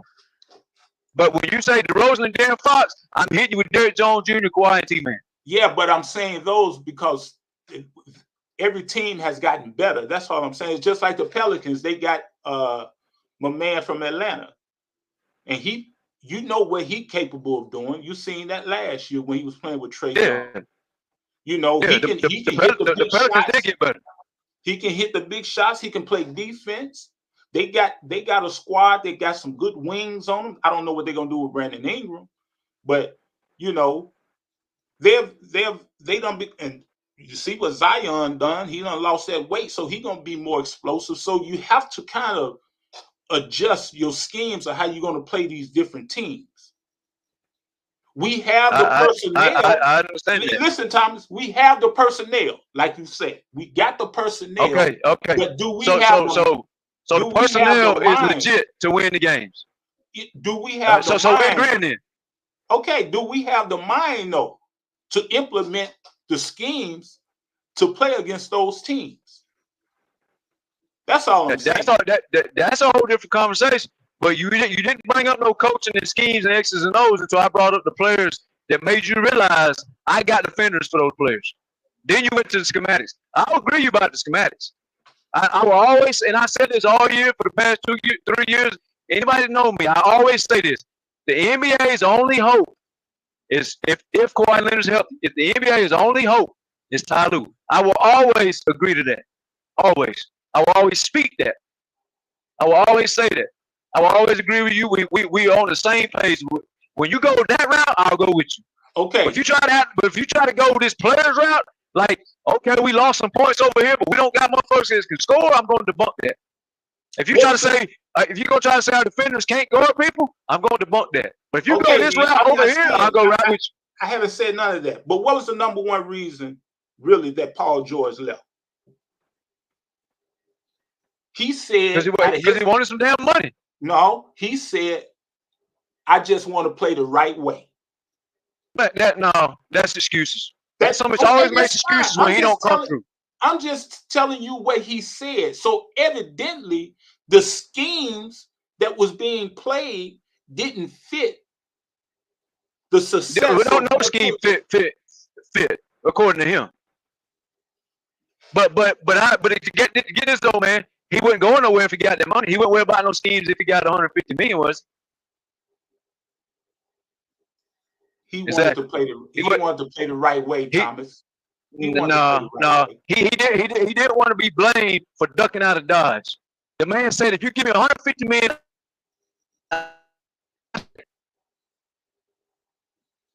give me 150. Give me what Kawhi said, and I'm staying.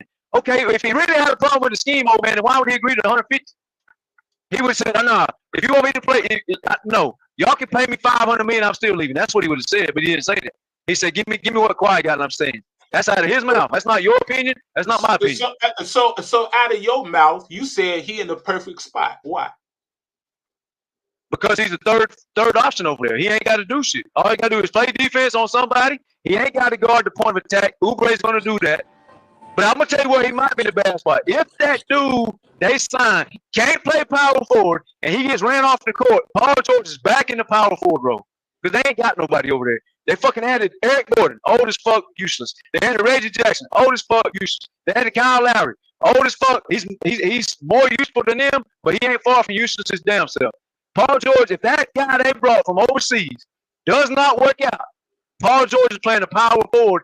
At that point, I don't believe he's in a good spot no more. But as a third option offensively, he's in a great spot.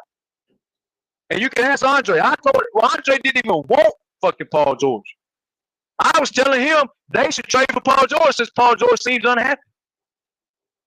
You can ask him. I told him that. He said, no, man, I don't want Paul George. But now all of a sudden Paul George over there, now they all world beaters. He sure as fuck wasn't saying that a couple months ago. But then Kawhi said the sentiments when this season was going on, the past season was going on, didn't Kawhi say the same sentiments like in the middle of the season? We can't. No. I agree with you. I agree. I know what you're saying. Alone and I agree with that. Harden said it too. Harden said that he seemed confused and shit. I agree with you, old man. All I'm saying is Paul George said, "Give me 150. I'm staying in the system." Did he not say that? Yes or no? He said in a no trade clause because he knew they wanted to trade him. He been on that's a whole different conversation. The man said, "If y'all give me 150, I'm staying." And a no trade clause, Thomas. It don't matter about the trade clause. If they give him the no trade clause, that he was signing to stay in the system. Yes or no? If he got a no trade clause, he would stay. He would have stayed. Okay. He would have put up with the system then. So evidently the system wasn't what really wasn't your problem, sir. The problem was you wanted what Kawhi got and more. That was your problem. You just alibied that shit because you knew if you said after coming off a 19-point per game playoff, if everybody found out that you wanted Kawhi money, they was gonna give you motherfucking hell and you was gonna have to hear about it. So therefore you alibied it with the system. But the problem was, sir, you stuck your foot in your mouth. You went over there and said, man, if they gave me 150, I'd stay. Okay, well, evidently this with a no trade clause. However you want to word it, old man, the bottom line is if they gave me what I wanted, I'm staying in this system, which tells me that's bullshit. It wasn't the system. You just wanted what Kawhi got, and you knew you was going to get pushed back because you only averaged 19 in the playoffs because you bet on yourself, and then you didn't deliver more than 19. And I'm not saying that Paul George shouldn't have a couple rings. He should. We all agree on most everything. If Kawhi's healthy, Paul George got a ring, Harden's got a ring, and Westbrook's got a ring. We all agree on that. Or at least I do. You said you didn't know. I think you're lying, but you said you didn't know. But all I'm saying was, as long as Kawhi is healthy, man, all this other bullshit that everybody's Kawhi don't need y'all. They don't need nobody, man. He don't need Harden. The motherfucker asked for Lowry and Van Fleet. He didn't ask for no Harden and Westbrook. I believe he went and asked for Harden because he was tired of Westbrook's gameplay because he saw what was happening to the team, man. They was 0-6, old man. And when Westbrook started the year before that, Paul George and Kawhi didn't play every game. I understand. They still was only 11-10. Then it went in the playoffs, and he lost his running mate, so I can't hold it over his head. But the bottom line is, bro, he had Paul George and Kawhi, and it was 0-6, man. Period. However you want to slice and dice this shit, the offense looked like shit. Kawhi hit panic mode, and I believe, in my opinion, Kawhi hit panic mode and said, go give me a point guard. But he didn't want to say that to Paul George, that's fucking Paul George's buddy, Westbrook. There's three guys who is on the team because of Paul George in the past years, his buddy. Reggie Jackson, John Wall, and fucking Westbrook. None of them should have been playing, but they was over there because of him. And I believe Kawhi didn't want to hurt his feelings. I believe he said, go give me a point guard. Because if he wanted Westbrook, he would have asked for that shit the first time. He didn't ask for that. He asked for Lowry and Fred VanVleet.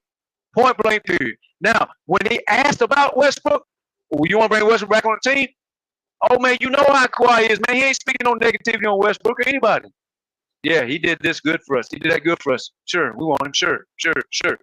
Okay, why didn't you ask for him then? Take exit 262 on the right, Fort Williams Drive. Well, production. I agree with Thomas, old man. PG full of shit, man. PG full of dog shit. The realest, I know how you feel about PG. Nah, man. PG. You know, I had to hop on in when I heard PG name. I mean, I'm saying PG would have got a ring. It's not like we can't use him. I'm not saying that. PG's a good player. I'm not saying that. All I'm saying is to act like he is the end-all be-all of Kawhi winning the championship is the most disrespectful shit that Kawhi Leonard you could ever say. He's not. And neither is Westbrook. And neither is fucking Harden. And neither is T-Man. I would trade T-Man right now for Alex Caruso, Drew Holiday, or OG Anunoby. I don't want T-Man and T-Man, T-Man, and T-Man only, like all these Westbrook and Paul George fans want them. That's not me. I will trade T-Man right now today if you go get Alex Caruso. I'll make that trade because Caruso. Why? What has Caruso done? Okay, first of all, he's the NBA champion. Second of all, he played a big role in him winning that championship. He was on the championship team. But he played, oh man. The dude took the most crucial charges in the whole fucking game. I think Terrence Mann is similar to Drew Holiday. I believe if he utilized the right way, he can be just as good as Drew Holiday. Now I agree with you. And but all I'm trying to say, close to that. Alex Caruso does come close to that. He's going to hit more shots in the clutch than Alex. But you know, Alex Caruso don't miss under the gun, right? That motherfucker shoots like Robert Ory when the game's on the line.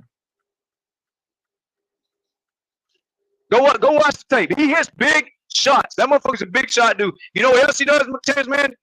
It does a little bit, but not much. Alex Caruso takes more charges than anybody on the team. It's crucial taking charges. Crucial. That's fine. You know what else? Kyle Lowry did that. Kyle Lowry did that. And Kyle Lowry got a championship. So did Alex Caruso. Alex Caruso got a championship. You know what else Alex Caruso does? He don't turn the fucking ball over all the time like Westbrook. You know what else he does better than Westbrook? He spaces the floor. You know what else he does better than Westbrook? He makes his free ththrows. We talking about Terrence. You know what? Yeah, but I'm trying to show you how I'm not biased to Terrence Mann. When I'm speaking on this shit that Caruso does, I've seen Caruso take charges in the NBA Finals. I've seen him get big time shots in the NBA Finals.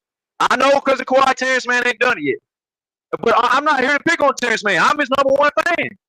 But you on record right now saying that you would take Caruso over Mann. You on record. If it helps out the Clippers payroll, yes, I will. Absolutely. If I have to swap him out because Terrence Mann has a career-ending injury, yes, I will. At the realest, absolutely. You all hear this now. This ain't nothing new. Oh man, this shit been said before. Hey, me and Thomas both we both said that we'll give up T-Man for Caruso. I was kind of mad when I heard OKC grab Caruso. I'm like, damn. Man, I'm mad as hell. If we don't, hey Thomas, if we don't give him, keep his ass out east. Shit. Yeah. And oh man, I'm not saying that we can't use Terrence Mann. I want this motherfucker starting day one. He should have started last year day one. We've been over fucking 6. But the point is, all I'm doing, old man, is showing I support Terrence Mann as much as y'all support Paul George and Westbrook. The difference is I don't act like Terrence Mann is the end all be all. Y'all act like Westbrook and Paul George is the end all be all, and they not. Never will be. The minute you think Kawhi Leonard has to have certain names in the NBA to win a championship, you have lost your damn mind. Well, I would get rid of Westbrook and Paul George and Terrence Mann. I will add on OG Anunoby, Alex Caruso, and Pascal, and I'll still win a championship. We got to make up for the 30, 34, 36 points. I already gave you solutions to that. And I asked you, do you agree to them? Okay, we got to make up for the 10 rebound. But see, these points came off the wing. They came off the wing. They didn't come from the post. They came from the wing. I gave you all kinds of names, old man. Okay, I gave you KPJ. That's a wing. I gave you Coffee. That's a wing. I gave you Batum. That's a wing. Opportunity though, because if you got that's a Ty Lue question. That's a Ty Lue question. You got Kevin Porter Jr., you got Norman Powell, you got Amir Coffey, who have proven themselves. Amir Coffey and Norman Powell. You can't just jump Kevin Porter Jr. over them guys. You can. You know why you can? Because Kevin Porter Jr. will score the same points Powell will, and he will not give up the most points that Powell does. That's the difference between KPJ and Powell. Powell's going to give you 18 like Lou Williams, and he's going to give up 30 like Lou Williams. KPJ is going to give you 18 like KPJ, and he's not going to give up 30 like Lou Williams. So that's an upgrade. If Ty Lue, though, Thomas, run the same offense that he ran last year, why would he plug in some new guys to play with guys that already know the offense and are comfortable playing with Kawhi and James Harden and Terrence Mann. Well, how's he gonna run the same offense when he got rid of with Paul George, who's an ISO player, and he got rid of a ball dominant point guard in Westbrook? So how's he gonna play the same? So there's some decisions need to be made then. Right. It's just called play more defense. Oh man, if you don't give up 50 fucking points to Cam bum ass Thomas, you don't give up 50 points to fucking Malik bum ass Monk. If you don't give up 50 points to fucking back up, you said who? The first one? All the players score 50. Cam Thomas, Malik Monk, Darren, he gave up 50. Darren Fox and Malik Monk in one fucking game. One game that both hung a 50 ball in our ass, man. That shit ain't happening with this team. So if it don't happen, oh man, why do you got to score more? If the other team can't score, sir, we don't have to score as much anymore. We only needed Paul George Westbrook to score when we're giving up 50 balls to everybody. We got up 50 to LeBron because Ty Lue said I wanted to leave him open and let him score 50. He patted himself on the back and said that shit out loud. That shit is mind-boggling. If you don't give up that many points, oh man, you don't gotta score. You don't miss Paul George and Westbrook 32 points when other people can score the ball, and we don't give up as many points. Okay, what about rebounds and assists, Thomas? Oh, okay. Well, Batum is gonna get on the glass better than them. Just because Westbrook's got some fucking rebounds, don't mean they're useful rebounds. It's called padding your stats, sir. Batum actually gets down in the block and goes to work. He boxes motherfuckers out. He blocks shots. He gets on the glass. He's tough and he's smarter. He gets to work. Kawhi is going to get rebounds. He's going to get rebounds. Batum done been on the team once before, and we seen Batum numbers. You know, right? So I don't know if his numbers when he was on the Clippers before equate to the production of what Paul George or Westbrook was doing. You know, man. So you're going to say in that like Harden can't get as many rebounds as Westbrook? Who? You don't think Harden can go down there and snatch useless ass rebounds? You don't think KPJ can grab rebounds? You don't think Derrick Jones can grab? You realize Derrick Jones will get some big time rebounds for Dallas? You realize that, right? Okay. He was going in the paint and snatching some shit. But the question is, when we get to the playoffs, okay, when we get to a championship, how we gonna make up those production? How we gonna make up that production? Those I gave you the names. You said you want me to make up 36 points. That's what you said. And what? First of all, Westbrook only averaged. Okay. First of all, Westbrook only averaged 12 points. Right. When he hit the bench, so he didn't average 14. So I don't know where you come up with 36 at, but Paul George wasn't averaging 26. Yeah, those numbers ain't adding up to me. But it's he more was like averaging what, 22, 23? Yeah. So in the low 30s. All right. So I already explained it. You got Westbrook averaging 12, then that's what, 34? So did you hear me break all this down? And every time I broke one of the players down, I asked you was it realistic fair assessment. You said yeah. Okay, but let's make is it a fair assessment? Is it a fair assessment to act like Terrence Mann can't bump from 10 points to 15 points if he gets more playing time? Is it fair, yes or no? Get more opportunities? Yeah, it's fair. Yes, of course. Okay. Anybody that get more opportunities has the potential to make up for those points. That's the reason. Okay. That's what I'm saying. So you agree to that? Is it fair assessment to act like Zubac can't bump up 5 points? If the ball gets to him, but these are wing players. The ball is going to get to him, bro, because Westbrook and Paul George ain't going to have the ball. It's got to go somewhere, old man. Where do you think it's going to go to the sky? Somebody's got to get the ball, man. Is it a fair assessment to act like Kawhi is not going to go from 23 to 28? Yes, fair. Of course. Okay. Is it fair to act like Harden is going to go from 17 to fucking 22 or 23? Is that a fair assessment? So how many total points is that? I'll give you 5 points for the player. You naming Terrence, listen, you naming Terrence, how many he can bump up. You naming Kawhi, how many he can bump up. I did 5 points. I did 5 points. Some of them may bump higher than 5. So let's just say 5 points. That's 20 points. Oh, okay. Okay, so what about who's next on the list? KPJ. I gave you the numbers this man averaged in the NBA and overseas. Okay. Let's see if he get the opportunities because, like I said, you got Norman Powell, who part of the 100. Wait. You got Norman Powell, who's part of the 100 points, and then you got Amir Coffey, who's part of the 100 points. So where's Kevin Porter Jr. opportunity? Because you got seven. That's 7 men right there. Oh, okay. Starting 5 and the 2 with Amir Coffey and Norman Powell. That's 7 men. So where is KPJ going to get his points from? His opportunities from? Okay. He's going to get his points by being on the court, old man. Let me list some names of minutes. So you just count points. Are you counting minutes played? No, I'm counting opportunities because you got the starting 5. Right. Opportunities come with minutes played, old man. And then you're going to have the 2 that's used to coming off the bench already in Amir Coffey and Norman Powell. So Kevin Porter Jr., where he fits into the equation at? Is he going to jump over Norman Powell and Amir Coffey? He's going to play. He's going to play more minutes by the end of the season, as long as he stays out of trouble. His talent level is going to oversee Powell and Chris Dunn. Okay. Coffey already stays where he's at. The only difference is, old man, he just gets the ball more. He's still going to play the same he's always playing. Okay. All right. So Powell averaged 19 points without Westbrook. He dropped to 12. Is it a fair assessment to say he's going to boost back up?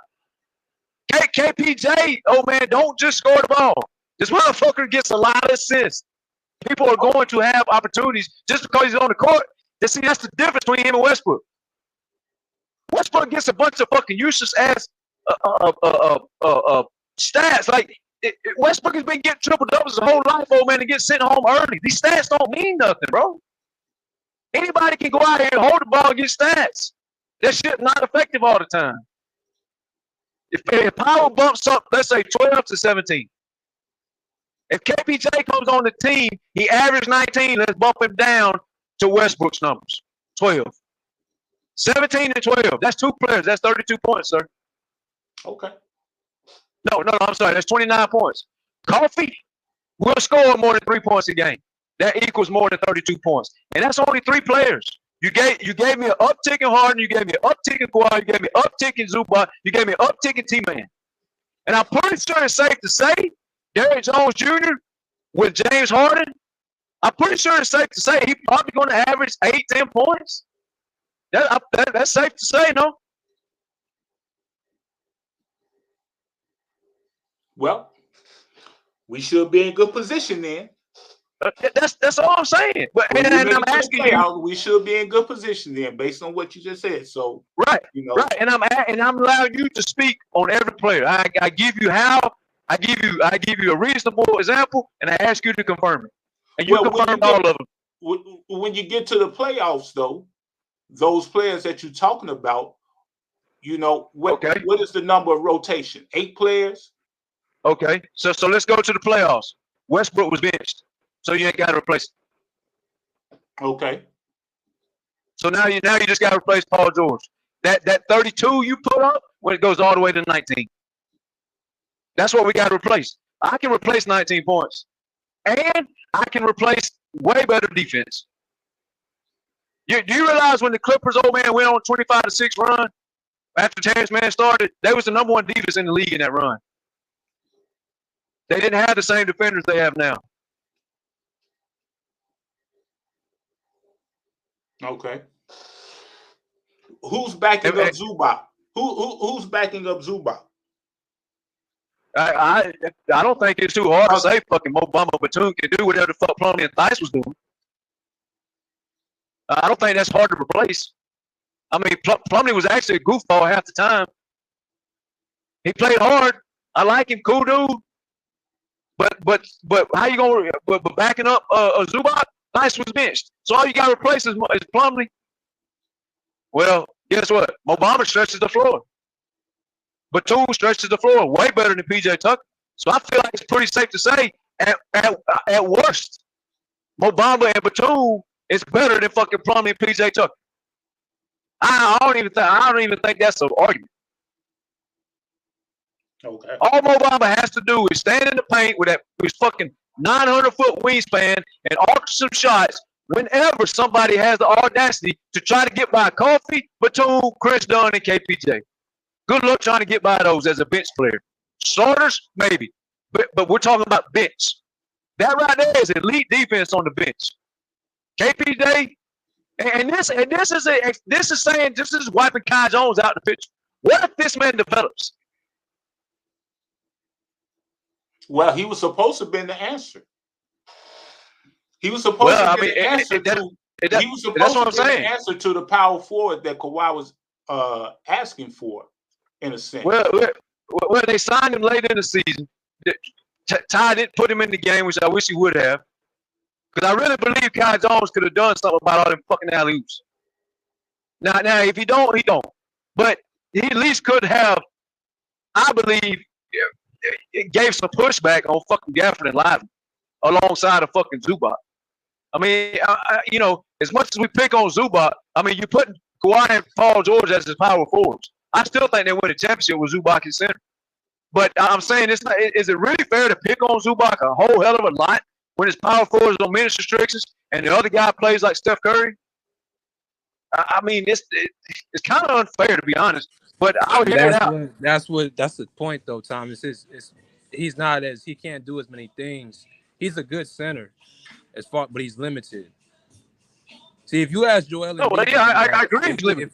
So it's not really about being fair. It's about what it is. That's what old man is saying. He's limited. He is limited. But I promise you sign. What other center are you going to come in at just fucking top 2 in rim protection? Good luck. Yeah, because because you want some more offense, BJ, don't mean you ain't gonna lose defense. That's the thing that I have a dispute with old man. He keeps talking about this side of the ball.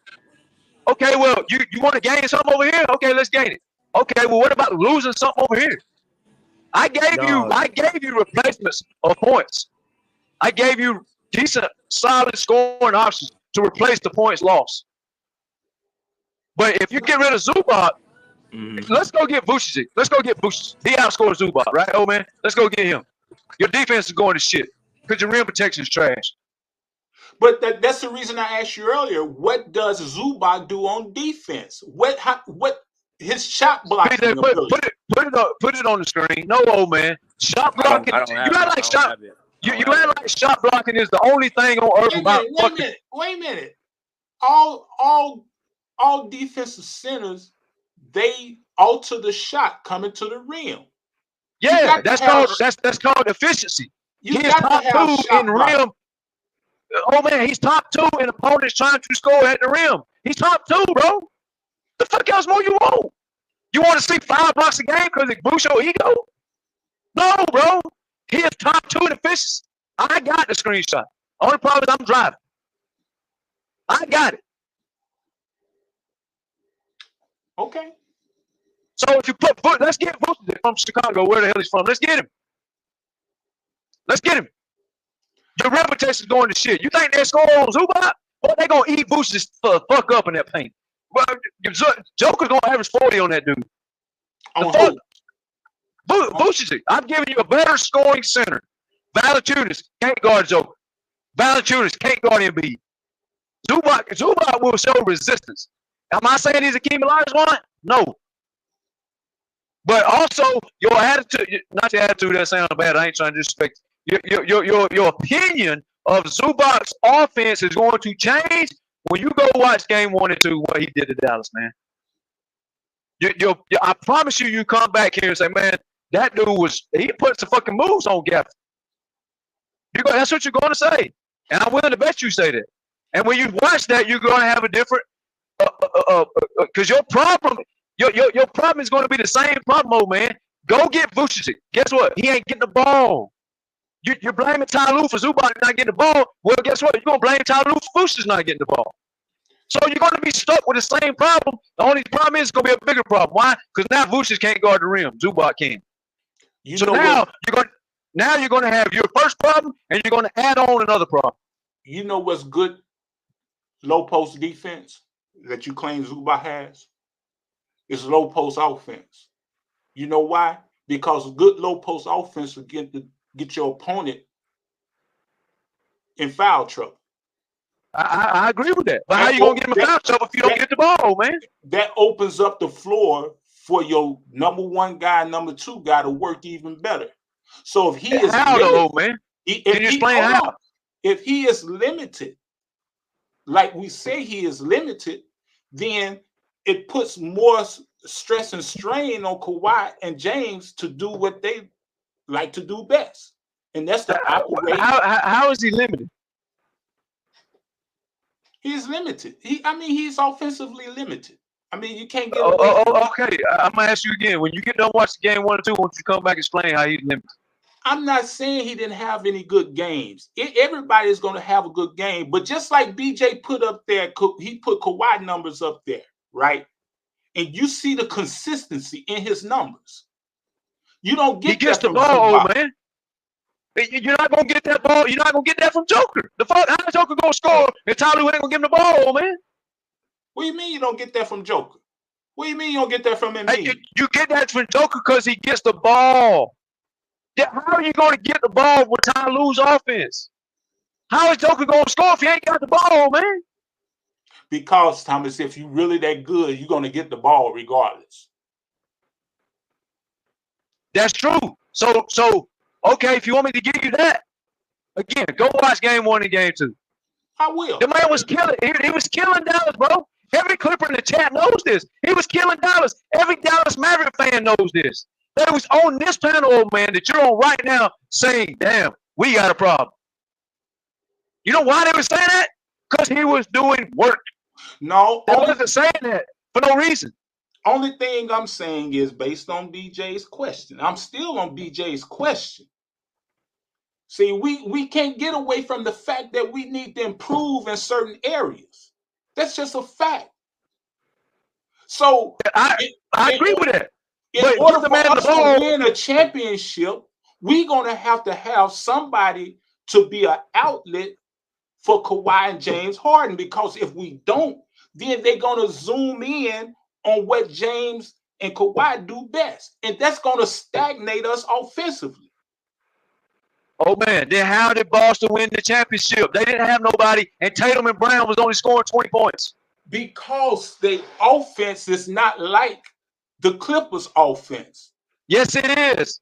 Oh, man, the Clippers and Boston was top 5 in the league or whatever it is in ISO basketball. Guess who's number 1 in ISO? They wasn't playing ISO.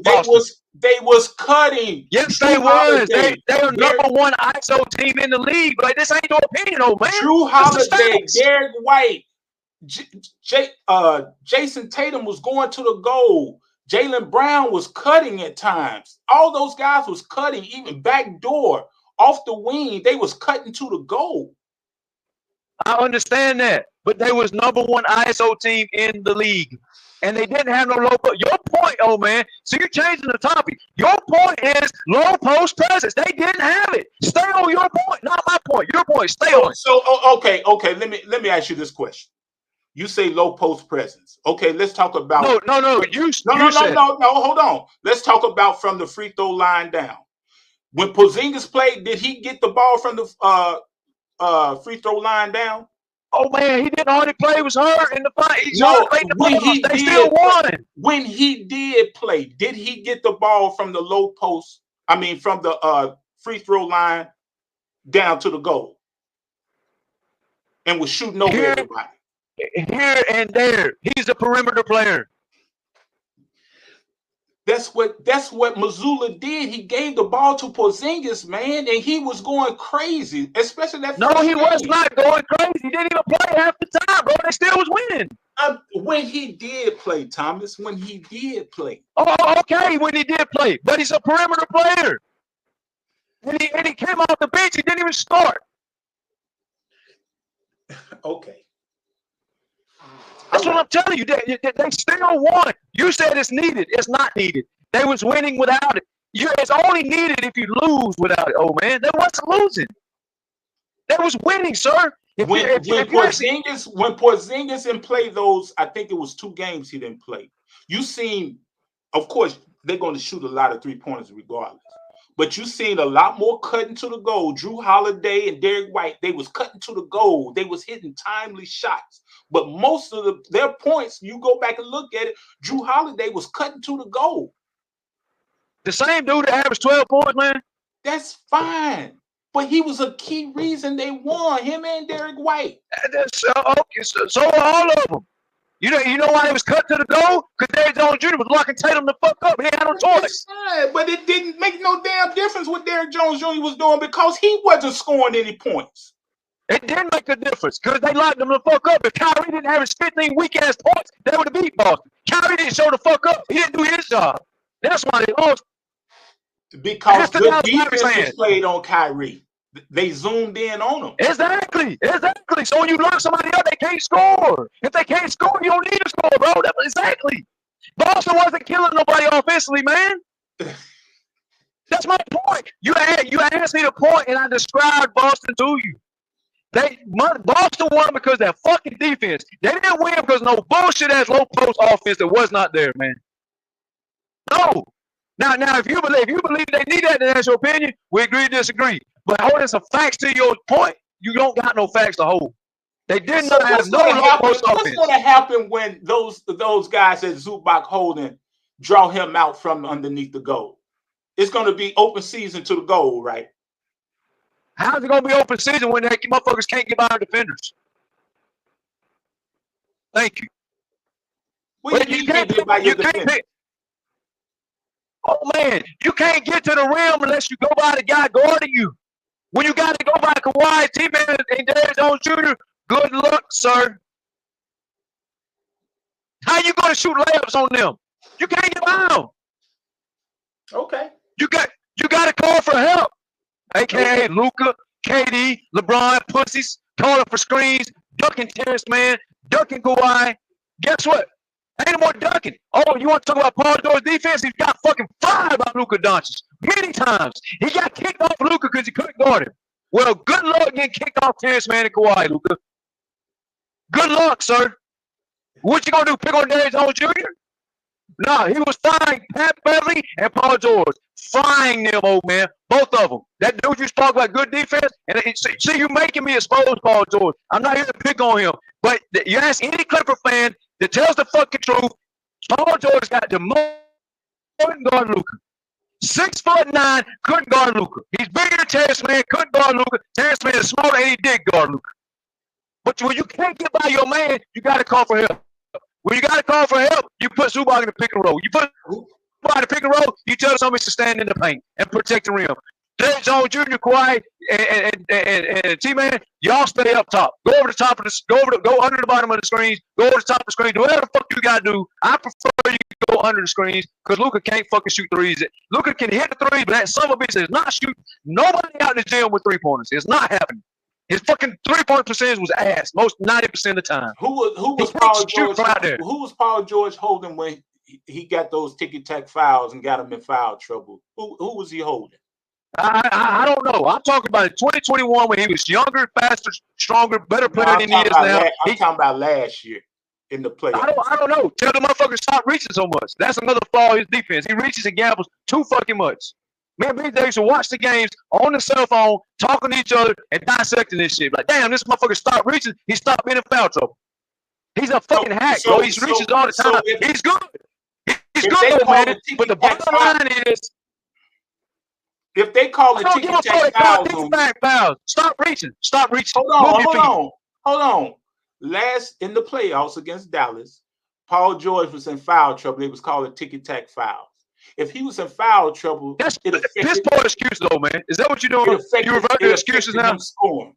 It affected him scoring. What? So that's the reason he scored. No, it didn't. What affected him scoring? That's cap, old man. What affected him scoring? He kept trying to iso a man who's quicker than him. If the guy's asking that block and post him up and board him, he had no answer for Paul George. But the problem is he don't want to use his size. That's why he's going to be a better fit in Philly because he ain't going to have to be featured. But when All him he's and got to do Harden, is go out there and jack up threes. when him and Harden scored 30-something points, you're not saying that. Oh right? man, he averaged 19. I don't give No, a fuck about one game. I'm talking about against Dallas. He scored, I think it was game 2 or 3. He scored, him and James Harden scored like over 30 points, right? Okay, how many games you need to win the series, sir? You need 4, but I'm just talking about. So 1 don't do me no good. I need 4 from you. Harden gave us 4. PG didn't give us 4, man. The fuck?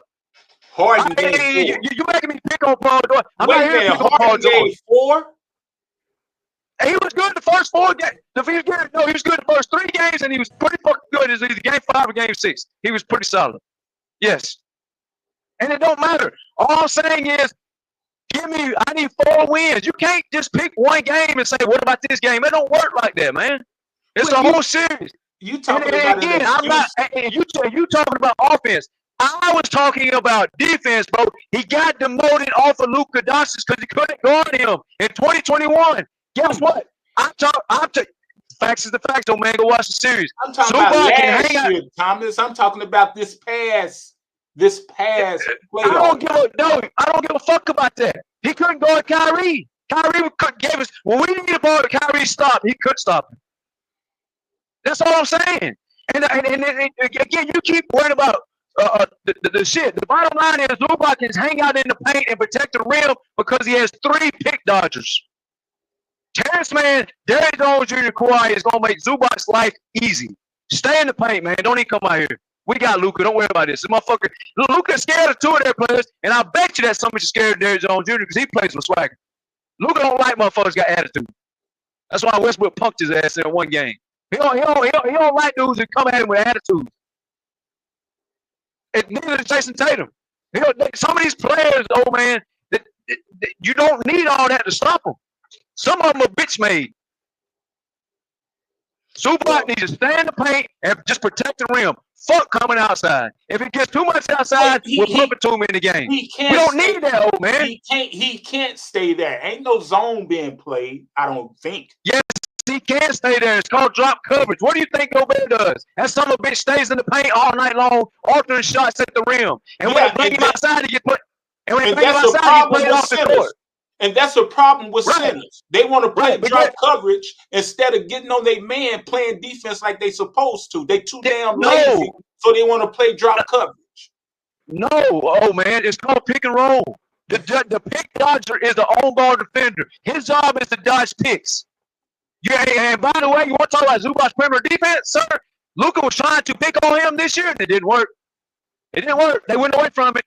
He couldn't pick on him like he did in 2020, sir. He tried that shit, and he got locked up.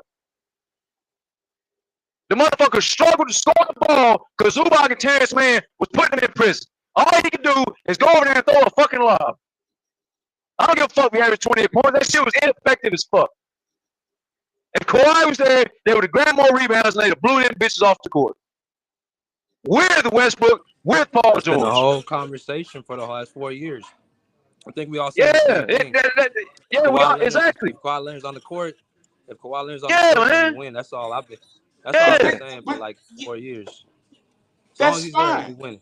And oh man, you was just critiquing Paul George and Kawhi last year. You said they can't rebound. So why are you worried about losing Paul George rebound all of a sudden? Well, I didn't say they can't. I didn't say those two can't rebound. I said that Zubac couldn't rebound. No, sir. You said the Clippers need a power forward because Paul George and Kawhi couldn't rebound good enough. You said Paul George will never get 10. That is what you said. It is what you said. And you said Paul George will never get 10 rebounds. Anybody on this stream know that every time I speak about rebounding, I'm talking about Zubac. Anybody on this stream knows the same dude that averages 10 rebounds a game? Tell somebody to get a rebound, sir. He don't average consistently 10 rebounds a game. What did he average all year? Zubac can give you 5-1 game, 6-1 game, 11-1 game, back down to 7. That's because of scheme. That happens to everybody, sir. So really and truth, then he ineffective. If he can't be everybody's consistent, affected then. We're all on the same playing field then, because everybody has bad games. if It he depends on can't the be schematics of the consistent, opponent you're he's playing. not effective. If he's not How is consistent, he not consistent when he averaged damn near 10, man? What you talking because about? I just told you can average 15 against a weak team, and when it comes to a better team, you can get 5 or 6. But The at the only end of team that abused him, bro, was the team that had 2 7-footers versus him. 2 versus 1 is not a favorable matchup for you. You always talk about Minnesota. They got 2 7-footers. Tell Paul George and Kawhi to get some more rebounds because Zubac could get 10. if they couldn't get rebounds against Minnesota. Okay, that's their fault. Tell Paul George and Kawhi, toughen up. Get in the paint, get some rebounds. Stop blaming Zubac for everything. Tell his teammates to fucking do something. They shouldn't have to tell Zubac to go get rebounds. He can't out-jump 2 7-footers when he's only 1 down, bro. Do we think he's 9 foot tall? So what are you man to do?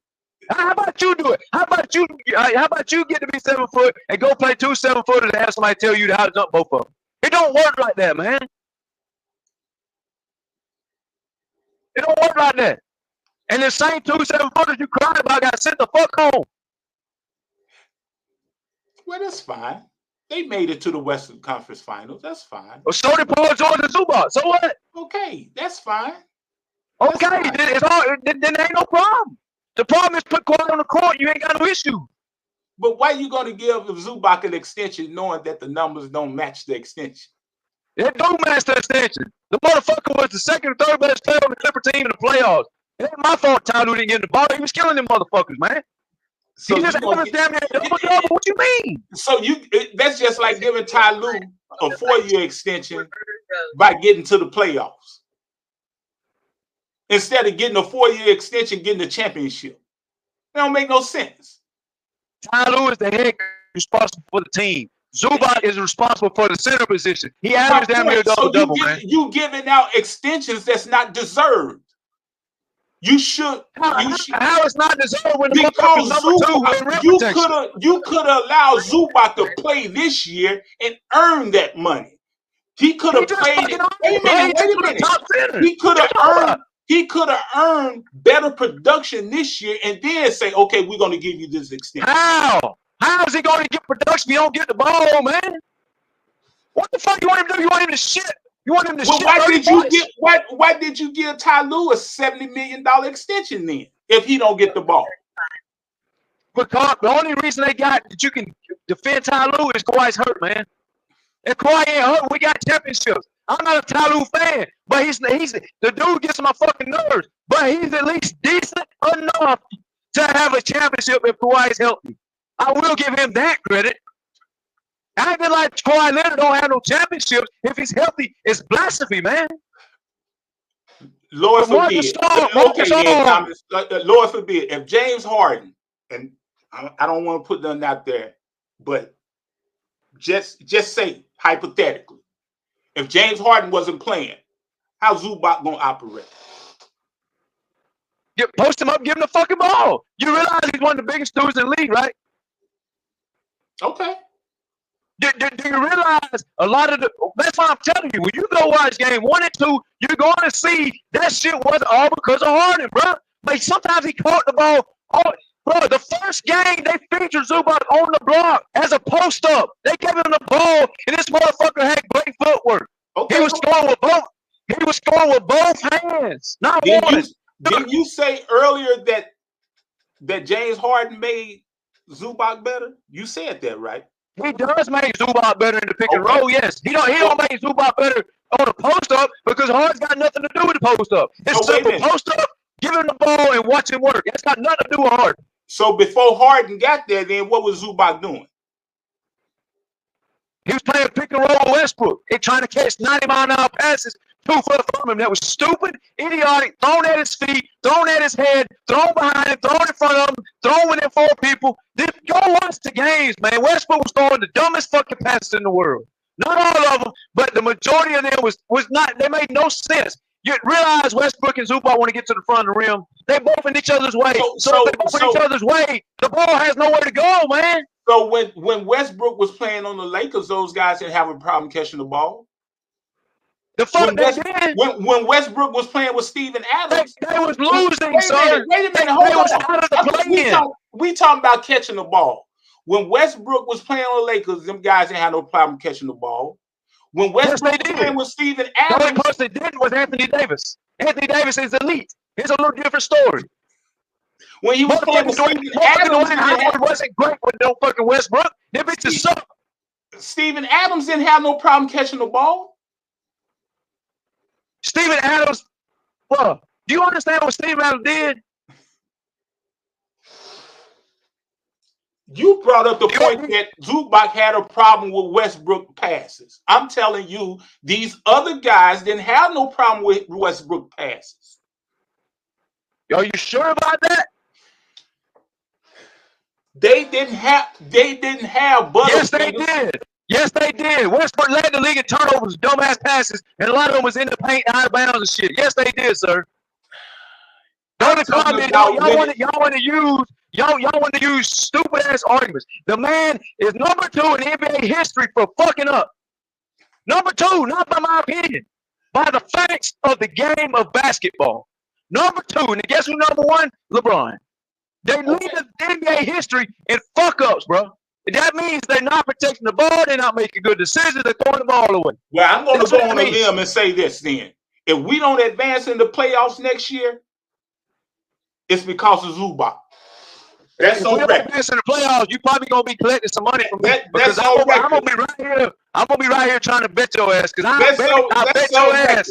If we don't advance, I'm putting all the weight on Zubac. Okay, that's what low IQs do. That would surprise me. Go ahead and do that. Because guess what? If Zubac gets the ball, guess what, old man? If Kawhi plays, you ain't gonna have no talking points. If we don't be in position by All-Star break or by the trade deadline, we need to trade him and get a center that can score in the middle. We can go get DeAndre Ayton since they don't want him in Portland, or we can go get the guy that was the same DeAndre Ayton that can't guard Zubac. Say what? The same DeAndre Ayton is soft as fuck in the paint. It's all about environment and opportunity, Thomas. That's all. He had opportunities. He played with the fucking Hall of Fame point guard. He played with Devin Booker, All-Star. He had opportunities. He played with who? He played with the Hall of Fame point guard, and he played with fuck. You know who the fuck these guys play with, or you just guessing? Hold on. DeAndre Ayton did well in Phoenix. It was the point that him and Monty Williams didn't get along. He didn't play well. That paint was soft as the fucking baby's ass. He was soft as fuck. Phoenix paint was known to be soft. You know why? Because even when KD was there, that paint was soft. Everybody bullied that fucking paint. All Phoenix fans cried because the paint was soft and he couldn't protect the rim. The fuck? Okay. I trade Zubac for Ayton in a minute. In a heartbeat. Okay, you would. Okay, you would. So if Kawhi's healthy and Zubac and Kawhi is advancing, then make sure you say the same shit you're saying now. Yeah, it's on record. If we don't, I'm putting all the onus on. Yeah, it's also on record that you said Paul George could never get 10 rebounds a day in his life, and he got 11 next week. That's also on record. I said, what about Paul George? You said Paul George would never get 10 rebounds ever. BJ, you gonna vouch for it? Or you gonna don't protect me? Don't protect me, man. You know, I've never said the Wings had a problem. I've never said the Wings had a problem. Do you want to bet? I will pay BJ whatever you willing to bet. I will pay BJ to go find it because I'm gonna get my money back when it gets paid. I always said the reason we can't be down is because we don't have a big man. BJ, especially when I used to say going against Minnesota and Denver with the size that they have, we need rebounding. That's what I used to say. Because of the size. We was going to beat Minnesota and Denver with Kawhi's on the court without that rebounding, sir. Never said if anybody else can beat fucking Denver, you realize Denver, Minnesota went home early? No, I never said that about the rebounding. I said Zubac is a poor rebounder, and I used to name centers that we could get at the time, like Cousins. I used to lobby for Cousins. I used to lobby for My man that's on Philadelphia now that got picked up, Drummond. I used to lobby for them guys because they was rebound. I say we need rebounding in the middle. And guess what? And guess what? You're gonna get killed because both of them bitches suck at playing all around defense. No, I'm just talking about. You said I used to get on Kawhi and Paul George about rebounding. I've never done that. You said all year long on this panel, and everybody heard you say they need a power forward to rebound the ball. That's what you said, and you also said Paul George will never get 10 rebounds. And a week later, you wasn't on the panel, and I was calling you out. I said, BJ, Paul George got 11 rebounds. Can you put this shit on the screen? Old man said he couldn't get 10. He got 11. You said that. And if you want to bet, I'll make a bet with you, and I will pay BJ to go find it. Because I know BJ don't. Actually, BJ probably will find it for free because he likes Paul George. Hey, I don't bet, but you can ask him to find. I've never said that. Yes, you did say that. Now you starting to sound like Mingo Jester. Mingo Jester come on this panel early in the season last year and said Phoenix Suns was the scariest thing. The Clippers better be worried about the Phoenix Suns. Well, when they got fucking playoff time and the Phoenix Suns wasn't doing the fucking thing, getting embarrassed, he said he never said it. But he did say it. You said Paul George never would get 10 rebounds a day in his life. That was your words. A week later, that bitch got 11. Woo. BJ, I'm mad at BJ. He ain't coming on here vouching for that. He knows you said it because we talked about it. If BJ knows, DJ know I always lobbied for an inside presence. I always lobbied for a big man. You lobbied for a power forward. Because you lobbied for a power forward all year long. I said a backup center because Zubac wasn't cutting it. That's what I said. I said no, sir. You said a power forward. And I specifically you said it all year ago, man. I specifically lobbied for DeMarcus Cousins and Andre Drummond. You may have later in the season. You may have later in the season when you saw we wouldn't get no power forward. You may have. But early in the season, that's why you laughing. Early in the season, you know damn well what you said. You said the Clippers ain't going to do shit unless you get a power forward. You said that. Oh, and I told you we winning the championship. I said, listen, Thomas, you was always talking about Kawhi playing power forward. I said Kawhi doesn't need to play power forward. He doesn't need to be in there trying to get rebounds and stuff against a power forward because he would get injured. I said we need to go get. Wait a minute. I said where does Kawhi get injured at? I said name all the players that got injured on. I said we need to go get a big man to back up Zubac for some rebounding. You might switch to that at some point. For Andre Drummond. That's what I said. When Andre was on the Chicago Bulls and he was playing in the. You might have said that later on in the season when the trade deadline was over. You might have said that.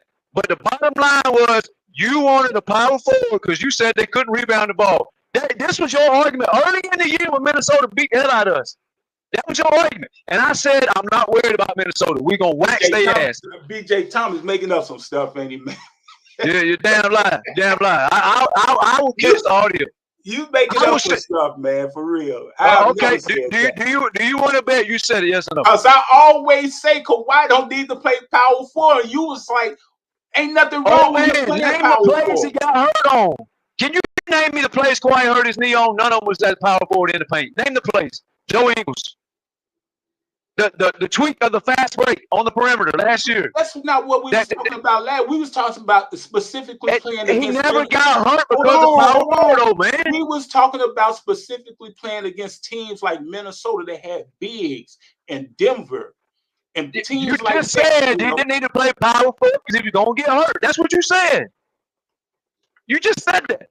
Because you said it was all right for him to play power forward. Okay, then name the plays he got hurt on. It was all perimeter plays, sir. He never got hurt. We was talking about because you say Kawhi, you got this thing in your head about Kawhi can hold everybody, and we was talking about Kawhi holding hold on. We was talking about Kawhi holding Karl Anthony Towns, and we was talking about Kawhi holding Aaron Gordon, and bigs like that. That's what we were talking easy person to guard. All they're gonna do is stand in the corner. And you said he can hold them guys, and I say there's too much on Kawhi to be trying to hold them guys and do what he do. Can you explain how it's too much on them when it's more pressure on his knees chasing the perimeter guys than it is standing in the corner? Aaron Gordon ain't fucking moving 99% of the time, so Kawhi gets the rest. So how's that hard? I don't know what else to tell you, my friend. Exactly. Aaron Gordon's the easiest person in the lead guard. All he's gonna do is stand in the fuck corner and wait for an alley oop. Guess what? Kawhi ain't gonna give up no alley oops. So what the fuck is he gonna do? That wasn't the point.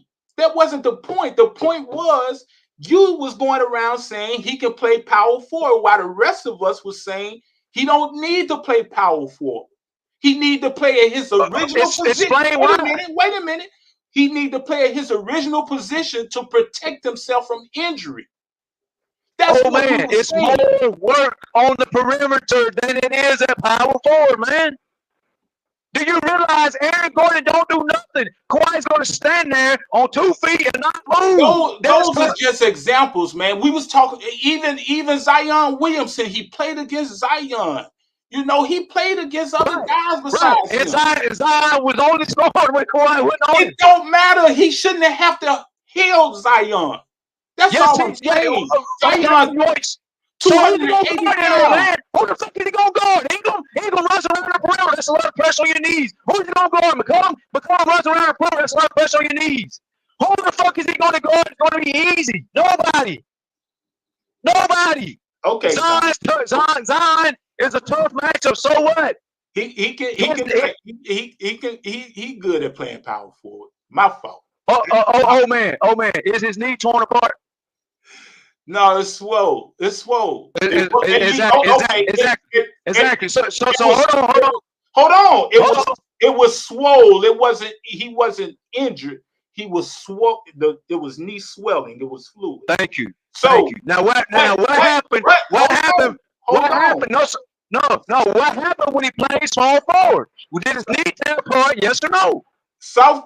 Well, he wasn't playing small forward. Look at the lineup. Marcus Morris was starting at power forward. No, I'm talking about this year. That's what. Yeah, and it didn't tear up. The fuck. His knee is in better shape now than it was playing small forward. He was playing. Okay. All right. Now, I'm only giving you the facts, bro. His knee is not torn apart right now as we speak. It is, Thomas. I'm saying that he got knee swelling from the stress of playing out of position. What the fuck? So knee swelling is worse than a tendon tear? No, you trying to dodge. You trying to dodge. You trying to dodge. You trying to dodge what the worst injury is. The worst injury is tearing your MCL. The worst injury is tearing your ACL. It was about playing small forward, sir. It was about you said that. I said Kawhi and Paul George needs the rebound. Well, I never said that. They're not. Stick to the injuries. Where are you going? Stick to the injuries. You got away from it. No, I didn't. I just spoke on the fucking injury. Did his knee tear apart? Yes or no? Kawhi's knee was swollen this season. Did it tear apart? And it was swollen because he was playing out of position, whether you want to agree with it or not. It was swollen because he was playing out of position. That is okay. And he had stress on his knee. That is fine. That's not as bad as tearing it apart as small forward. So, as far as so what was the better outcome? I never said that Kawhi and Paul George need to rebound, Thomas. I was talking about they needed to get a backup big. That's their job. When you are a 6'9", 6'7" small forward to power forward, your fucking job is to rebound. Not just score 20 points to sit on the bench and look pretty. Your job is to get on the fucking glass like every other small forward to power forward. That's the reason I cautioned Kawhi this year from doing that, because we'll be going through the same thing over and over. You're going to go through the same thing regardless. If that's the case, old man, his injury was worse at small forward than the injury at power forward. Period. There's no getting around that. His knee's in better shape after the power forward season than it was after the small forward season. He played small forward 19, 20, 21, 22, and he had surgery every fucking year. This year all he had was swelling. So what was better? That's all. That's facts. There's no arguing there, old man.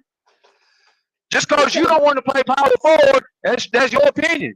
But saying it's better for his knee is false. His knee is in better shape after power forward position. His knee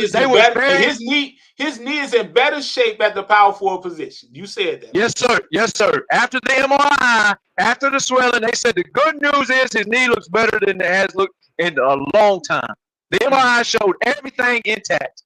That's what the doctor said. Not you, not me, not if that's the case, Thomas, if that's the case, why is he lobbying or lobbied for a power forward? He's not lobbying for a power forward, sir. He did lobby for a power forward. No, he did not, sir. Kawhi Leonard wanted a power forward. Kawhi Leonard wanted Kyle Lowry and Fred VanVleet. BJ. He gone. Kawhi Leonard said at the just before All-Star break that we need a power forward. He said that out of his mouth. I never heard him say that. Never. You got to prove that. All we heard about power forward was your boy Paul George bitching and whining because Batum and Rocco was gone. That's what we heard. All right. I think you got your players mixed up. No, I don't. But the fact of the matter is, Zubac, he's gonna have to improve. He's gonna have to get in the lab. He's gonna have to work on his offensive game because he's limited. He's gonna have to get the ball and have the defensive guys collapse on him, so it'll open up the offense for Kawhi and James Harden to go to work.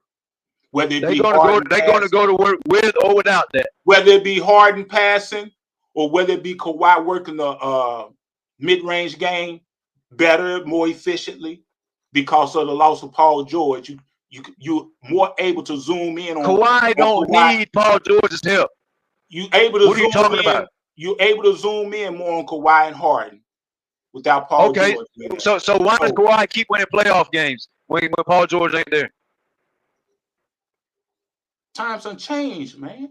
Everybody make time ain't fucking changed. Time ain't changed shit. The man just fired fucking Kevin Durant and Devin Booker without Paul George. So wait a minute. Every team got a third option, right? Okay, the Clippers got 4 or 5 options. Okay, you said out of your mouth on this stream, you said Zubac is the third option. Did you not say that? Zubac is going to be forced to be the third option. Okay. I'm talking about the starters. Powell will actually be the third option if you want to talk about featuring offensive players. Powell will be that third option. I'm talking about the starters.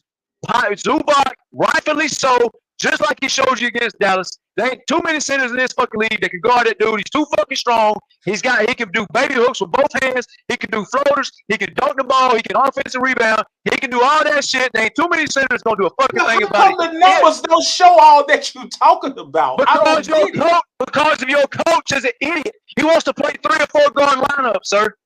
If he was doing that, Thomas, it wouldn't matter.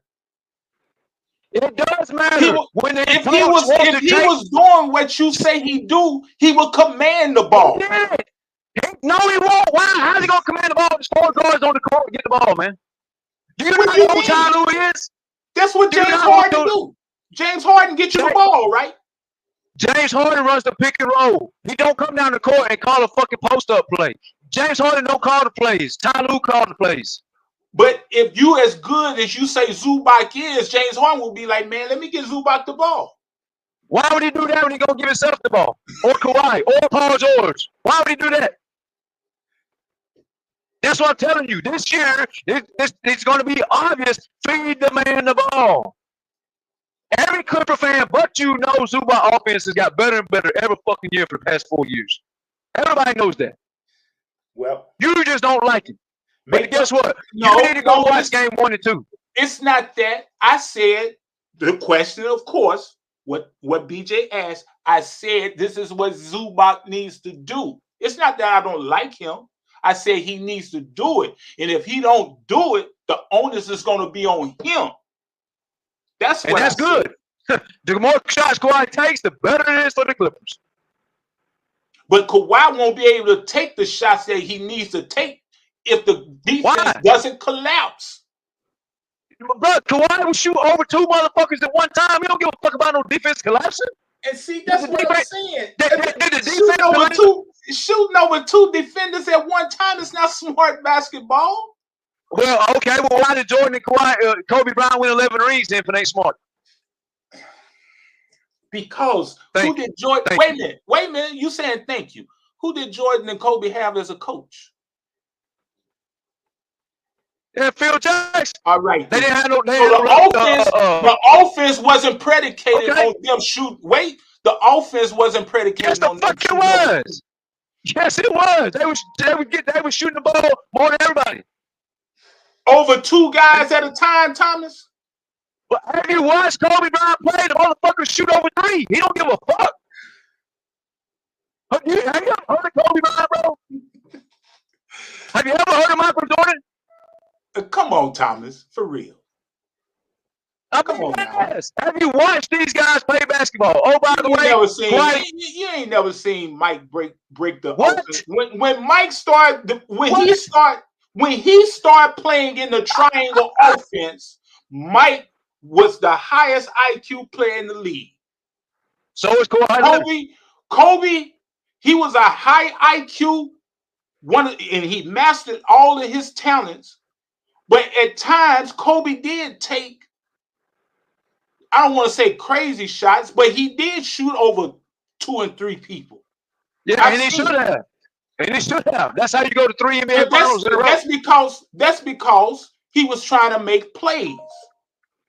But it wasn't That's fine. He got 5 championships. It wasn't because it was in accord of the triangle offense. The reason why he was feeding Shaq the first 3, and he operated on the wing according to the triangle offense on the second 3. Yes, he operated in the post all the fucking time. But before Phil came, when I think it was between 2005 to 2007 or 8, man, Kobe was freestyling. He was freestyling. That don't matter because he won more than everybody else. You're making my point. Let him freestyle. Who gives a fuck? He's a champion. He's just talking about he's a top 5 player. Before the second three-peat, before the second not three-peat, but before the second three championship run, the 3-year championship run, in between those years, he was freestyling because they didn't have no coach to implement an offense that catered to him. Then when Phil came back, that's when Kobe settled into the triangle, and that's when he won again. Yeah, you know what the triangle does? It puts fucking Kawhi Leonard on the block. But he wasn't going off script. That's what I'm saying. He wasn't going off script. He was sticking to the game plan. Okay, guess what, old man? The same game plan that you crying about, Kawhi Leonard has 2 or 3 championships if he's healthy the past 4 years with the same offense that you crying about. But like I said, he doesn't have the coach. He had Phil Jackson. Jordan and Kobe He was had going Phil to Jackson. win. You're gonna make me support Ty Lue, ain't you? He's gonna win like a fuck who the coach is, bro. Ty Lue is going to get championships under Kawhi Leonard's wing. It don't matter. Kawhi was the best player on the court every time he was healthy with the same offense that you crying about. I'm not saying he wasn't. I'm not saying it's just then like it don't matter. Okay, Then let's go back in time for it one only matters second. to you. Let's go back in time for a second. When he played with Toronto, right? He was familiar with the offense because Nick Nurse came from where? Greg Popovich's tree, right? Yeah. So he was familiar with the offense that Nick Nurse was implementing. Okay. Okay. So he was able to win based on that. Okay, and he's able to win based on what he's doing right now. So when he gets with somebody like Ty Lue, who want to implement something that he's not at an optimum level with in regards to the offensive scheme, look what happened. Look what happened, old man. Kawhi Leonard's never lost a playoff series. Ty Lue is the coach, old man. Look at it. He never finished one either. Yes, he did. Yes, he did. He finished series before. He didn't finish the postseason. But the point is, he never lost a playoff series under Ty Lue. When he finished the series, he never lost with the same offense you're crying about. He don't need so what's Ty Lue? What's Ty Lue offense? Ty Lue's offense is the same shit that fucking Boston does. Clippers in Boston, I saw the ball through Paul George and Kawhi and Tatum and Brown. That's what the fuck they do. Okay. So was Kawhi ISOing in Toronto when he won the championship? Yes. He was ISOing? Yes. He ISOs. Stop it. Yes. Stop it. Stop yes. it. They had a well-balanced offense. Kawhi Leonard ISO'd the ball many times. Oh, you want to prime example? Well-balanced offense. But what was the play call? Where was the play call when he shot that dagger on 76ers? What was the play call? Exactly. It wasn't no play call. Last shot. ISO. Guess what the play calls was in the past 3 or 4 years? ISOs. Guess what? He never lost a playoff series under Ty Lue. Never. You making me support Ty Lue, man. You are. But why? Why? Because you mad because Paul George ain't in it, and you mad that Westbrook can't blame fucking Zubac. That's the whole point. He never lost, Thomas. I say he never finished. That ain't Ty Lue's fault, man. The fuck? You making me this fucking dude. That's what I'm saying. Okay, so what? The point is, what you're crying about, what Paul George cried about is and I don't want to say it because you're pretty cool, old man, but it's pussified complaining. You're being pussies. Stop crying. Stop crying. Get on the fucking court. Crying baby motherfuckers. Because y'all bitches would have never lost. And if you never lost, old man, Paul George would have never cried about this fucking offense. Why? Because if he holding up a trophy, bragging, pounding his fucking chest, saying, look at me, I'm a champion. I told y'all my name's Paul George, I'm a champion. And I would have been happy for him. But you said he would have done that with the same offense. But you said I got you defending Ty Lue now, right? But they both said they both said don't need nothing. All they need is help, old man. But wait a minute, hold on. Kawhi out of his mouth said we can't win on talent alone. And you said earlier, James Harden said, I don't know what's going on. And then wait a minute, hold on. And Paul George said we gotta play the right way. So how's you giving Ty Lue credit now? Guess what? I can't lie. I'm not gonna lie. I've never been a fucking liar. Never will be. The bottom line is, when Kawhi was healthy, the same shit they was complaining about, they was whooping people's ass, old man. Period. They can cry all the fuck they want to. LeBron James cries all the time. But the dude won a championship with the same fucking coach he cried about. Frank Vogel. Even you can cry about Frank Vogel all you want to, old man. Who won the championship? Wait a minute. The fucking Lakers did.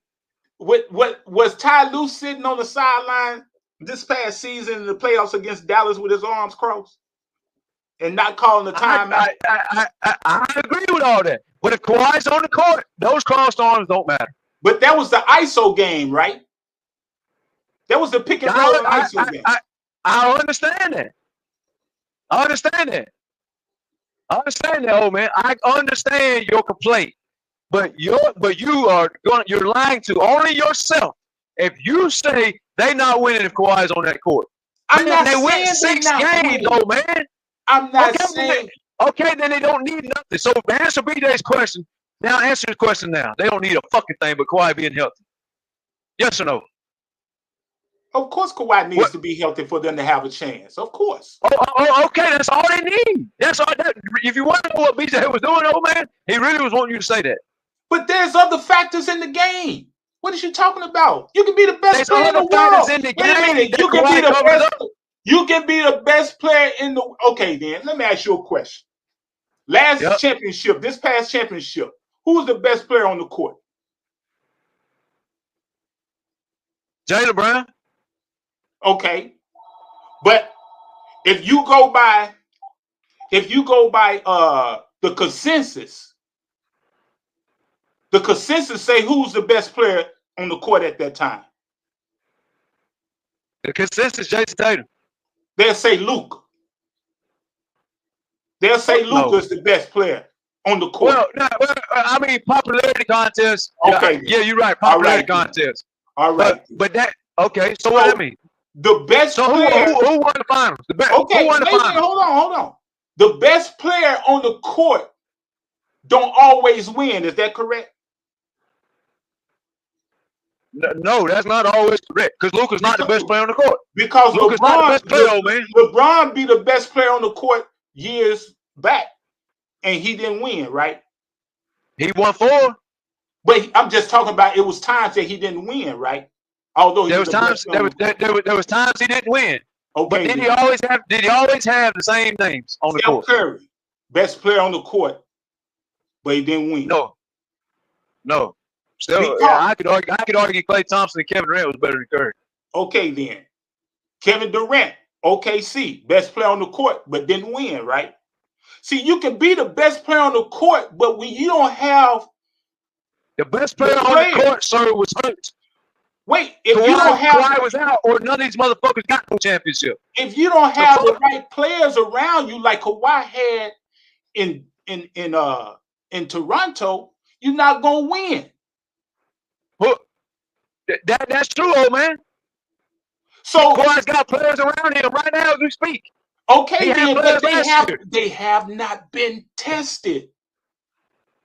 So just to say, just to say that the players have been tested, lose. Just to say Kawhi healthy, yes, that plays a big part. If you break it down by percentage, that's 60 to 75%. But the other players got to compliment him. Yes, you're right. They ain't got to compliment Kawhi Leonard as much. That's the difference. Kawhi can mask over way more shit than Luka, way more shit than Curry, way more shit than Kevin Durant, way more shit than Jaylen Brown, and way more shit than Tatum. They ain't Kawhi Leonard, bro. Who the fuck do you think Kawhi Leonard is, old man? Do you really love Paul George and Westbrook so bad that you want to undermine who the fuck Kawhi Leonard is? Yes or no? It's all about how we going to get to the chip, Thomas. That's what it's all about. You keep on missing the point. It's all about how we going to get to the chip, my friend. Oh, man, your point holds no weight. We got to have... Your point is a low post present that no other top 4 teams had. That's the difference. Even though Kawhi is the guy, my guy, the best player in the world to me, you got to have the players around you in order for you to achieve the ultimate goal. Those other teams got players that has been battle tested. We got a bunch of guys that we picked up that has not been battle tested. We got a bunch of guys that have been battle tested as well. And so do they got guys that's not battle tested as well. We talking about those that's been picked up. Okay, all teams pick up players. OKC pick up players. Where the fuck have they been, though, man? Nowhere. Them bitches short. They go home. Where's these players been, bro? Where they been? Who are these people that you crediting, bro? It's just not enough, Thomas, to say if Kawhi healthy, we gonna win. That's your opinion, and are you willing to bet on it? Okay, then, but that's realistically, that's just not enough because, of course, it takes a team to win. Realistic, you're realistic. It takes a team to win. My realistic is they will be perfectly fine. And I'm asking, do you want to bet on that? If you don't, then cool. You got an opinion. I'm not a betting man. Okay, well, that's fine. But just remember, you said this, and don't fucking lie like you lied about Paul George not getting 10 rebounds. See, there you go. I hope BJ find that what you say I said. I will pay BJ to find it. Yeah, go ahead on and pay him then because you'll be giving away some free money. Oh, no, I won't. I know what you said, old man. I don't lie about people. I'm not going to say I talk shit with you. I'll get serious with you, but lying on you, I won't do. I know what you said. My friend. I ain't going to say you're lying, but you misunderstood. Now I can say sir. that. Your exact words was, I told you Kawhi was able to get 10 rebounds. Paul George could get 10 rebounds. Zubac get 10 rebounds. And you debunked that, or you push back on that. You couldn't debunk it because Paul George got 11 rebounds. No, you, sir, you push back. Paul George never in his life gonna get 10 rebounds. That's exactly what you said, sir. and he did it. And he did it. Wrong person. And no, sir. I know exactly who said it. Again, I'm not gonna lie on you. So if I pay BJ to find it, are you gonna pay me back the money? Am I gonna pay you back the money? No, because Yes. there's no sense of looking for it because I ain't see it. If I prove you said this, are you gonna pay me back the money? Pay you back the money for what? I didn't see it. You ain't no Because money. if I gotta come out of my pocket to pay PJ to do it, You'll because be giving him some free money, so the choice is yours, Thomas. Okay. Only thing that happened is that I said is that BJ will give you the money back. But as far as me getting involved with some money transaction, nah, I don't get down like that. So you won't hold yourself accountable then. No, When you I will prove hold wrong, you won't myself hold yourself accountable. I will hold myself accountable if he find it. Okay. I'm asking you. I need some incentive for me proving this, because he's got to go back. He's got to go back. He's got to go back 6 to 12 months and hunt all this shit down. He's got work to do. Only thing, and he's not gonna want to do that for free. The thing about it is, Thomas, he asked a question. We got to get better. That's just the bottom line. Okay, that's your opinion. That was the question. Now, I respect. That's your opinion. Your point. Listen, what was your point? Opinion. I respect your opinion. Of course, you said if Kawhi healthy, we can beat anybody. I respect that. Yep. I say Kawhi is healthy. We have a chance because we have to have guys around him to complement him and James Harden, I should say. And they have not been tested. What do you compliment where? Compliment where? Huh? Hold on. Compliment where? The guys we picked up. And when I mean compliment, I mean let's go through them. Let's go through them. Hold on. Let's go through them. Okay. Nicholas Batum. He hasn't been tested in the playoffs? Yeah, he's been tested, of course. Okay. So you're wrong about that. Nicholas, hold on. Let's go through it.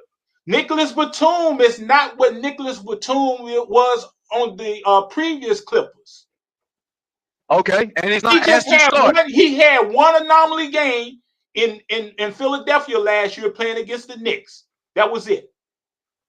Are you sure about that? So he didn't affect the game. So you're only worried about offense. Is that what you're speaking? No, that's not what I'm saying. I'm saying because he had tremendous defensive games that saved the 76ers in a couple of those playoff games. And it only takes 4 fucking games to win. So is he proven yes or no? And he also did it in the Olympics for his team. He made the championship game. You understand he was the second best player on his team? Is it an Olympic championship? Thomas, where he fit in on the rotation? On whose rotation? The Olympic team or the Clippers? No, on the Clippers. He fits in closing the games. He fits in at substituting off the bench. Okay, then. I'm just saying, though. You know he coming off the bench. I know what you're saying. Just you don't want to say it. Go ahead and say it. No. You know Nicholas Batum is coming off the bench. So when is his number going to be called? Is his number going to be called 6, 7, 8, 9? When is his number going to be called? What's 6, 7, 8, 9 mean? What are we referring to? I know what you're referring to. I'm just going to make you say it. Go ahead and speak. I'm talking about the rotation. Okay. What number is he in the rotation? He'll be rotations. He'll be between 6 and 8. He's gonna be between 6 and 8. So now you got to do something with Powell and Amir. Yep. Okay. Batum's a better player than Coffee. So what Kevin Porter Jr.? What's his number? Kevin Porter Jr. to start the season is gonna be like 9 to 10, 8, 9, 10, somewhere in there. Okay. So we got Derrick Jones Jr. starting. I guess that's the consensus, right? He's going to be a starter. Okay. So So I asked you, let's go through these players and see who's No. Because I'm talking about the guys. No. You're skipping. Thomas, Back up. Listen. I'm talking about the guys. No. Oh, hold on. You skipped over Kevin Porter Jr. Hold on. No, I'm talking about the guys we picked up. So Derrick Jones Jr. your ass, but you ain't smart enough to see that.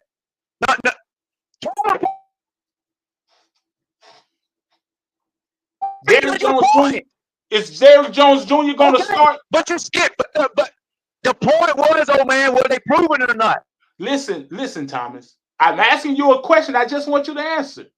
Is Derrick Jones Jr. starting? No. Okay, he coming off the bench.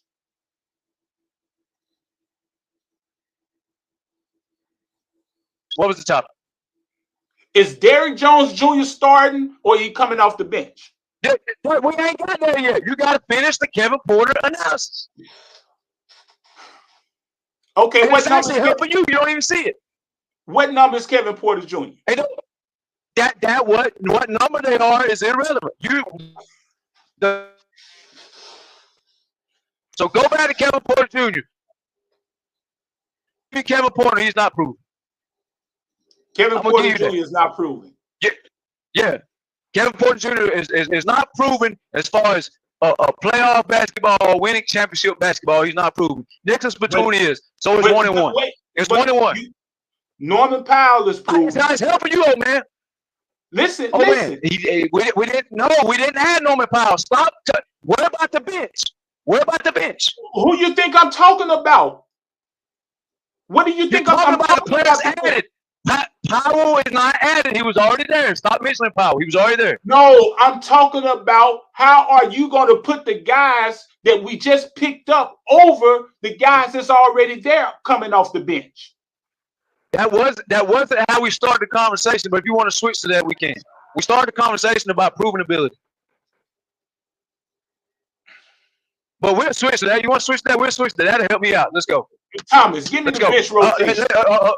Hey, Thomas, give me the bench rotation. Now you're switching topics again. You know how to go bust your ass. Now you want to switch topics. Now you want the best rotations. I thought we was going I said player for player. I said bench rotation. Give me the bench rotation. Okay, so now let's change topics again for you. Are you going to change topics again in 2 minutes?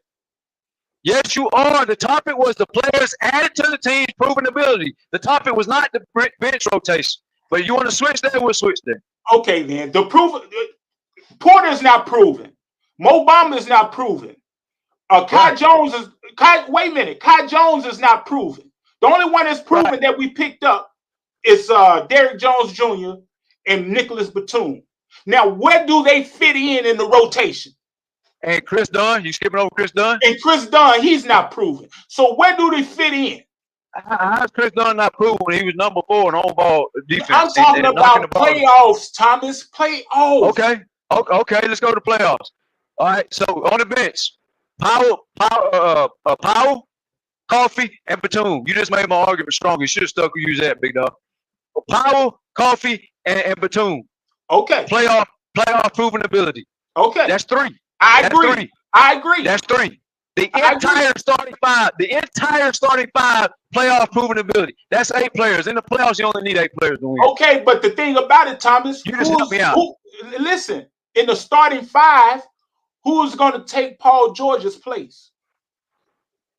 Derrick Jones. Okay, then. All right. That's all I was trying to say from the jump. So you got Derrick Jones, who we picked up. He got playoff experience. Okay. And then you got Norman Powell, Amir Coffey, and you got Nicholas Batum. So all these other guys, Chris Dunn, KGP, what KJP? I mean, KPJ or whatever you call it. What do they fit in at? Mo Bamba, Kai Jones. What do they fit in at? They are depth pieces. To win playoff games, you need 8 solid deep. Okay. We got it. And guess what? There's other players you ain't mentioned that's going to be traded away from even more pieces. Okay.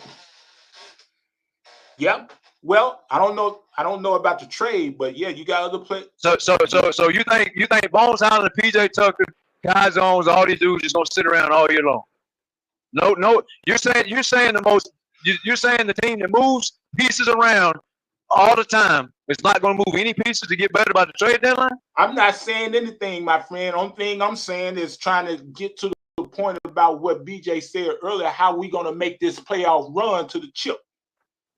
We're gonna make the playoff run to the chip the same way the top 4 teams did it last year with defense. Okay. But they had the personnel, they had the proper personnel to do that. Yeah, we got more defenders than they got. Okay. All right. You realize we got more defenders than Boston. You want to go through them? No. We just went through them. But I'm just asking. Boston got 5 defenders. The thing about it is, it's the rotation factor. Who gonna back up Kawhi? Who gonna back up James Harden? Who gonna back up Zubac? You know, who's gonna back up Derrick Jones Jr.? Who's gonna back up Terrence Mann? See, okay. Did we just go over the bench? Yeah, but that's what I'm saying. Now, when you get to the playoffs, if the rotation is only 8 deep, then and your minutes go up. You ain't got to replace minutes. You ain't got to replace minutes that go up. Oh man. Right. So that's listen to what I'm getting ready to say now. That's the reason Kawhi got to play in the proper position. He got to play small forward. Why? Because he can't afford to be in the same position he was in this past season. Why? Because he's much more effective and efficient. So him taking less defensive assignments is not going to make his offense more efficient? Not at the wrong position. Why? Why does position matter? The man plays all over the court.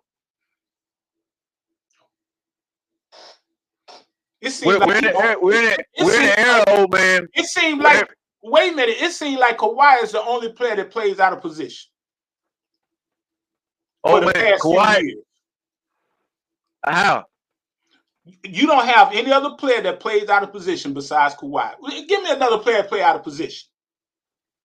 LeBron? Well, I mean, he's a small forward. That's a usage factor right there. That's just like Luka. That's a usage factor. I'm talking about someone who actually plays a position. You can't give me nobody. Why I can't? If the NBA is positionless basketball, that's what we do majority of the time. What does the position kick in at? Well, that's what they want you to believe. The NBA is a positionless. So let me ask you this: if Kawhi chases Jason Tatum, Brandon Ingram,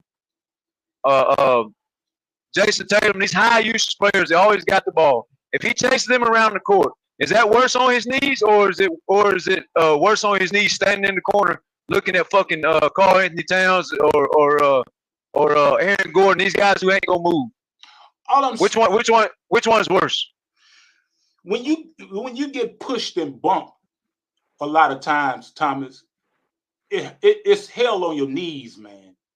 And so where do you bump your knee at the most? You want to try to protect from all the stress of getting bumped constantly, pushed constantly. Where are they going to get bumped? If you're a wing player, you out on the wing, you ain't got to worry about nobody doing that to you except if they want to put a pick on you or something. Where the most knees collided at, old man? You know where the most knees collided at, sir? Out on the perimeter going around screens. So if he's standing in the corner out of the way, worrying about Aaron Gordon, worrying about Karl Anthony Towns, worrying about power forwards who just going to stand around when he's out of the way, which one's worse? Sliding knees on the pick and roll, chasing people off screens, or standing in the corner not doing nothing? Which one's worse? It's going to click one day. You'll understand what I'm saying one day. I ask you a question. The most knees colliding happen on the perimeter and pick and roll action. You don't have to collide with anybody to get a knee injury or knee stress or anything like that. Okay, well, how bad was his knee injury last year? It was just it swelled up because of stress. Right, it swelled up because of surgeries. That's what they do. It happened to Jamal Murray too. He's a perimeter guy. Right. Exactly. Okay. Oh, okay. So what happened? What happened when Kawhi was out playing small forward and Marcus Morris was playing power forward? Was he tearing his knee apart? Yes or no? What do you mean he got hurt when Joe Ingles bumped him? Right. That's on the perimeter. No, that was on a fast break. Right. It was on a fast break on the perimeter, colliding with people. It wasn't down in the fucking paint boxing somebody out. But that doesn't necessarily mean you can't. And that's only one play. What about the other plays? Did he get hurt at Charlotte also? The play they said he got hurt in Phoenix was on a fast break over the top of the key, making a move. It wasn't standing in the corner worried about watching Aaron Gordon or whoever they play over there. So you saying playing down low don't put stress on your body, don't put stress on your knees. You saying that? The game of basketball puts stress on your knees, period, old man. But certain places put less stress. If he stands in the corner, old man, if he stands in the corner for 90% of the possessions of the basketball game, that's less stress than chasing Brandon Ingles, chasing Jason Tatum's. Oh man, when he is guarding perimeter guys, today's NBA is perimeter oriented. The best players on the perimeter. So if you put him on the perimeter, the odds are he's taking a high usage player, right? If the odds are that, old man, he's going to be run off 900 screens per possession. They want to get away from Kawhi. The only way to get away from Kawhi, old man, is to run him off screens. So when they was playing against Minnesota, you say he could hold Karl Anthony Towns. That's what you used to say, right? Man, if Paul George locked up Karl Anthony Towns like he did, Kawhi locked him up even better. Okay, then. So Kawhi held Zion too, right? When Kawhi was on Zion, he wasn't scoring. Zion was scoring when Kawhi was off him. Okay, then. But that don't necessarily mean they didn't put pressure on his knees, though, right? That's fine. How many Zions are there in the league? Okay, then. But he shouldn't have to held Zion, or he shouldn't have to hold. Okay, let's take him off of Zion. Let's use your point. Let's take him off Zion. Go guard DeJounte Murray. Go guard C.J. Cullum. Go guard Ingram. You're putting more stress on your knees. Why is that? Because they're not going to stop moving and going off screens. I thought we play a switching defense. They do play a switching defense, but you still get caught by blindside screens a lot of fucking times. You ain't never seen motherfuckers collide knees off screens? But Kawhi ain't never got hurt playing on the wing. I ain't get hurt. Well, you just gave me two examples of them getting hurt. I didn't. All Kawhi injuries came. A Kawhi injury came on against Utah when he was running down the court and got bumped. Right. That was outside though, man. That wasn't in the paint. That wasn't in the paint. It wasn't playing defense on the wing. It don't matter. It still was colliding with people. And it was outside. He was coming down the fast break, wide open on the perimeter, old man. And he collided with somebody, old man. He was not staying in the corner, old man.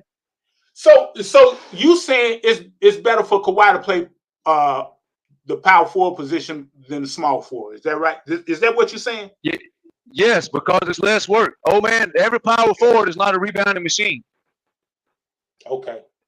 I understand what you're saying about Zion. I get it. But Zion is only one fucking player, man. Giannis will be two of them.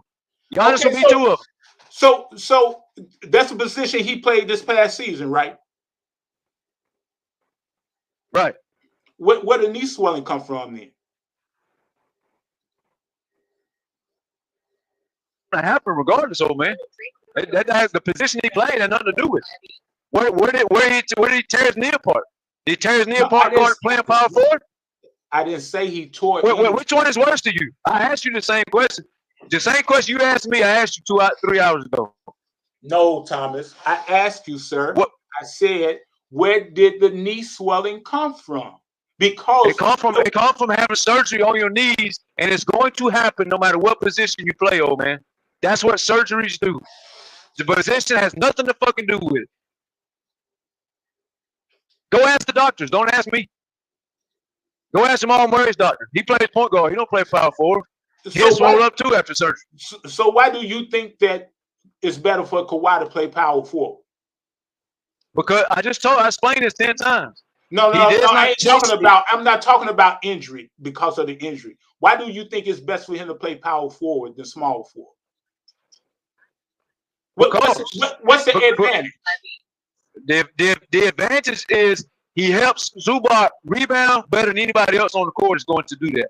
The advantage is he gets the rest on defense because he's not guarding nobody. Derrick Jones Jr., T-Man, Dunn, Batum, they are going to guard the people, not Kawhi. Kawhi is going to sit in the corner like Stephen Curry and rest his legs, like Trae Young, like Dame Dollar. You know what they do, old man? You know why they get off of the ball? Because they can't handle it. They rest in the corner. It's called rest, old man. It's not called a whole bunch of work. It's called rest. All the hard work is going through Joker and Jamal Murray. It's going through Jason Tatum and Jaylen Brown, not through Al Horford. Al Horford might play a center, right? But guess what? If Al Horford goes to the pick and roll, Kawhi's gonna be in the corner chilling. If they play Giannis Antetokounmpo, Kawhi can guard Brook Lopez. Brook Lopez is not running pick and roll all the time. That shit's going through Dame and Giannis. You leave Zubac, Terrence Mann, and Derrick Jones Jr. with all the brunt of the work. That's called point of attack, old man.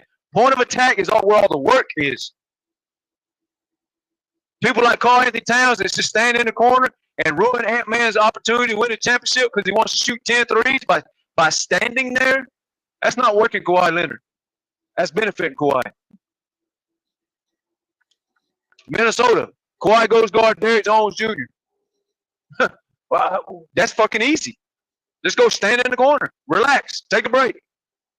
Sit down. Take a chill pill. Twiddle your thumbs. Who the fuck is Derrick Jones Jr.? He ain't moving unless it's alley-oop time. And he don't catch all the alley-oops. He might catch 3 or 4 a game. Well, fuck, there's 900 possessions. So how do we get Kawhi to the playoffs? If he's going to play 60, 65 games, how do we get Kawhi to the playoffs? We're leaning on our defense. Let Kawhi score close to 30. Kawhi's not going to have to score a lot of points, old man. When the other team can't score, we're going to be blowing them out. And I'm only speaking. I'm only speaking if Kevin Porter Jr. don't become integral piece. If that motherfucker becomes an integral piece, old man, the NBA's in trouble. Well, that's a bad motherfucker. Before Norman Powell got hurt, Norman Powell was averaging 18, 19 points a game. That's the thing. I don't believe KPJ is going to be taking shots away from Powell. I believe they're going to slowly work KPJ up into himself. When the season starts, Powell's getting all the shots. You're right. Not KPJ. But I said if he turns out to be, which means down the road, later in the season, KPJ, old man, gets a lot of assists.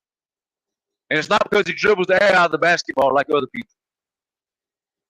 Well, I'm familiar with him in Houston. I wasn't that familiar with him in when he played for the Cleveland Cavaliers. But I wasn't either. I know he did some good stuff in Houston. And it was unfortunate he went through what he went through. But that dude was a dog in Houston. It leaves you echoing, bro.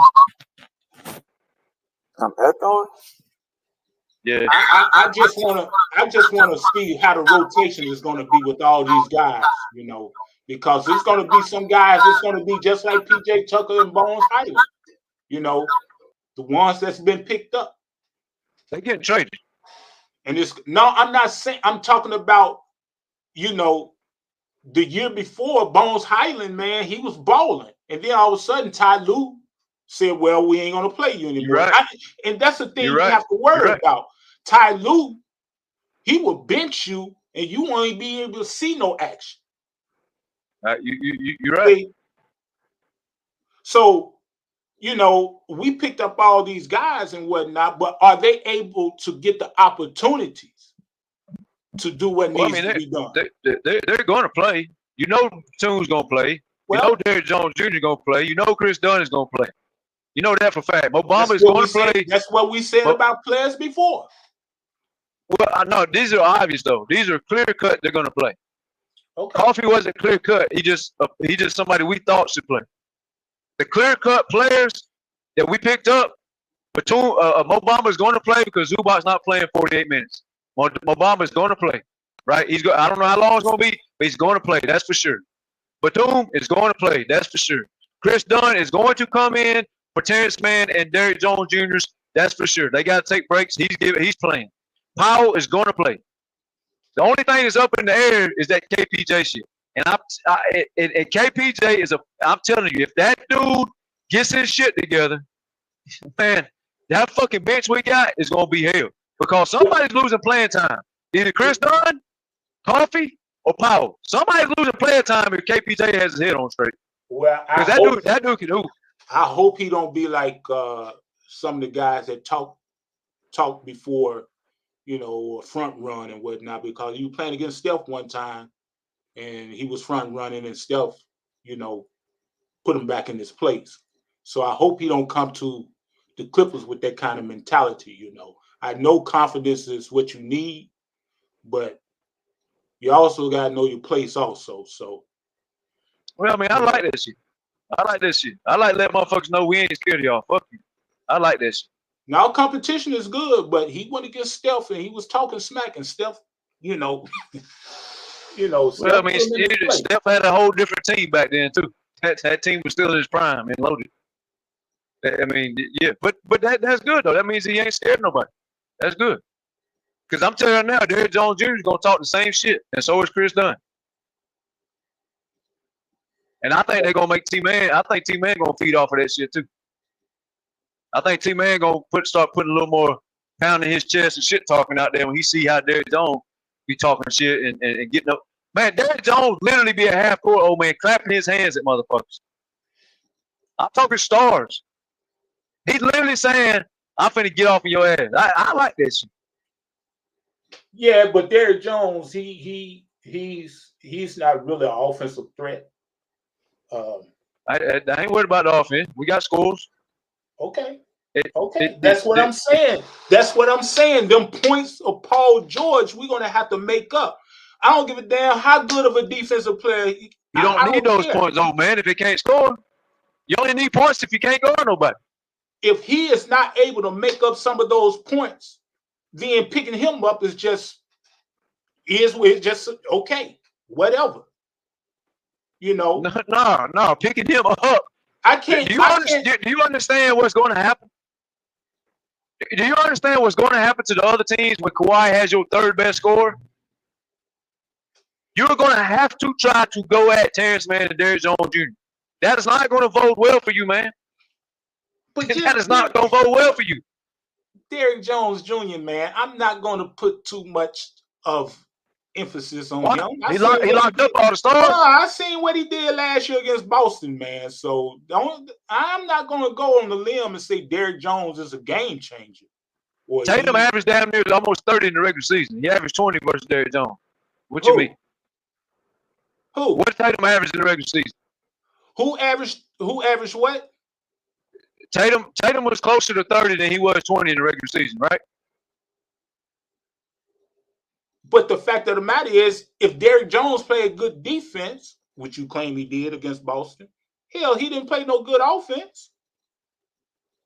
Oh, man, you don't need that much offense. You got other people to That's score the the ball. reason they lost, because he couldn't score. Him and that damn they lost because their scorer not false. They lost because motherfucking Kyrie is supposed to do the scoring. You ain't gonna blame Kyrie, man. Stop it. I'm not gonna blame Kyrie. The motherfucker scored 50 was trash. PJ Tucker and Derrick Jones Jr. was trash against Boston. Derrick Jones Jr. was why the fucking game was close. Who did Derrick Jones Jr. stop? Tatum only averaged 20 points. And he got a point though about Derrick Jones Jr. It's like the Finals MVP, bro. It wasn't the dude Derrick Jones going it, sir. Yeah, Derrick Jones he was trying to make it tough for Jason Tatum. They didn't have nobody to guard Jaylen Brown though. Wait a minute. The fact of the matter is, Jason Tatum, he may have had a poor shooting series, But hell, he was still averaging 20-something points and He 11 was rebounds. yeah, he shot bad from a percentage He standpoint. was close But to 20 points a he was game. If anybody creating else though. guarded him, If his anybody else guarded playmaking him, he's the opened it up Finals though. MVP, old man.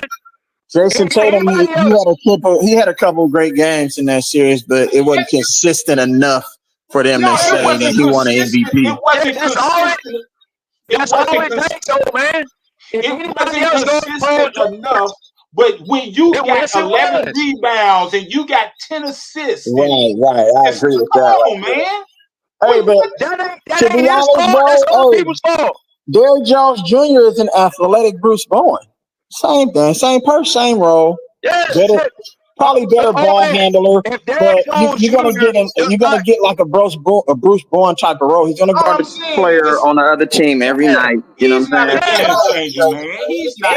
That's what In that corner three though, y'all have to understand he shot a career high from the 3-point line last I year. ain't even worried about And that. Oh, man. it was like 60% in the playoffs from the corners on catch and shoot from the corner, just the corner. The bottom line is, if Derrick Jones Jr. is not guarding Paul George, do you understand the Dallas Mavericks are going home, old man? Do you understand that? See, you missing the point. You missing the point, Thomas. No, the point is he won the series because Paul George couldn't go off.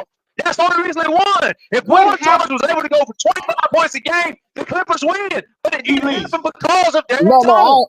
I feel you all, but that's Paul. A lot of that is Paul George too. He takes terrible shots too. Okay, but hold on, Easy. That's true. That's true. But the bottom line is, Paul George, ISO balls, anybody else on the court, he's averaging 25 a game. But he tried to ISO Derrick Jones and he couldn't average 25 a game. That's the reason the Clippers lost. If anybody else is guarding Paul George, we probably win that series, man. I'm talking about against Boston. Who was holding Derrick Jones Jr. in that championship series?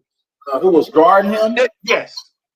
Shit, they did it by committee. So, They did it by committee. Jason Tatum though. Jason Tatum switched off on him. Jalen Brown was guarding him. It was at times. It was at times in the corner. No. Hold on, let old man finish. Let old man finish, Thomas. Let me hear what he's saying. When you say Jason Tatum went guarding. It was times that Derrick Jones Jr. was in the corner, wide open, and couldn't hit a shot. That's true. That's true too. Couldn't hit a damn shot. He didn't hit the shots at the same clip he did in the previous rounds. That is true. In the finals, he didn't really shoot particularly well like he did compared to the other rounds. So although it takes defense to win a championship, you gotta be able to score the damn ball, man. Look what the role players. Look what the role players did. Look what the role players did for Boston. Even Sam Hauser was out there cooking. Exactly. So, and he got a paycheck for that. He got a paycheck for that. Exactly. But let's not stop deferring the main point. Kyrie Irving's job is to average 25 plus, not Derrick Jones. Man, Derrick Jones' job. Derrick Jones did his job, old man. His job was to stop Tatum from averaging 30. He did that. He didn't stop Tatum, man. Stop it. Yes, he didn't stop Tatum. Who? Yes, he did. Tatum had 20 points per game, which is bad for Jason Tatum. The man didn't stop Tatum. He was arguably the MVP. How you gonna stop Tatum? He was not the MVP. No. The MVP would have been Drew Holiday for locking up Kyrie fucking Irving, the guy who's supposed to score the ball. That was the fucking MVP besides Jaylen Brown. Jason Tatum had a case. Jason Tatum was the MVP, bro. If Drew Holiday allows Kyrie Irving to average 25 points a game, Dallas wins the series. Point blank. Okay, Thomas. If okay, your point is Kyrie Irving was locked up by Drew Holiday and Derrick White. And Derrick White, but Drew Holiday. So how come Derrick Jones Jr. and PJ Washington didn't cover down on the points? What you mean? That's not their fucking job. What do you mean? You got to score the ball to win the game, man. No, your job, Kyrie Irving, is to score the ball. Your job, Luka, is to score the ball. Your job, Lively, is to score the ball. Your John Derrick Jones Jr. is a lock up the best player, and he did that. The fuck? So it's just Stop blaming everybody else for Kyrie's fucking choke job, man. Man, because they zoomed in on Kyrie because they knew those other guys couldn't get the damn job done. I don't give a fuck. They can zoom in on Kawhi. He's still gonna get 30. Don't make a fuck. Some people don't matter, old man. That's the point. Kyrie is not that dude that all the Dallas fans want him to be. That's the point. Kyrie is that dude. No, he ain't. He averaged 15 points. He averaged 15 points away from Drew Holiday too in another series. Kyrie is proven. Kyrie ain't. He's proven in one fucking shot, old man. When he went Kyrie proved it against Golden State when they was giving all the accolades to LeBron. He was the reason they beat Golden State. True. Right. Under LeBron. All right. So Kyrie is proven, man. And when he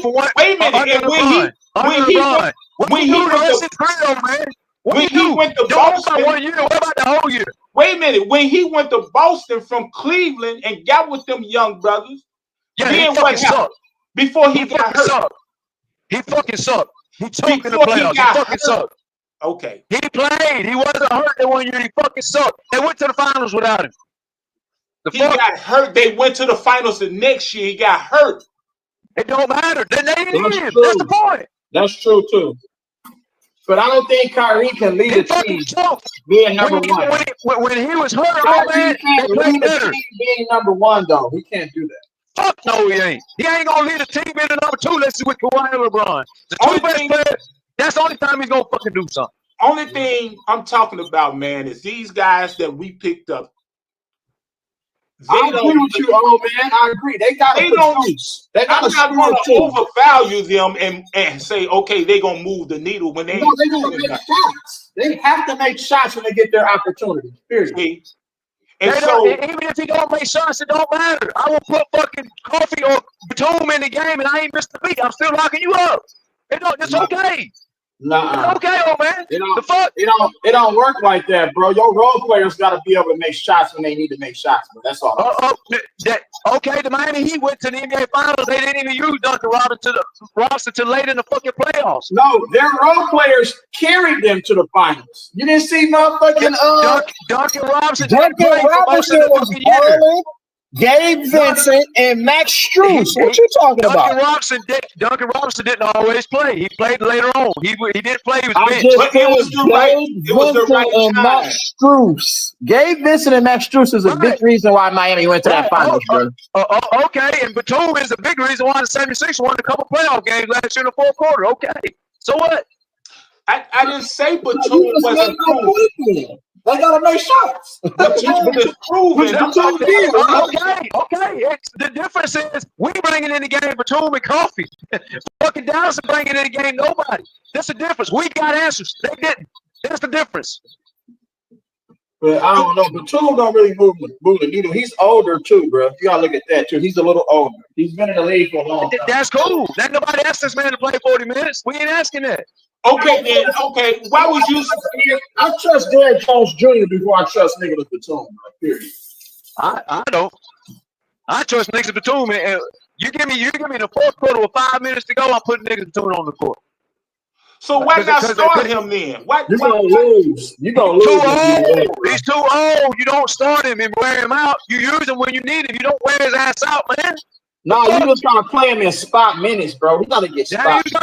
There you go. It's the same reason the fucking Golden State didn't start Iguodala all the time. They didn't want to wear him out. They wanted him fresh. When his shit hit the fan, put him in the game and he's locking people up. They didn't start that man all the time. Wait a minute, hold on. Same way the Spurs didn't start Manu Ginobili. You don't start everybody. That's why we could have started Iguodala. He just accepted the role because it was better for the team. That's all. And we can start Batum, but we're not going to. The Spurs could start Manu Ginobili, but they're not going to. Why you can't start Batum? Why you can't start Batum? Because he's too old. He's more valuable late in the game, so old man. If you start Batum and play Batum 5 minutes in a 12-minute quarter, how come you can't bring Derrick Jones Jr. in and take his place?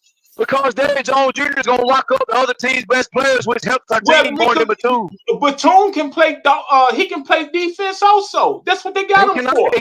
This old man Batum cannot play defense against the top players. Derrick Jones You just Jr. said he did it. You just said he did it. No shit, old man. No shit. Derrick Jones Jr. guarded the best players. Batum is not going to do that, fool. But the fuck. Wouldn't Kawhi be able to play better with Batum instead of Derrick Jones Jr.? No, because if Derrick Jones Jr. goes out of the game, Kawhi has to pick up the number 2 best defender. Batum is good for small spurts. We don't need Batum to start the fucking game. We need Batum to close the game. Isn't Batum bigger than Derrick Jones Jr.?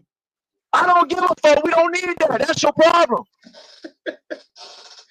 Doesn't he shoot better than Derrick Jones Jr.? It don't matter. You don't need him to shoot it. Derrick Jones Jr. is locking up Luka. We have to play out. You don't need the offense, bro. We locking motherfuckers up. You know the offense too fucking much.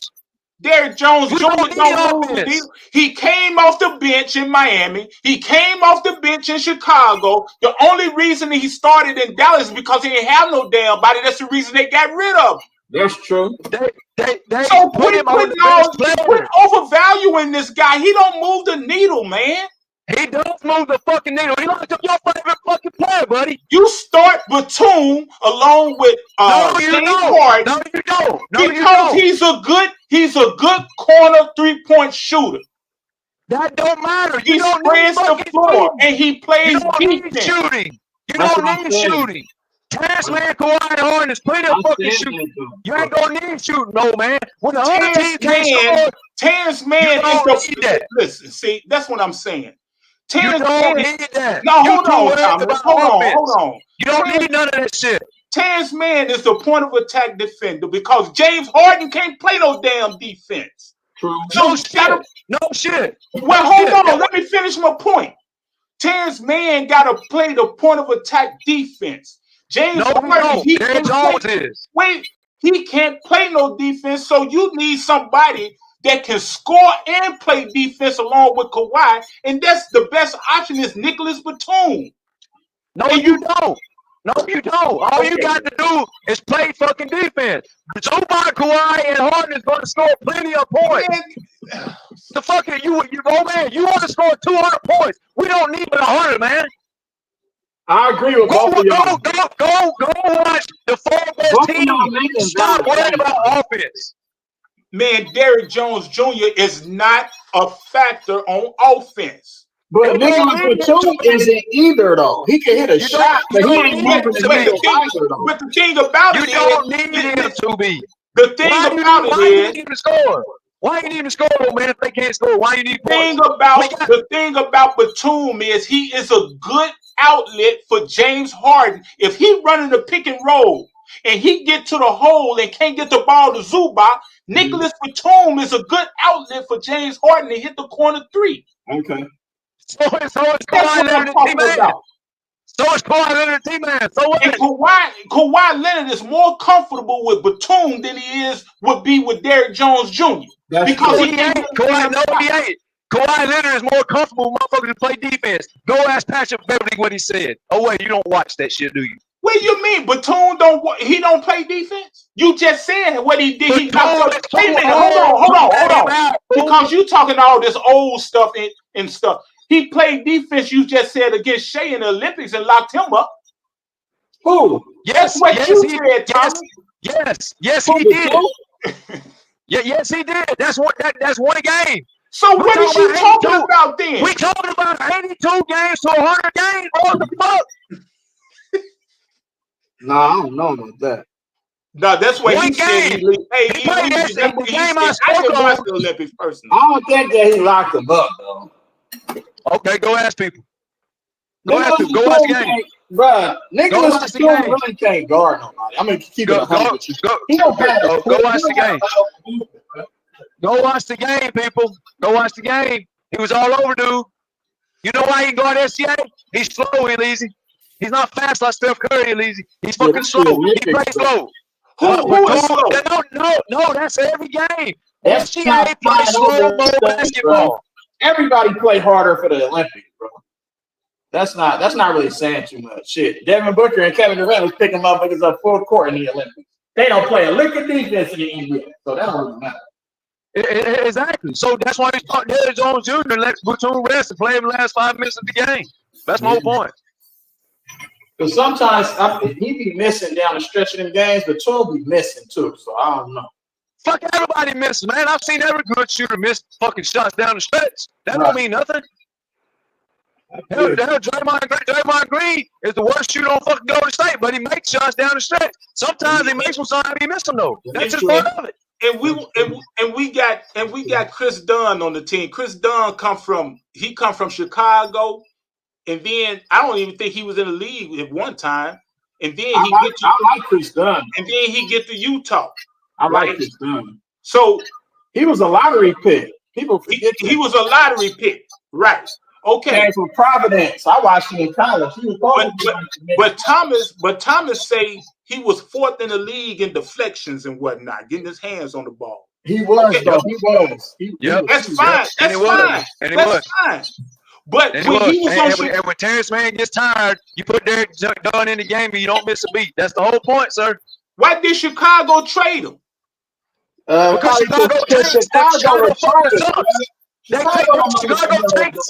Chicago tanks have a fucking time, bro. They've been tanking for fucking 30 years. Chicago don't know what the hell they doing over there. Okay, exactly. So why did Utah get rid of him? Or not resign? They like that other dude over there. They like that other player that they got. The young dude, I forgot his name. Well, you got Colin Sexton, and then you got somebody else, I think. Yeah, they had hella interchangeable guards. That's why. Okay, then. So evidently, he wasn't good enough to be on those teams. So what's gonna make him, good enough to be on this team? I think he's a better. Okay, hold on. Use that same philosophy for Russell Westbrook. Then he bounces around the league. You love him though. Now sit down, though, man. Russell Westbrook is proven he's a Hall of Famer, man. He ain't proving nothing but to lose every fucking way he goes. This man got 4 out of 5 years triple doubles. What is you talking about? I don't give a fuck. He still went home every fucking year. So what? Stop it. So we got Chris Dunn, we got Derrick Jones Jr., and now we're talking about Kevin Porter Jr. So we gotta base his success on what he did in Houston. Right, or overseas, but the only way Kevin Porter. Guess what? There's a lot of players in the NBA that are badasses from overseas. Okay, but keep going. But the only way Kevin Porter Jr. is going to play is if he hop over the 2 guys that I said earlier, Amir Coffey and Norman Powell. Which is very possible. Because KPJ ain't a weak link. Powell's a weak link on defense. No, they're going to figure out that part. They're going to be good. Powell is going to be on the trade block the minute KPJ shows that he's a fucking badass. Who? The minute he starts showing, I'm better than Powell, Powell's on the trade block. You know why? He costs too much for the team. Right. We don't need to pay somebody this much money to only play offense. We don't need that. We need motherfuckers to play offense and play defense. Hold on. Wait a minute, Elise. Hold on. Thomas, you just said we got Derrick Jones Jr. just to play defense and not score, but you got a problem with Powell. Wait a minute. Right. You got a problem with Powell playing offense and no defense. Right. Why? Ask me why. Why? Because if you don't wait a minute, if you don't score enough points, you ain't winning no game. Right. So how the hell you got a problem with Powell? But man, Powell is the third option. When Derrick Jones Jr. is locking up the first option, it's a bigger impact than the third option, sir. Wow. Hello. The whole point, the reason the Clippers lost the fucking playoffs is because the number 1 option could not score the ball because of Derrick Jones, bro. Wow. Now, Easy. You talking about a guy that can score like Powell off the bench that won a championship. Right. No, he didn't. He did not With win the the championship scoring the ball. he won a championship with did. the best player in the world at that time because of the But run Powell he didn't went play. on. But Powell didn't play. Powell was playing like 5 minutes. That was useless. But you want to give Derrick Jones Jr. some props, and he ain't proved nothing. He locked up every star he faced in the playoffs 6 months ago, sir. Yeah, that's true, man. Derrick Jones Jr. Derrick Jones Jr. have an open mind about this Clipper shit, bro. Derrick Jones Jr. Oh man. Powell played 5 minutes. Derrick Jones Jr. played fucking 20 to 30 minutes. Look, man, two different problems. Derrick Jones Jr. coming off the bench on the Clippers. No, he's not. And you put Batum in there. Again, you ain't watching. Derrick Jones Jr. don't start over Batum, bro. You put Batum in there. If you got any sense, you put Batum in there. You don't put no Derrick Jones. Well, guess what? Batum's coming off the bench, and they're gonna be winning games, and I'm gonna be driving this panel talking to you. No, they're gonna figure it out because Jeff Van Gundy understands player personnel. He'll figure that out. I promise you, they'll figure out their rotations for sure. Hey, ask Derrick Jones what they told him, man. When they was recruiting him in the offseason, ask them what they told him word for word. Oh, let me guess, you didn't watch that, did you? No, what they tell him, Thomas? They told him they wanted him to guard the best player every fucking night. You know why? Because Terrence Mann can guard 1 through 4. Derrick Jones can only guard point of attack. Terrence Mann is more versatile. Terrence Mann is more versatile 1 through 4 than Derrick Jones is. Derrick Jones can guard. He's a bad dude. But Terrence Mann can guard 1 through 4 with 0 problems. Derrick Jones Jr. can guard the smaller people. If Paul George posts up Terrence Mann, it ain't working. If Paul George would post up Derrick Jones Jr., the Clippers would have won the series. That's the fucking difference. Well, like I said, it goes back to what BJ said earlier, what it's going to take. It's going to take some scoring from them guys, and if they can't score, they need to be. BJ didn't say that. BJ asked you a question, and you said they need low BJ post. said, They need what low is post it going scoring. to take for us to get to the championship in the playoffs? Right. He didn't say scoring. He asked you the question. And No. you said low block scoring. That's what you said it's going to take scoring. There you go lying again. Here you go lying again. You said they need low block presence. That's what you said, I old man. said it's going to take scoring, man. No, you didn't. You said low block scoring. You got You to said make low up. block. Okay, then. All right. Did you not say that? Low Yes or block no? scoring. I'm putting the onus on Zubac because Derrick Jones Jr. can't score. How about that? That's fine. Zubac can deliver. Give him the fucking ball. There you go. So it's going to take scoring. And by the way, Derrick Jones Jr. can score. He gets offensive rebounds. He gets putbacks. He'll catch alley-oops, and he'll knock down 35% of threes. He can score the ball. Nicholas Batum do the same thing. Nicholas Batum is not catching no alley-oops like Derrick Jones Jr. He's not fast like Derrick Jones Jr. He's not getting offensive rebounds because he's not fast, Derrick Jones Jr. And he can't jump. Derrick Jones Jr. the highest leaper in the league down there. He don't have to do all of that. He just needs to play his role really well. And he plays with Batum he plays cannot with do what Derrick Jones Jr. does. He plays with Kawhi better. He plays with Kawhi better than Derrick Jones. How you play with Kawhi better when you ain't? How? We ain't seen Derrick Jones play with Because Kawhi. he's already played with Kawhi, so he knows Kawhi tendencies. He knows how to. Knows. Wait a minute. He knows how Kawhi plays. He knows the spots to be in when playing with Kawhi. You want to bring somebody in that don't know anything about the team and plug them in when they're not good enough to be plugged in. Okay, you spoke everything but defense. When Luka and his SGA and all these motherfuckers can't score because of Derrick Jones Jr., we ain't gonna need Batum. But you just said he locked up the best player in the Olympics, potentially when he played against Shaq. Yes, he did. SGA is a slow motion player. Everybody don't play like SGA. He's only one player. But look, but is he better than? Is he better than? Come on, man. Come on, old man. You all over the place, Thomas.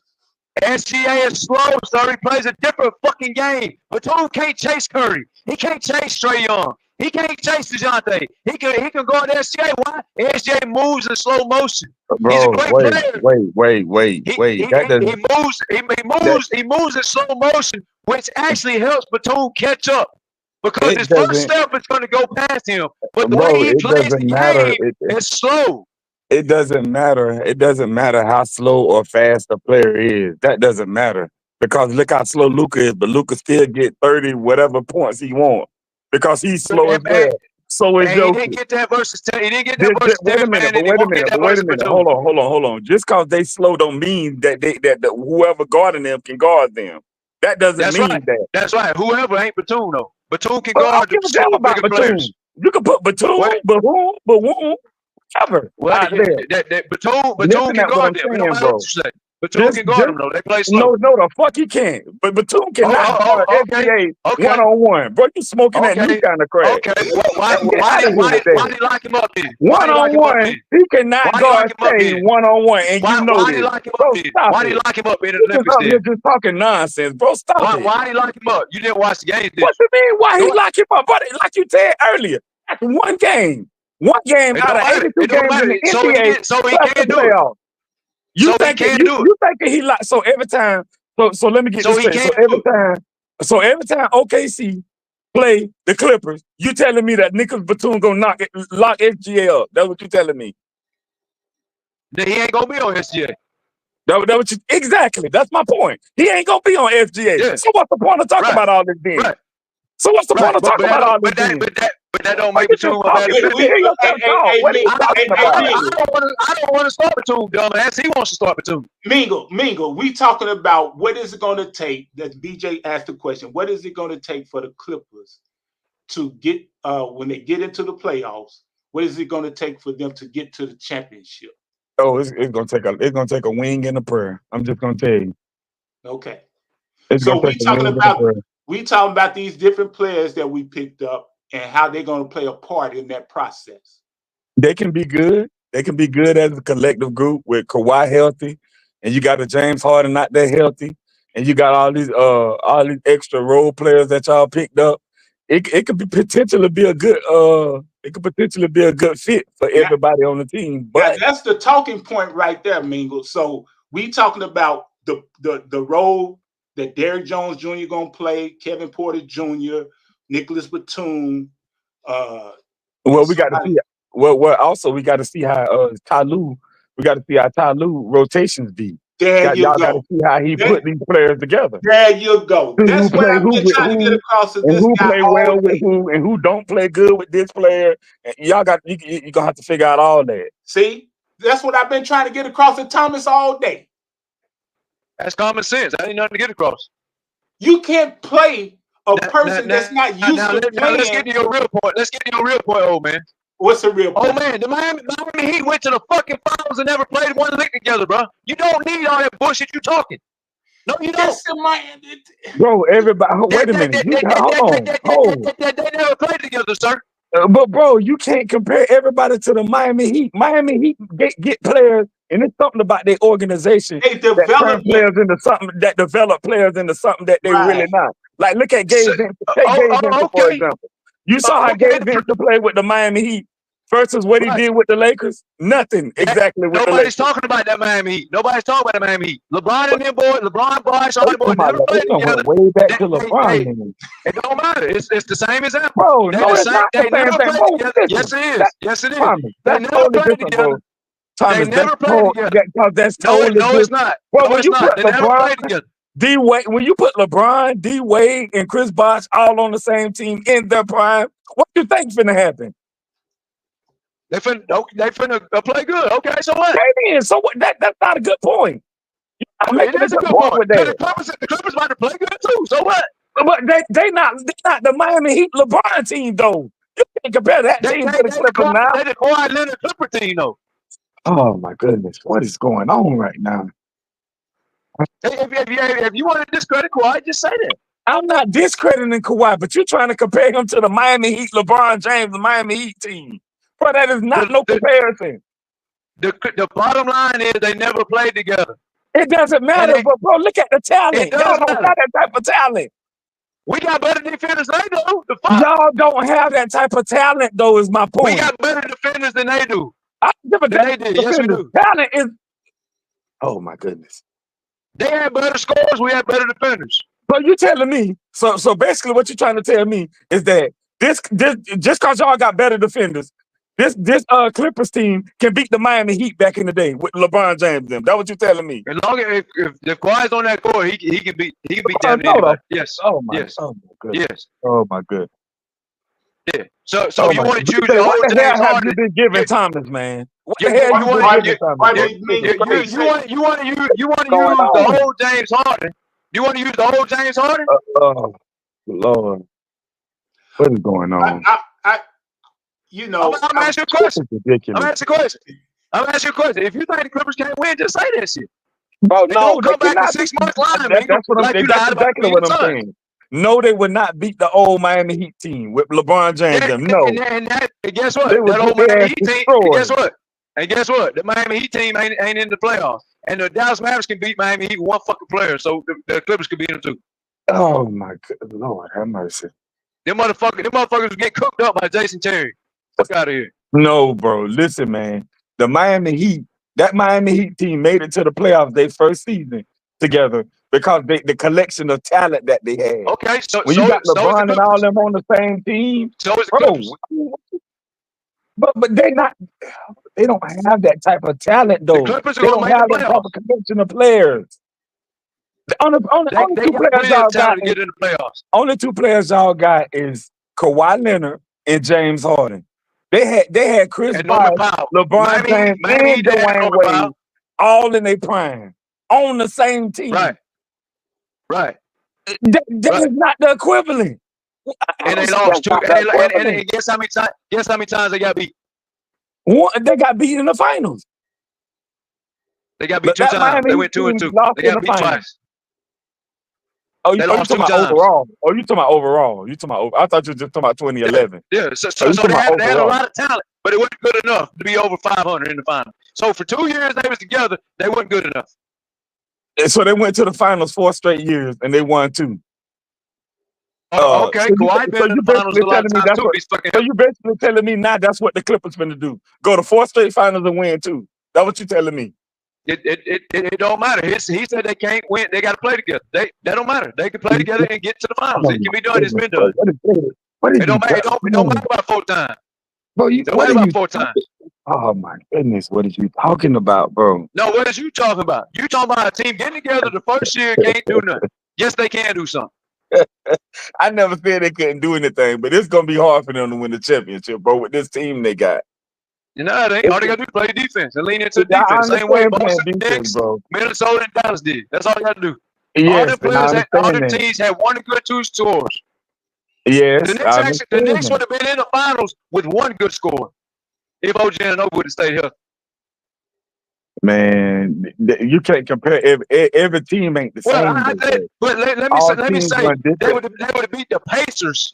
They'd have been in the Eastern Conference Finals if OG and don't get hurt. And I believe they could have gave the Knicks. If they was healthy with Bogdan, Randall, and OG and they'd have beat the Celtics. And that would happen this year. But every situation and every team is not the same. Rotations are different. It Chemistry is don't different. matter. Players It don't matter. play different. Yes, it it don't does matter. matter. All that No, stuff it don't. matters. That's No, what it makes don't. teams different. Yes, it does. No, it don't. They have a chance to get there. They got plenty of talent. Point blank, period. Okay. They got plenty of talent. Hey, when you wake up, let me know. Hey, when you predict Phoenix Suns to be a fucking scary option again, let me know. Bro. When you wake up, let me know. That's all I can tell you. When you wake up, let me know. When you want to put money on they can't win no playoff games, you let me know. Who you talking about? The Phoenix Suns? Any team though. What I said about the Phoenix Suns, that's any team. You said the Clippers need to be worried about the Phoenix Suns. No, I more than did not. I anybody said else. don't Yes, sleep you did. on the Phoenix Suns. Yes, you did. I You said said the don't Clippers need sleep to worry on the about them. Phoenix Suns. And That's what I said. they didn't need to worry about it. Because they I were mean, going to send the their ass home Clippers without lost Paul to the George. Phoenix Suns. What are you talking about? The Clippers lost to the Phoenix Suns. Because they was hurt. So what the fuck is you took home arguing court then? advantage. Why you just not They was making hurt. no kind of sense all the way around? But what are you talking They was about? hurt. The Clippers lost to They the was Phoenix hurt. Suns. So They what? was They hurt, lost. fool. So what you They was arguing hurt. for then? They was hurt. Oh, They was hurt. Well, what Phoenix suck. Phoenix sucks, and your opinion and your predictions suck. How is my predictions Phoenix fucking sucks. they lost? Because Phoenix fucking lost. They got their ass annihilated. No, Ain't the nobody hell to worry they didn't. about. They beat the Clippers. Yes, they did. How did they It don't lose? matter. They beat the Clippers. The Clippers wasn't healthy, dumbass. The Clippers weren't Oh healthy. my goodness, bro! How was my prediction wrong if the Clippers lost? I'm not Because the Clippers understanding what wasn't you were healthy. You saying. spoke on the healthy. You spoke on the healthy Clippers. You didn't speak on the injured Clippers. Lord, what's going on? Wow. Exactly. You spoke on the Clippers when they was healthy, whooping everybody's ass. That it was 25-6 run, and you said, "Oh, they didn't worry about Phoenix." I That bet was a people healthy be, Clippers you spoke on. I bet people be confused talking to you because you be all over the place. You don't even know Nah, what you be talking about. they be confused because they get called lying. You don't even know what you be talking about. Like, what are you even talking about, bro? You know exactly what I'm talking about, bro. No, the That's hell why. you That's why don't. That's You why Durant's calls your said ass my out every time you prediction. lie about it. You just said my prediction was wrong, but the It Clippers was lost to wrong. the Suns. How's my Right. prediction wrong if the Clippers Right. lost to the Suns? The Clippers wasn't healthy, fool. They didn't have Like, their that team. makes sense. I'm not They understanding. didn't have their team.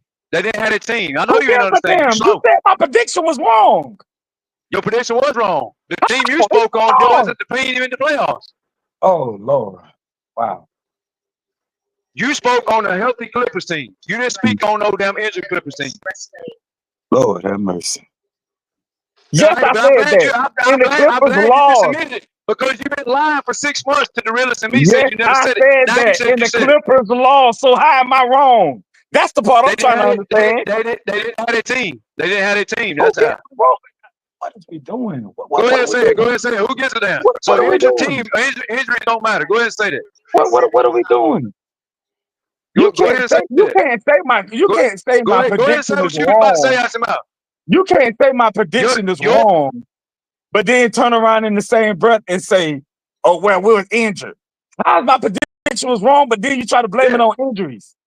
Because you spoke on the Clippers when they was on the 25-6 run, which means they was healthy. You did not speak on the Clippers as if they was hurt. Because if they was hurt, I would Bro, agree with this is sad, man. This is really sad. you. It's really sad. And It's really sad then that what you you try were to overlook saying, injuries. And you got to call a line. Now you admit it. and then the stuff you come with stuff like this. When y'all play this season, when y'all played the Dallas Mavericks in the first round, you come with stuff like, "Oh, we don't even really need Kawhi. We could beat the Mavericks without Kawhi." You said that whole before the series started. You said that whole time. And they could have. And they Then when should have. the Mavericks smacked the shit out the Clippers, "Oh, we didn't have Kawhi. We didn't have Kawhi, so that's the reason why they lost." Nah, they could have gave That's Zubac the ball. exactly what you said when they got smacked by the Dallas Mavericks. They didn't have Kawhi. They still could have won the series by giving Zubac the ball, though. They had no answer for Zubac. Okay, Tom. They had no answer for Zubac. And the old man is going to verify that when he go watch the game 1 and 2 for him. That's sad, man. That's sad that you had like Zubac would just tearing their ass up. Okay, but they still lost. Who cares what Zubac was doing? I said they got a chance to lose if Ty Lue is a fucking idiot and don't use his fucking pieces. And that's exactly what he did. I said that. I said it all year long. I'm gonna say this shit too. If Ty Lue wants to play stupid, they can be beat. That's true for any team, though. That's true for any team. Any coach wants to be a dumbass, the team can lose. So basically, you said my prediction was right, but it was wrong. My prediction was your prediction wasn't right because the Clippers but it was not wrong healthy to because play. they were injured. That what you saying? You spoke on the Clippers when they was healthy. You said they superior Phoenix and they shouldn't. Phoenix beat them because the Clippers was not healthy. You spoke on the healthy Clippers. Now, let me ask you this question then, since you keep on talking about health. Let me ask you this question. When is the Clippers healthy? Well, that's a better question. Right. Right. And it don't hold no weight. What does that matter? If the Clippers are healthy, what that matter? They ain't beating. So what? Because that's the only thing you run to. That's why it matters. Because that's the only thing that happened. That's the only thing you run to. That's why it matters. Kawhi yet. How you gonna say what that matters? But that's the only thing series you use. under Ty Lue. Because that's the truth. The truth shall set you free. So that's my next question. That's what made me ask you, when is the Clippers healthy? That's what made me ask you that. Well, that's a whole different conversation. No, it's not. It's not a whole different conversation. It's right here, right what we're talking about. It's not a whole different conversation. When is the Clippers healthy? That's not a whole different conversation. That was never the topic. The topic you spoke on was that the Clippers, when I said they was the best team in the West, you said they need to worry about Phoenix. No, when I said when you brought up our conversation, when you brought up our conversation, what we had, you said I was wrong. My prediction was wrong. But actually my prediction was right because y'all lost to the Suns. Then you said that they wasn't healthy. The Clippers That lost to the helped. Suns. Yes. So my The question, Clippers lost to the Suns. since you brought up health, my very next question to that response is, when is the Clippers ever healthy? How is that a different conversation? That's a direct response to your retort to what I said. Or to what you said I spoke said. on the Clippers when they was healthy in the season. I said they're the best team in the West, and you said they still better watch out for Phoenix. You worried about Phoenix. You said that's what you said. That was when the Clippers was healthy. You didn't wait till the playoffs when Kawhi was out to say this. You said that shit while they was healthy. It don't matter, bro. They still lost to them. They lost to the. At the end of the day, they. It's the best No, it player in the doesn't, because fucking they lost NBA to on the the court. Suns, bro. At the end of the day, they still lost. But yeah, they lost. Kawhi ain't on the court. At the end of the day, they still lost. So what's your point? You ain't Right. really making no valid They point. lost because Kawhi went on the court. That's right. So that brings me to my next question. Like I just asked you, when is the Clippers actually healthy? They healthy in the regular damn season. But that's not what you said, though. Don't try to alibi what you said to the fucking injured Clippers. Don't talk about the healthy Clippers to the injured Clippers. That's not what you said. You said with Kawhi, while they was healthy, they need to worry about Phoenix. That's what you said. You never said let Kawhi get off the court. You never said that. Oh, if a player get hurt, you have to move on. That's usually how it goes, is it not? That is how it goes for the team. They still got to play the game. But that's not what you said, They have though. to play. So That's not what you said. Trying to hang it up on the injury? Because if you would have said Kawhi is not going to be there, then you would have had a better point, and I probably would agree with you. So if one of the Suns players would have got injured, you would have had that same energy. If one of the Suns players got hurt, they supposed to lose. If both teams are healthy, the Clippers were going to send their ass home easily. Yeah, you saying that now? And guess what? They would do it again if they healthy. You saying that now? They will repeat what I'm saying. They will send their ass home. I'm saying now. I'm saying the playoffs, and I'm gonna be here with some money. Ask you to bank the bet. Man, they ain't about to do nothing, man. Cause the same thing you saying now, you're gonna be saying the same thing when come this playoff. Kawhi wasn't there. It's gonna be the same thing over and over and over and over and over and over and over. Gonna be the same thing. The same tune on repeat. Hurt, then that's what you can say. Same tune on repeat. It may not though. Which is nasty word. And see, that's the reason you got to build. That's the reason you have to build a team. Man is hurt. It's hurt. That's the reason you have to build a team based on your superstar. You have to build contingency plans, because if something like that happened to your number one player, your number two player, you got to have some guys that's good enough to cover down for the guy that gets hurt, especially if they're your number one player or option or number two option. So if you're going all in on building, that's true. If you're going all in on building a top heavy team and somebody gets injured, then hell, you got no chance in hell of winning the playoff or a championship. Okay, that's true for every team. So if SGA gets hurt, they ass is going home. If Joker gets hurt, they going home. If Tatum gets hurt, they going home. If Giannis gets hurt, they going home. Same shit for all teams. Well, Oklahoma City is a well-balanced team. They going home if SGA on that court. They don't sit over there and say they're gonna do something without SGA. Please don't. That's hypothetical. That's hypothetical. So that's it's hypothetical for you to say. It's hypothetical for you to say. It's also hypothetical for you to say that they are guaranteed. Matter of fact, do this. Name a team won a championship with that number one player. Since you want to act stupid, go ahead and do that. So Thomas, basically what I'm gonna tell you is, if let him answer the question. Hold on. Let him answer the question. Name a team that lost without their number one player. That won a championship without their number one player. Yeah. Okay. Yeah. That's no. That's no team. There's one team. 1.5 miles. There's no team. There's one team. Who? Magic Johnson won without Kareem. Everybody said Kareem was the number one player. I agree with you.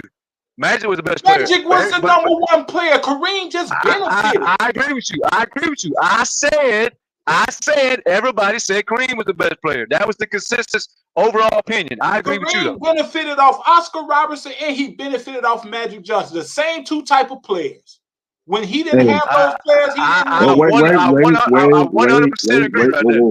I 100% disagree with that. And the reason why I disagree with that, hey, like you know how y'all like stats and all that.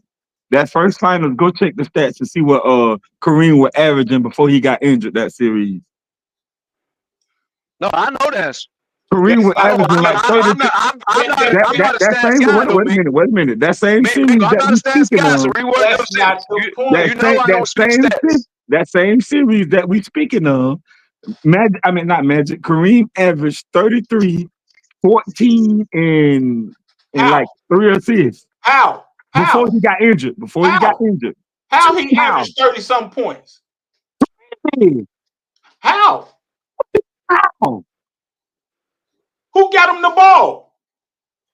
He still averaged the point. No. Who got him the ball? Who got Kareem the ball? I mean, he's the center. Who got him the ball then? Bro, that's just like saying with Shaq and Kobe. That's just like saying Shaq averaged 37. Who got him the ball? That is true. Kobe didn't get him the ball. Who Kobe got didn't play him the ball? Yes, Kobe did. You can't say Kobe didn't play Kareem point guard. Kobe was their best facilitator. No, that you was can't say Kobe was their best facilitator. No, Derek Fisher was playing for. No, he was not. Kobe led the team in assists. He might have led the team and said, okay, well then Draymond Green the best facilitator. And I would agree with you with that. Okay, well I'm glad somebody agrees. You can't say But Kobe didn't play point guard.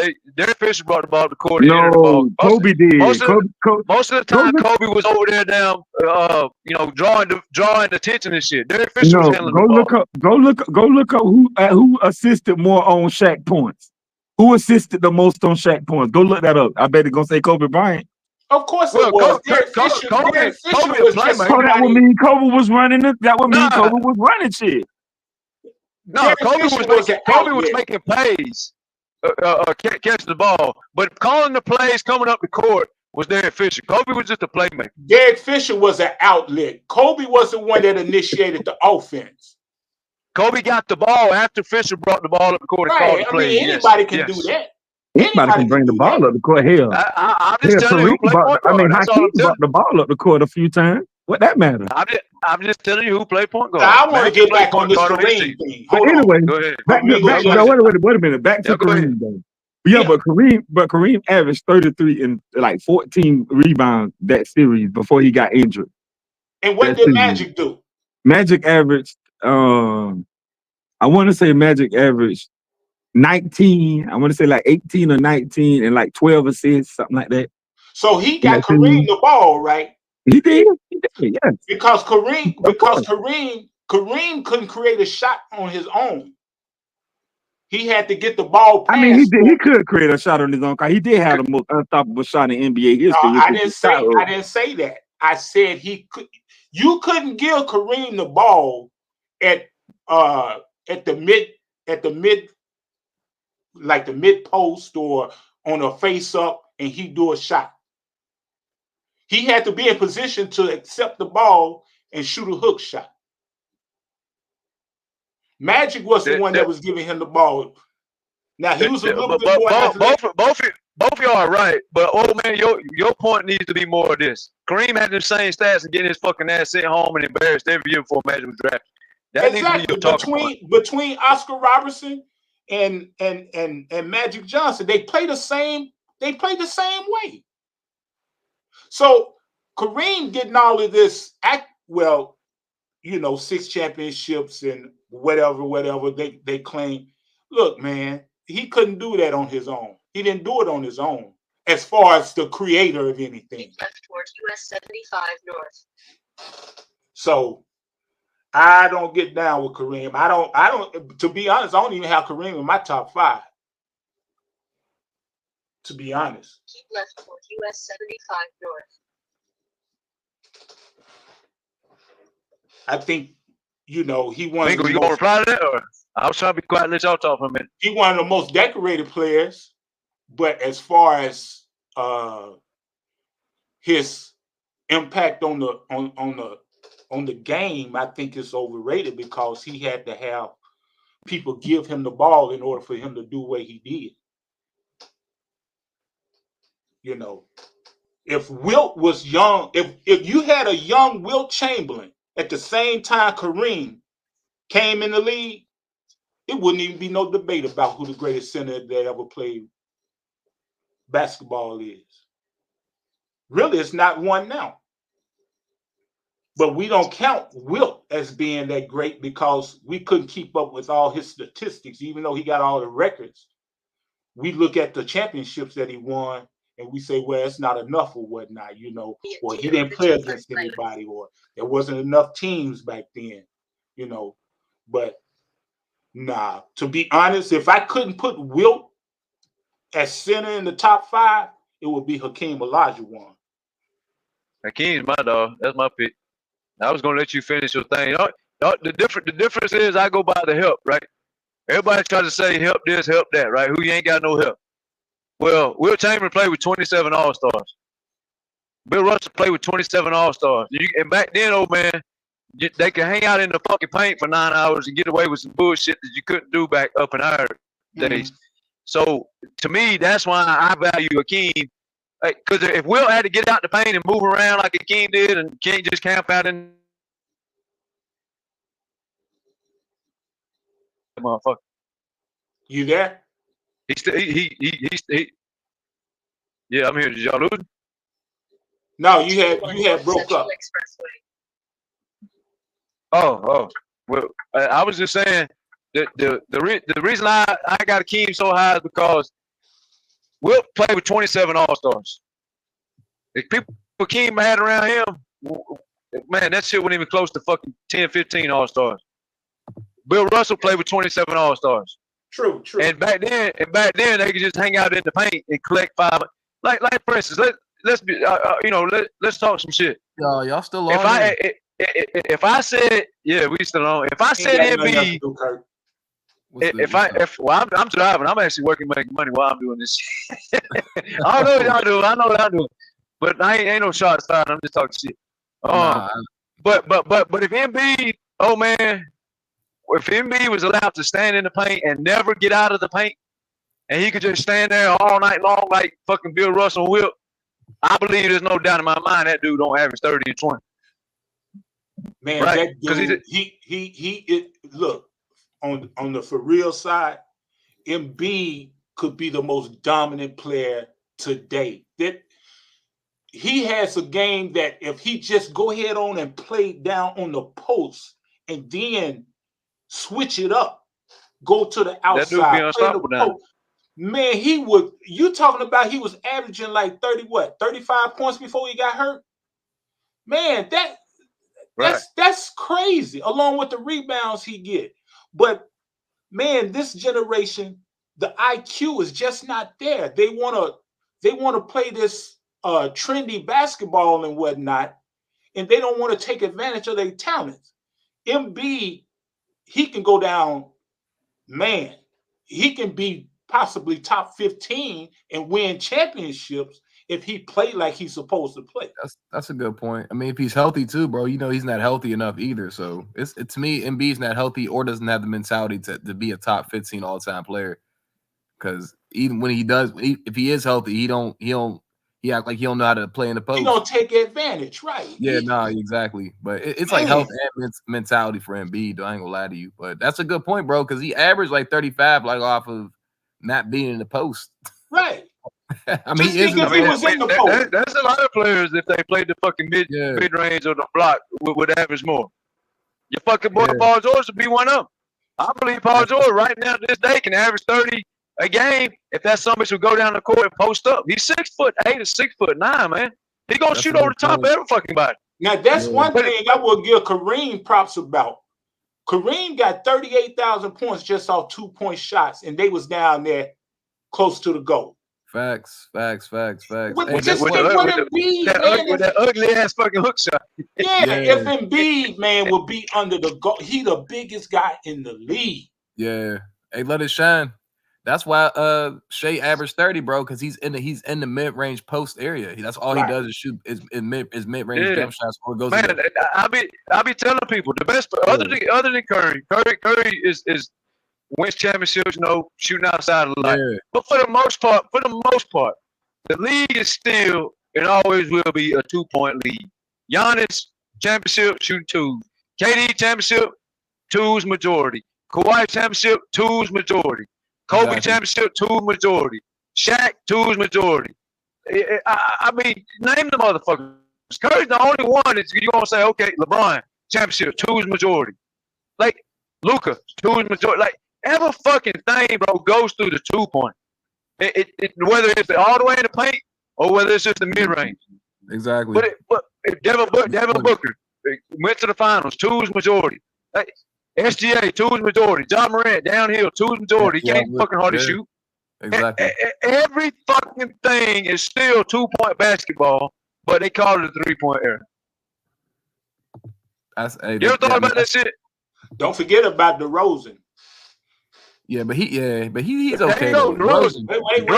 Wait. DeRozan just hasn't been on a good team. Besides, look at least at Toronto, look how far they was getting. I give you that. He's on the Kings. Well, Kawhi Leonard had the fucking Spurs beating the hell out of Golden State before he got hurt. Rose went over there and they couldn't do shit. So he's a good scorer, bro. I mean, we ain't gonna talk about him. I mean, he's on a good team now, and the Kings needed a score. They needed a mid-range score. They did. They just needed I agree. They needed a score other than Fox. I mean, other than Monk coming off the bench. So it's like now, like you just said, did Monk leave? No, he's still there. No, he's still there. He got extended. They re-signed Monk. That's smart. That's a smart move right there. Yeah, Monk he's explosive guard, man. He want to start, but I think he's good off coming off the. I don't think he should be a starter, bro. I think he's a beast coming off the bench because he just gives him that energy. He's that energy player. He's literally the Lou Williams, the whatever player you want to say come off the bench. He does not need to start. He's a good bench player to me. So he gives that team energy. That's true. And you need somebody like that. Exactly. Athletic, can shoot. Explosive score. Exactly. Exactly, bro. You need somebody like that. Damn near. I mean, he keep playing the way he playing. He'll be better than Lou Williams, honestly. You think? Yeah, I mean, he can shoot like Will, and then can go out and he can a better athlete than Lou Williams. He definitely, to me, is a better player than Lou Williams coming off the bench. I'm not even. That's just me personally. That's just me personally. He can shoot. He can shoot the three, shoot the mid range, and he's explosive at the rim. I mean, I don't see Lou doing that. Mm-hmm. I mean, but Lou's consistent. So it's like, of course, he's the better player coming off the bench. But if I don't know how old Monk is, but he keep playing the way he's playing. He'll be better than Lou Williams coming off the bench. He only like 26, 27, something Monk? like that. Yeah. Oh yeah, yeah. I like him better than Lou. I mean, him and Lou bring the same energy off the bench. But the thing, Monk, he's electric fan. So I'm like, he's more explosive. Exactly, and he can shoot. So I'm like, oh. I don't blame him, bro, because he's like a streaky scorer. So it's like once he gets hot, it's kind of hard to stop him. And he's clutch like Lou too. So that's an argument for obviously, I guess, when his career is over. But nah, he definitely, to me, I'd take him over Lou Williams right now. I mean, that's just me personally. That's just how I feel. He tough. Yeah, I got him on the same level. Yeah, exactly. They both got capability to get 30. Both got capability to get 20. Exactly. They both a fucking liability. They're both a liability on the other end. And him and De'Aaron Fox play good together. You know, they played at Kentucky together. Yeah, they do. And they play good together. De'Aaron Fox was glad to get. Man, I don't know what the Lakers was thinking of, man. You let that guy walk, man. I'm not gonna lie to you, bro, but man, I think the Lakers are. I mean, honestly, they're the same team from last year, and then to me, they're going to be like what? They're going to be 8th or probably like 7th or 8th seed, maybe 8th or 9th seed. To me, the Lakers, they're not moving up. I mean, like you just said, they did let him go, but I'm kind of glad he didn't go over there because it's a shit show over there. Yeah. Like to me, it's like they didn't have no structure over there. Like you still got. I mean, I don't like you lose. They lost to the Nuggets twice. They should have got swept by the Nuggets twice, like in 2 years. They should have got swept by the Nuggets 2 years in a row. Like I don't know what the Lakers is doing. I mean, you got Bronny. I mean, they got Bronny and shit. Like it's a TV show over there, bro. I don't know what's going on over. I don't know what's going on in LA, bro. I'm not gonna lie to you, bro. So yeah, that's a whole shit show over there. yeah, I mean, bro, they get Vanderbilt back for the whole season, so like that's good. I think they should be more. I think they should be more like a 6, 7 seed or whatever. But I mean, yeah, they they didn't make no game changes. Like they didn't upgrade the defense and they didn't upgrade the offense. Like you at least got to upgrade one or the other.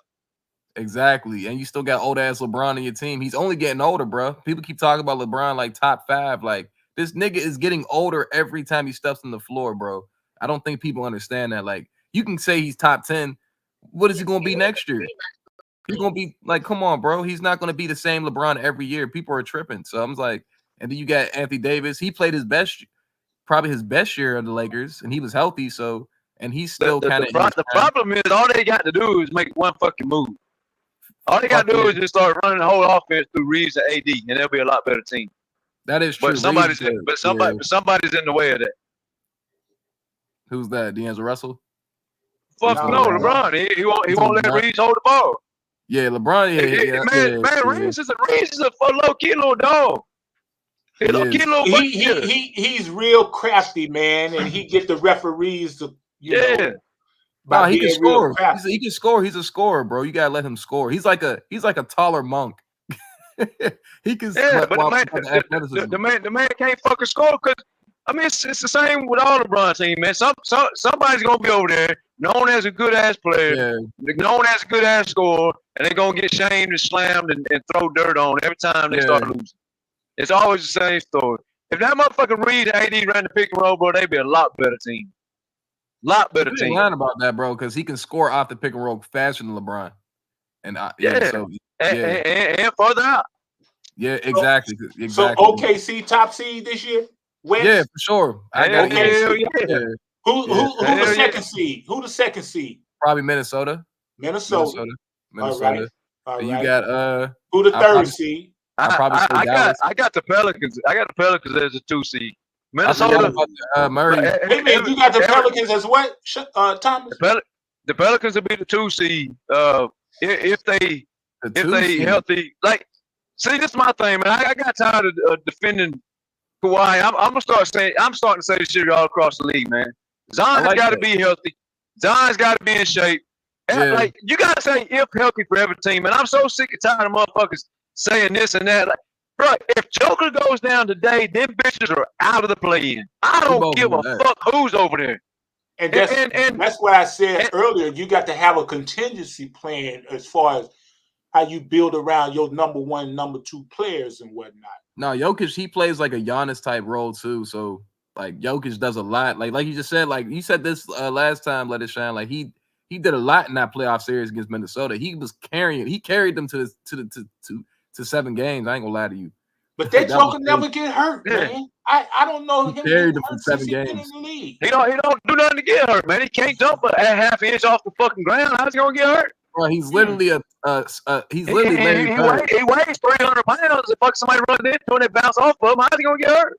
Exactly. He's all thing he can do is roll an ankle, and he moves so fucking slow. They probably move their feet out under his feet before he can roll his ankle.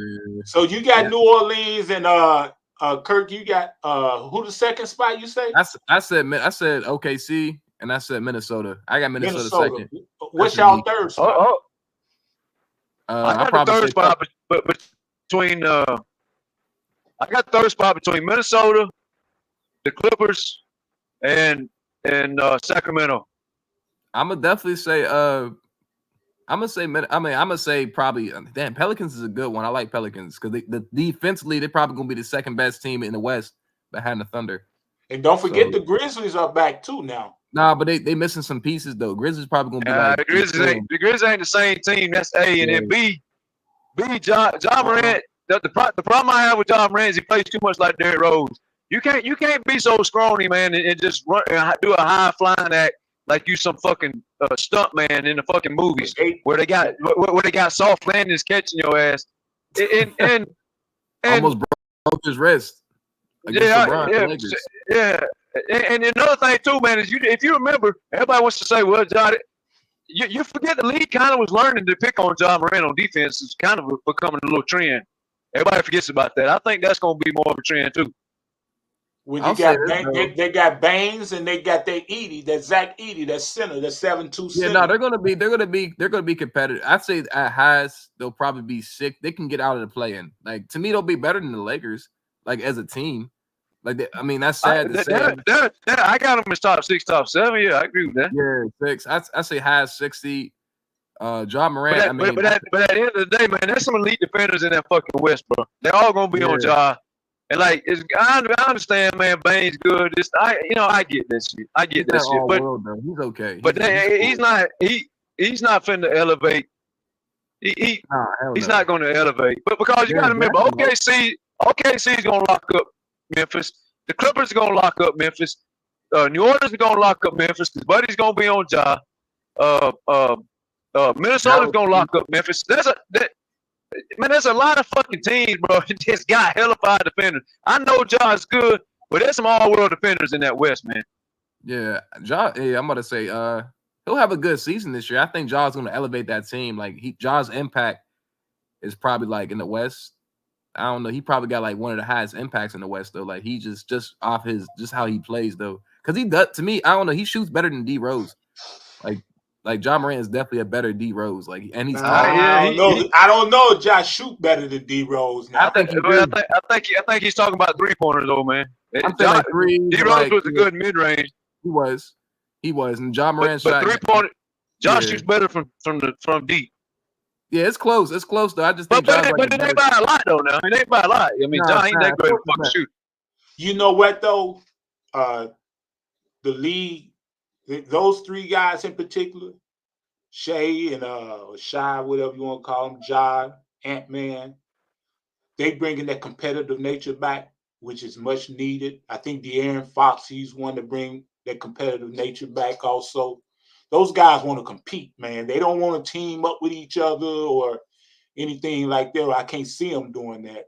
So it's fun to watch them, versus guys that want to team up and, don't want to compete against each other because they scared for the public to say who's better, But big ups to them.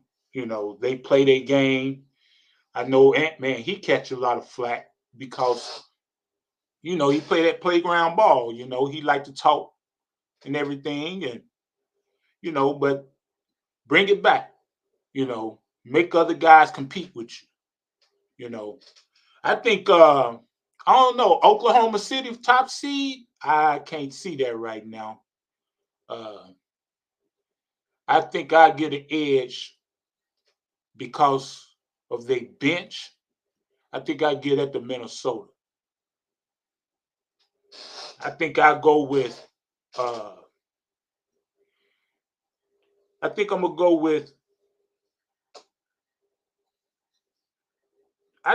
go with, Memphis, second seed.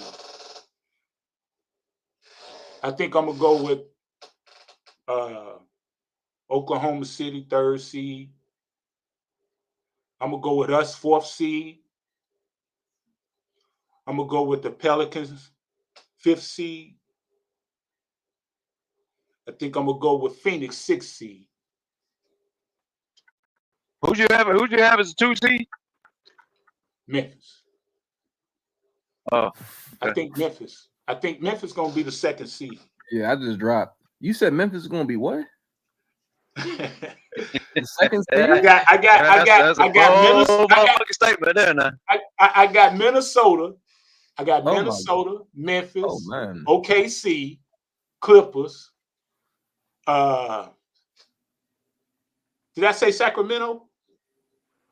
Well, you think? I said the Pelicans. I said the Pelicans. I think I said the Pelicans, and then Phoenix.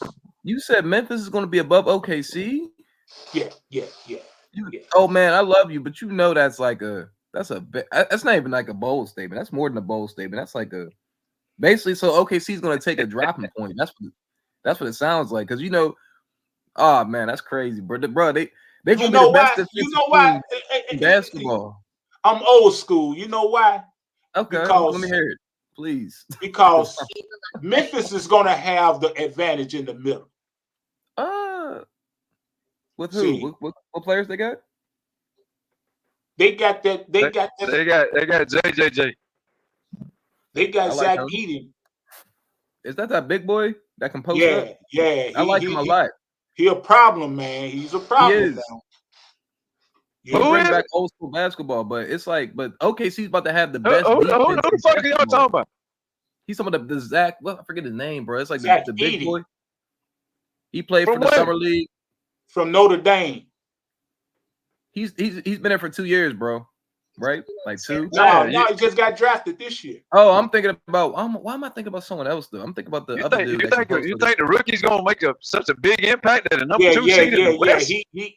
He gonna be impactful. So he gonna be better than Chat. That's what they need. That was the piece they was missing. Because you got Zach Edey. Now you can play what's the brother name? Jaren Jackson? Jaren Jackson Jr. at his position now. Power forward. Power forward. So Okay, you so you got got Zach him. Edey, Jaren Jackson Jr. Don't that clog up the paint though? No, because Jaren Jackson, he wants to play outside. He's talking about John Morant though, I think. Yeah, but John Morant, Jared Jackson, and the centers all gonna be in the fucking paint. No, bro. That's all they wanna do. no. Jaren Jackson Jr., he's not a good rebounder. So you got somebody, he wants to play outside. And so you got Zach Edey in the middle, who you can throw to at times when you want to change up the offense. Is he But that of nice? course, Ja gonna do what he I gonna do. thought Jackson played down low. I thought he was like leading the league with blocks or some shit. He should have been defensive player of the year, honestly. I'm not saying I thought he played down low. I'm not saying defensively, Tom. He stretches out a little bit, bro. He shoots threes, bro. Yeah, Like, he just that's stretches- what I'm he just- talking he just about. stretches He's floor, bro. capable of opening up the floor. He shoots a lot of threes though, too. I ain't gonna lie. He Yeah, jacks motherfuckers up. And then they got really Desmond jacking. Bain, man. They're gonna be a problem, man. Okay, I'm not mad. I mean, you could. I don't. They ain't gonna be better than OKC. About to have the best defense in the league, though, man. So that's a tough. I ain't gonna lie. That's your statement, though. I'm Why? not mad. Because of what's his name from the Knicks? Hargenstein. Come Yeah, on. but I'm trying to think. Even before that, old man, they was defensively last year. They was a beast last year. And then of course you add Harkenstein and Alex Caruso. They're going to be the best defensive team in best. It's not even close to me. Well, it's close between Boston or like Minnesota, but now they have like a position for every player on the floor, and everybody on OKC plays help defense. Like I'm talking about from the bench to the starters. No. I love the way OKC plays. Facts. I agree, bro. Believe me. You watch them. Okay, you watch them. Okay. They the only team I've seen them last year, man, and I know Beautiful. Shaq. I know Shea. What is it, Shea or Shaq? Shea. It's the same I thing. know Shea, he Shaq. controls the offense, but man, that ball moves around. Like that crazy. ball moves around.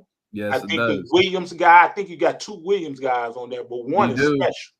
Yeah, he play. Hey, I think the Jalen Williams. I think he played like Anthony Edwards. There quite you a go, step. Jalen Williams. That's his name. Jalen And Williams. then yeah, you got Isaiah Joe that can hit them threes. he has a beautiful jump shot. Beautiful jump shot. Man, I'm telling you, man, they well coached, man. They got Yeah. a good young coach, man, and they like their coach, man. Exactly. You know who they remind me of, old man? Who They is remind that? me of a young Warriors team. Yeah, there you go. There you go. There you And- go. No, yeah. you hit it. You hit it. You hit Yeah. it. And you got your best player averaging 30. Like it's like he like kind of like I'm not saying he's Steph Curry, but he does shit on the floor that's like damn, like he's bringing like damn their old school basketball back. Like him, Anthony Edwards, like he beat like I said, he be in the mid range post. Like a lot of people don't like. I mean, I ain't gonna say I think SGA is like a little underrated to be honest with you, bro. That's just me personally. I think he's definitely top 5. He does a lot for that team, but the team is their actual team basketball. So he just has to step up a little bit this year, probably just take over games. No, I think what they need to do is they learned from last year. Yeah. And, by them going back, looking at film and see the Yeah. things that they did wrong and whatnot and Uh-huh. improve on, they'll be back there. The only reason I Yeah. got Minnesota there is because Minnesota should have went to the championship. But When? What year? last year. Last Yeah, they you should talking have about won. They should have won, man. They should have won. They you said should have beat Minnesota? Dallas. You said Minnesota. Oh, you Right. said Minnesota. Okay, I don't know why I thought you were still talking about They Memphis. should But have beat Dallas. no, well, here's my thing, bro. I'm not gonna say that, bro, because they couldn't like I'm not gonna lie, their best defender was Luka was killing him, McDaniels, the whole time. So I was like, no, not the whole time. No. I mean, I'm just saying the way he was like, see, I don't know, Man, McDaniels, he was cooking Luka him. was way more effective, old man. That's what I'm telling you about defense. If that had been Terrence Mann instead of McDaniels, Minnesota would have beat them. You know what beat Minnesota? Karl Anthony Towns taking them ill-advised 3-point shots and not utilizing. That's true. That's true. But old man, he been shooting them same shots all year fucking long, and they still was a top seed. Okay. So It comes a time that when you got to mature and you got to use your IQ. He was a mismatch. That's true. That's true, old man. But he's been a fucking idiot his whole career, and Minnesota was still one of the top seeds while he was an idiot. He changed nothing, old man. He didn't change at all. What changed was McDaniels couldn't affect Luka how T-Man and Lou Dort was affecting Luka. That's why he was killing McDaniels, man, killing that dude. But Cat, offensively, you're right offensively. But they still would have beat Dallas if they would have slowed Luka down. That's what we're saying. Hey, but old man, you know what? Even with Cat struggling. Facts. You know what McDaniels does, old man? He likes. I think he's a good defender, but he likes to rely on his length too much. To me, Lou Dort gets up in you, and so does T-Man. McDaniels likes to use his length like Paul George and puts his hands out a lot, and he can get steals and shit because he's so lengthy. But Lou Dort and T-Man are gonna get up in you and be like, "All right, bro." Luka don't like that physicality. Exactly. McDaniels, all that length and shit, that don't matter, man. Luka's got handles. He ain't worried about your length. Yeah. He don't like you. He don't like you getting in his fucking face, punking him out, pulling and pushing him around. Oh man, did you watch Luka cry against the Clippers? Did you watch him cry against Lou Dort? That motherfucker was shook like a halfway crook, bro, man. That motherfucker was scared. He's a pussy. He was terrified. He was running from Luka and Dort. But when he got McDaniels a scrawny dude, just backs up off of you, tries to reach and shit. Luka ain't worried about you reaching. Why? He turns his back to you. Once he turns his back to you, like Magic Johnson, you can't get your hands on the ball. That don't bother Magic Johnson. What bothered Magic Johnson was Jordan getting up under his fucking ass and bump him and push him around them elbows and getting up in his face. That bothered Magic Johnson. Football. That's the way Luka is. If you back up off Luka, he's gonna kill your ass. If you get up into this dude, he's soft, man. He don't want that pressure. He don't want that attitude. He don't want that swagger. He don't want that physicality. And he's gonna cry all night long. And then his coach is gonna cuss him out because he's not getting back on defense. And then you're gonna win the series. That's how you beat Luka. That shit McDaniel was doing. That shit that's not gonna work. That's child's not play, gonna work. bro. But I ain't gonna That's lie. child's play. Lou Dort was chasing. I ain't gonna lie. He was chasing Luka off them screens. Like every time there was a screen, because he almost got fouled out for the last game too. Lou Dort was literally chasing Luka around the whole court. I was like, yo, this is crazy. I loved it. I ain't gonna lie, because he was so. Well, they called some bomb fouls on Dort, just of because. Course, they had to though. He was playing physical though. And he was giving Luka the. Well, Lou Dort is dirty too, man. I'm not mad. Lou Dort is dirty, man. He deserves some of them fouls. He deserves some of them fouls. That bitch is dirty. Yeah, you could tell they. That's the same fucking dude. That's the same dude that hurt Paul George. He had no reason to put his leg under Paul George on that wild, though. Yeah, that was wild. Man, that was a dirty ass move. Yeah. That was a dirty ass move. You could tell they just tell Lou Dort like, all right, bro, just go out there and just be physical. Like that's all he does, bro. Like he literally he played football out there, bro. He's a football player, bro. He's a running back. Yeah, if they would have had any types of defense on Luka, man. But oh man, he was so bad that they demoted Daniels and put Ant on Luka for the rest of the series. That's how bad McDaniels was. He got demoted. He got demoted. And that man was tight. That man can't score 50. He can't carry Karl Anthony Towns and guard Luka, man. That's a whole lot. Let it shine. Remember, now Kawhi can do that. Kawhi can do that, but Ant-Man can't do that. He's not ready yet. He started getting so McDaniels is getting cooked by Luka. and Ant-Man's getting cooked by Kyrie. Like Because it he was tired, man. He was tired. They exerted a lot of energy. bro. Wait a minute, hold on. They exerted a lot of energy playing against Denver, man. It's the playoffs. They hold on though, but they won 7 games against Denver. Look how many games they won against Dallas. That's a good. I'll say this. That's a good point, old man. So do you don't think Luka was tired when he was facing Lou Dort every possession? But they wasn't playing in that altitude like Minnesota. That's a good point. Okay, that's a good point. Okay, That altitude only bothers you when you're up there, man. That shit don't go to fucking Dallas. But they win 7 games, Thomas. I mean, I understand it. I understand they win 7 games. I get that. I get that. How many times Kawhi win 7 games? The shit happens, man. You got to suck it up. You get paid to win. You get paid to cry, man. Cat was playing low IQ basketball. If he would have took advantage, he always gonna do that. If he would have took advantage, I want Ant-Man to come to the fucking Clippers. That's what I want. If he would have took advantage and posted them guys, because he did it for 1 minute, then all of a sudden he just stopped and he started shooting them 3-pointers. I ain't gonna lie, he does that a lot. Oh man, listen to what you just said. That's the same reason, and I'm not being a smart ass. I'm talking to you, experience here. No, go ahead. Oh man, the same shit you just said, buddy, is the same reason why I didn't give a fuck about their size. Well, listen to what you just said, and I'm not trying to roast you. Like I'm trying to roast you sometimes, I tell you, but this right here, I'm just being honest with you. He's going to stay outside, so there's no fucking reason Paul George and Kawhi can't lock him up. That's easy work. But you know what? But in the regular season, I agree with you. In the regular season, for that one game, they did try to play bully ball on us. I understand your point. They did. But you know what? Man, it's 7 games. You know what though? He's not going to do that for 7 games. That coach that stepped in for the coach, he left Rudy Gobert in the game, man, which he should have had. I kick Rudy Gobert off the team. I trade that dude. I start Nas Reed every game. Nas Reed and Karl Anthony Towns played well together, but yes, sir. Man, he didn't leave Nas Reed in the game, man. I'm like, man, what's going on here? But you know why? You know why they play good together? Because Nas Reed is stand outside and hit 10 threes. Rudy Gobert is going to stand in the paint, calling it down like, fuck, I can't go in there. And couldn't do nothing, you know. Yeah. Rudy Gobert is that fucker so bad overrated, it ain't funny.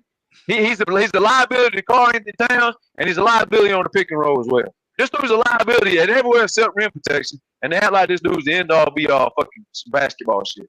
I think Dallas going to take a step back though. I don't think they're going to, even though they got Clay and I think they got some other guys, but Clay and their defense got weaker, so I agree with you. I think they're going to take a step back, Because at the end of the day, who's guarding the best fucking player? You got Clay out there who took a step back, Kyrie and Luka. That's 2.5 weak links on defense. I'm gonna give Clay a little bit of respect, say he guards certain people, I ain't gonna call him all the way cooked, but I mean, Derrick Jones Jr. made a huge difference for their fucking defense, and that does not stop me from saying the Clippers still should have beat the motherfuckers. Because PJ Washington, he did a good job too. You can't take nothing away from PJ Washington. He hit timely shots. He did. He did. He hit timely shots. But at the end of the day, the players that Dallas played struggled because of Derrick Jones Jr. If he wasn't on the court, I don't believe PJ Washington is guarding them that well. I mean, Harden for the most part of the series had his way with Washington, and that's old Harden. So what the fuck you think? If he's got to go, and they say they picked up his other dude, which is cool. But at the end of the day, if we feature Zubac in offense and we have moved Terrence Mann, we just still won that fucking series. And if Paul George would have posted up, that would have helped us win the series even more.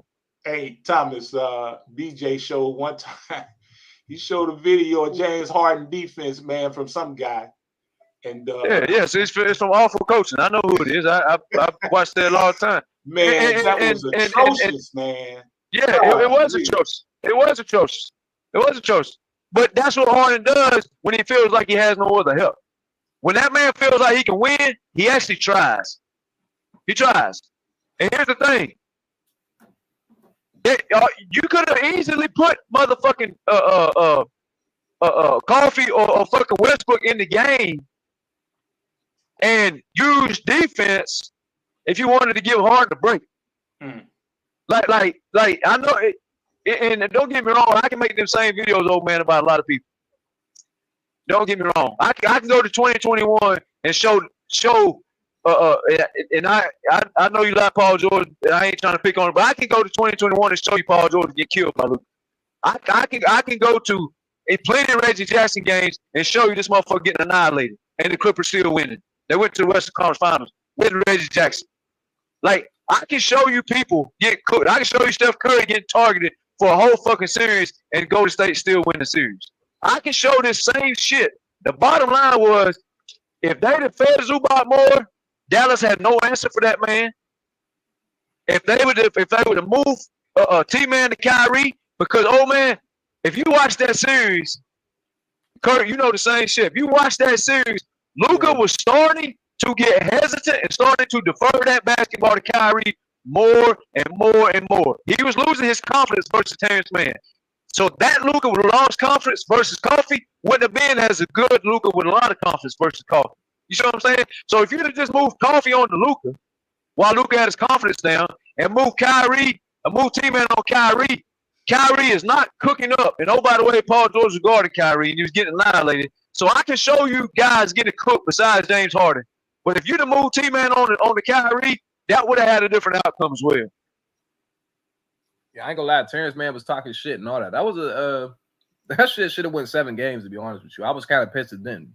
Because the Clippers, you could see they wanted to win, but it was kind of like, they was like, damn, like, it was like, we can't make no adjustments, and we're just out here just letting these dudes do whatever. It was a weird series, bro. That should have been a 7-game series. I don't know why it wasn't, but it is what it is. But man, like you said, James Harden, all he had to do is make a couple different adjustments, man. Exactly. And then just make Paul George post up. You should have called time.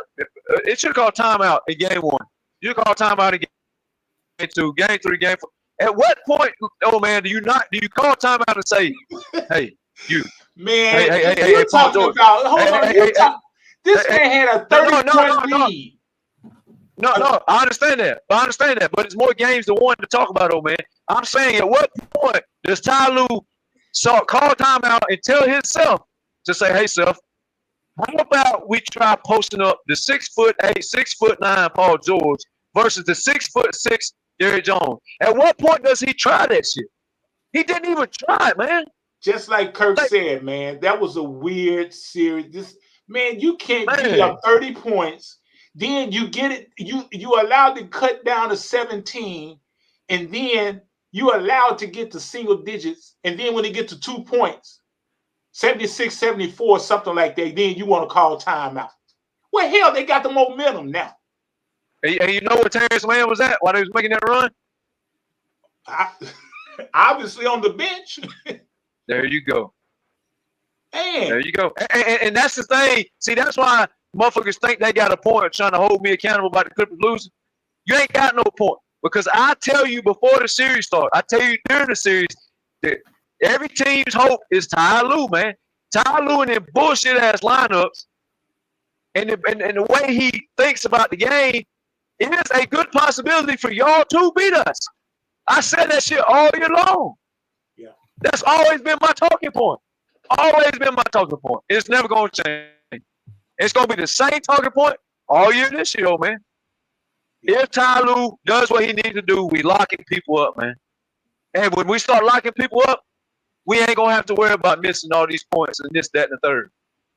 Because when you don't give up 50 points to Malik Monk and Cam Thomas and fucking LeBron and Giannis, when you decide not to give up 50 points to one player, old man, guess what? Your winning percentage is going to go way up. Yeah. That's all you got to do. Stop. Then they gave up 50 points to Cam Thomas, bro. I don't give a fuck how many times he does this, that, and the third. That son of a bitch is not scoring no 50 fucking points on no Derrick Jones, on no Terrence Mann, and on no Kawhi Leonard. It's not fucking happening. It's not. I promise you it's not. And if he don't score 50, then guess what? Harden and Kawhi blow out New Jersey. They get a rest that night. They're done playing by halftime, old man. They got fresh legs the next night. Right. This shit is not hard, man. It's not hard. Ty Lue makes this shit way harder than it fucking is, man. Why give him an extension then? That's what I'm saying. I agree with you on that point. The only part we differ in is if you don't give up this many points, old man, you don't need to replace this much offense. If the Clippers have a top 3 defense, they ain't gonna have to worry about who the fuck's gonna score the ball, old man. Because A, we're gonna be running and gunning, shooting layups. B, we're gonna have all the momentum because they can't score. And C, our stars are gonna be resting that night to play the next night. It's really that fucking simple, man. When you go play the Sacramento Kings, Chris Dunn needs to play every minute Malik Monk plays. T-Man and Derrick Jones need to play every minute De'Aaron Fox plays, and so does Kawhi. And if you do that, old man, you beat Sacramento's ass and you on to the next night. But if you don't, DeRozan, Monk, and Fox is gonna cook up, and Kawhi's going to play 45 fucking minutes, and then we're gonna have a tired Kawhi the next night. Yeah, that's all this shit boils down to. It's really not rocket science, man. Right. It's really not. And that fucking center, Sabonis, he's not fucking guarding Zubac. He's too small. Give Zubac the fucking ball, man. He'll score the ball. I promise you. Well, I think that's the reason they got. I think that's the reason they got Valanciunas. So, you know. There's no doubt. There's no doubt. But guess what? They want to put certain. But guess what? Valanciunas ain't no fucking stopper. That bitch ain't no stopper. He's a scorer. Yeah. So now you got two scoring bigs down there. Well, you just need somebody to do their job. That's all. If they do it well enough, you know, he can rebound. You know, he can take some pressure off of Sabonis. So, you know, we'll see what happens. But Thomas, man, it's been fun, man. I got to run. Appreciate your time, man. All right, man. You know, you too, man. Be big up safe to out there. DJ, man. I'll talk with y'all next week, man. All right, good. Yep.